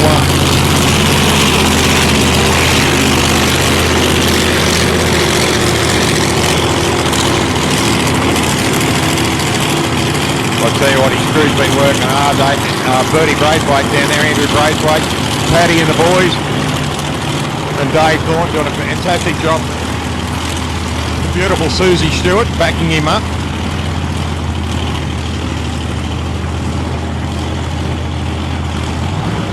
Knocks it into Cog.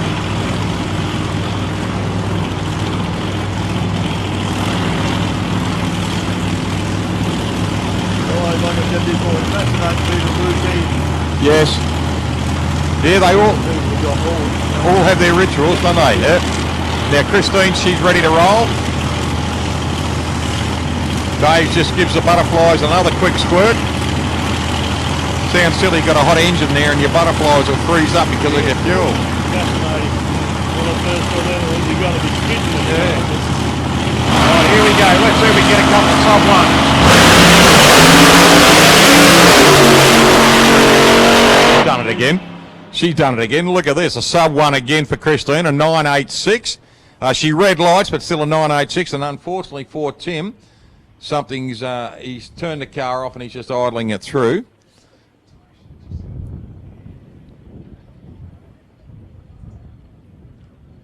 So we'll just get Tim removed from the Ladies and gentlemen, give Craig Geddes a bit of a hand too. A sub 1 in the Decker Glaze car. A 307 cubic inch engine doing the 154 mile an hour. That is a fair hit. So well done, Craig Geddes. 154 mile an hour and a sub 1 on your 60 foot, mate. Congratulations.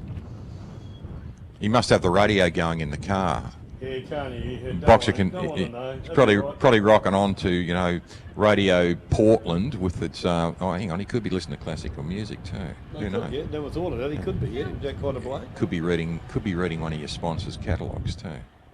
That could be. Yeah. He's a very switched-on bloke, so it could Or he's be got a Boxer dedication. Kentucky Fried between his legs, and he's chucking the wings out. Not box, mate. Bucket of Kentucky Fried. Fried.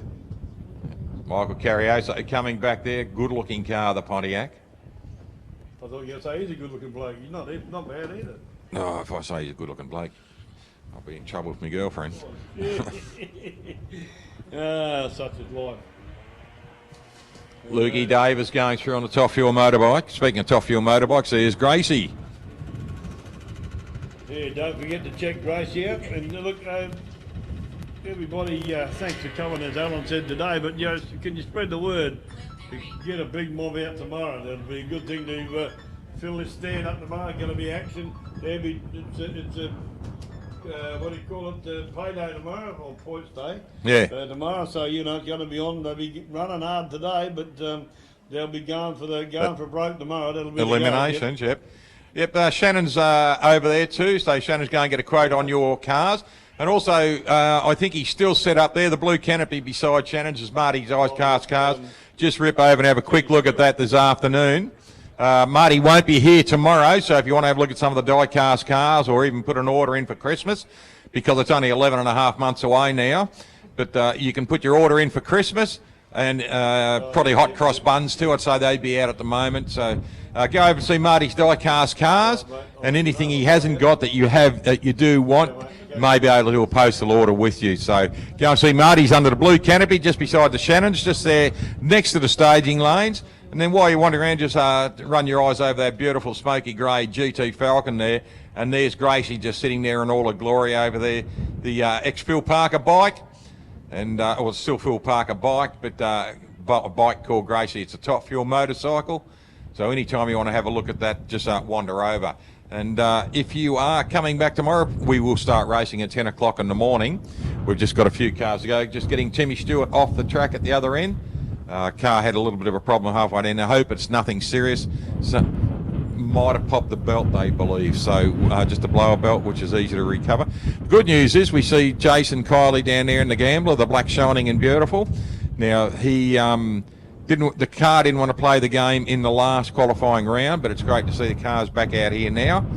So we'll see how we go. There's Graham Cooper down there. Hey, Coops, how you going, mate? Bricklayer. Bricky. How are you, pal? Stop looking at that lovely lady with you, fella. You know the rules here. Hello, Jen. Oh, look at this. Lovely, isn't it, eh? Yeah, where's mine? Good on you, babe. Beautiful young lady, Jen. And Graham Cooper, one of our legends of the sport, Coop. Shane Baxter's coming back now, just having a look at the car. Looks like it's got a little bit of dust on it, so he might have gone down to the beach, gone for a swim. And Louis Swingos just being towed back, so all things are good. But here we go, black shining and beautiful, the Gambler, Jason Kiley.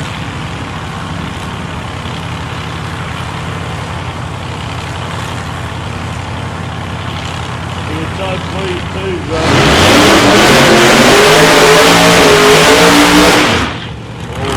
That was a good hit. Yeah, so pleased he's going. He didn't have to put a new motor in. He didn't have to alter the bodywork very much. No. To keep the same as his wraps and that. Had to change his chassis. And when you have a look at that, mate, that thing, he put that into the shoehorn too. Yeah. I tell you what, it is a beautiful fit the way he's done it. Does it all himself. Yep. Does all the body work on himself, and everything he's got makes shine. So, you know, we talked about this car. The first time I ever saw this car, I just fell in love with it. And he came over to Whyalla for the big supercharge meeting in 2015. And they just put on such a great show, and the crowd fell in love with this bloke. Just so approachable. Yeah, he's such a, joy today. Steps up and gives you a great big hug and, and genuine, not just fucking around. Really love the guy. He's a gem, like you say. He is. Approachable, good to talk to. Mate, kids were walking through the pits talking to him and he just stopped.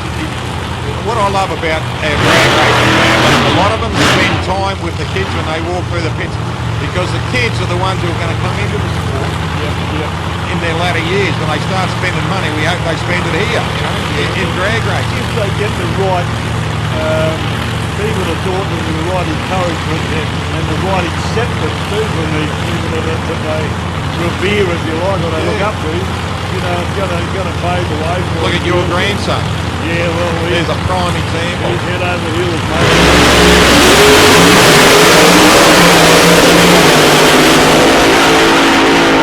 mate. Bit late off the line there for Jason, but look at this, Jason Kiley.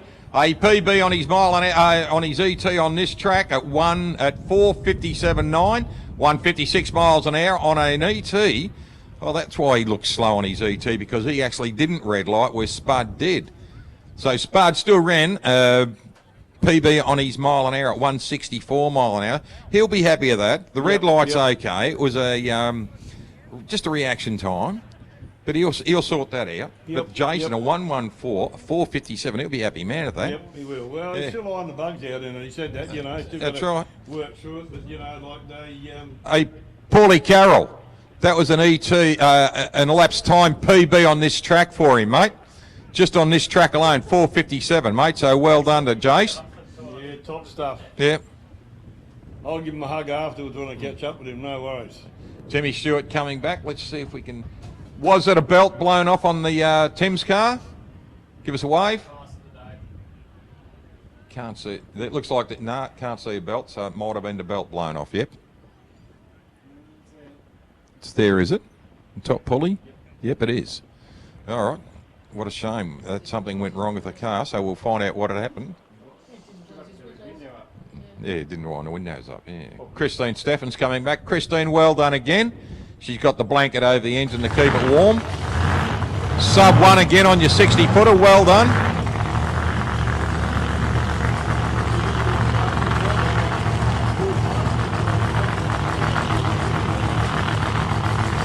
Might see full bars this time, Alan. Okay, yep, this will be good on Kane Finn in the 63 split. Now, he's been going for licence and demonstration pass on this, so now let's hope that Kane can do a full pass. I think he can. We'll see how he goes. Change of fog halfway. Yep, this will be our last pass, exactly.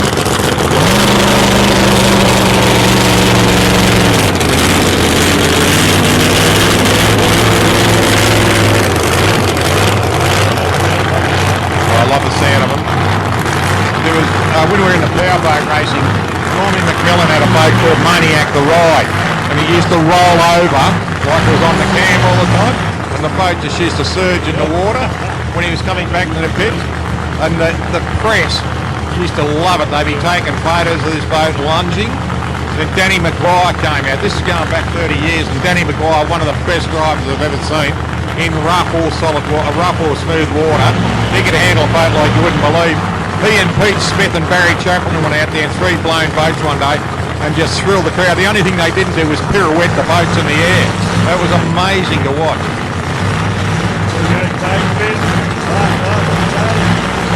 Don't know how quick he's going to go or how far he's going to go, but Jimmy likes it all. Looks like it's half track. Half track pass here, under full power.